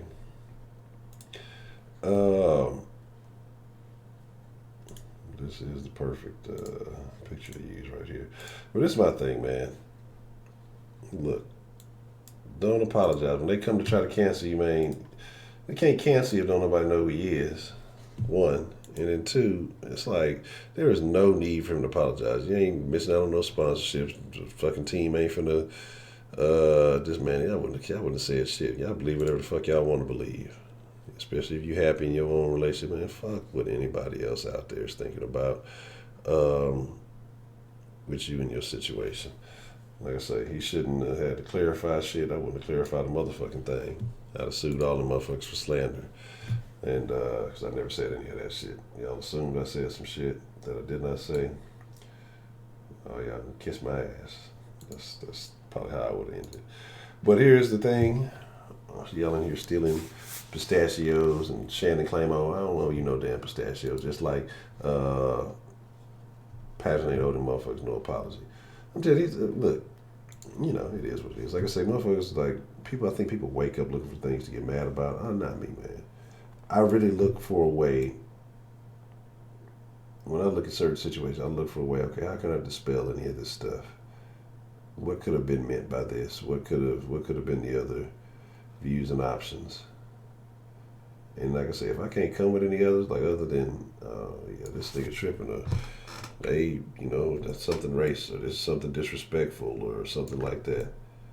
But like I say, if other options present themselves to me, then I have to explore those other options. Otherwise, I'm doing myself a disservice.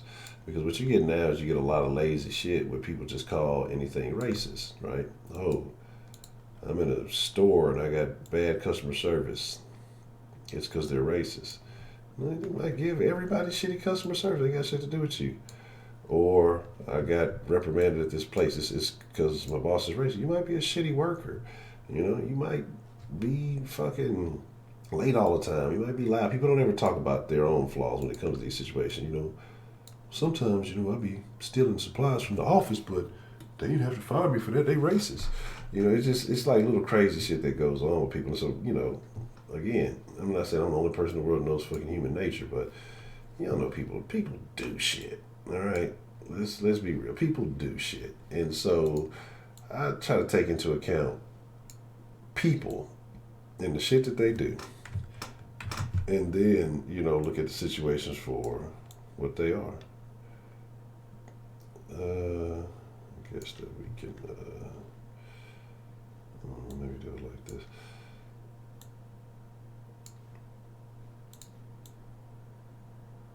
Oh shit. What the fuck Pinky still doing in the background? Yeah, it's supposed to be deleted.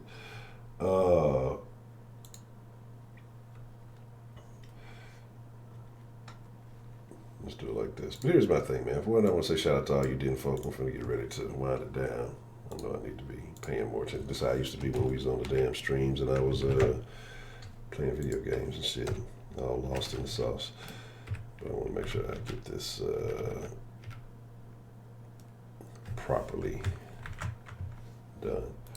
But I want to thank y'all for showing up. Everybody who stuck through the whole endurance stream. I appreciate y'all. And I ain't finna cut them. I'm finna do very simple editing here. You know, I appreciate y'all for coming through. And those of you who come through each and every night, I appreciate y'all even more so.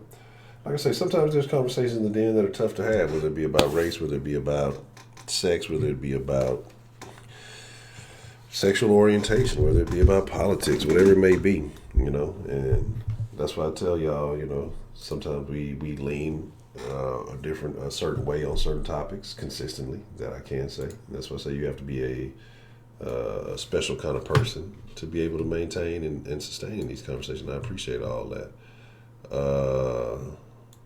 You know, now you pistachio oppressed, huh? I see what it is. Shannon, you ain't even know who Patrick Mahomes was. You damn near, you know, killed him. You know, you ain't even know who it was. But like I say, you know, I appreciate y'all. For those of you who support, those of you who come through, those of you who fuck with it. And some of y'all who be in the background with certain messages and things that y'all say, I fucks with y'all. I do. Because it's just, and I know people are on the background messages, secret emails. What are you talking about? It ain't no shade. It ain't nobody hating on y'all. But it's just little things that I find extremely humorous, that y'all notice certain things and that y'all, you know, say and share certain things. I find that I do find that extremely interesting. So shout out to all of y'all. And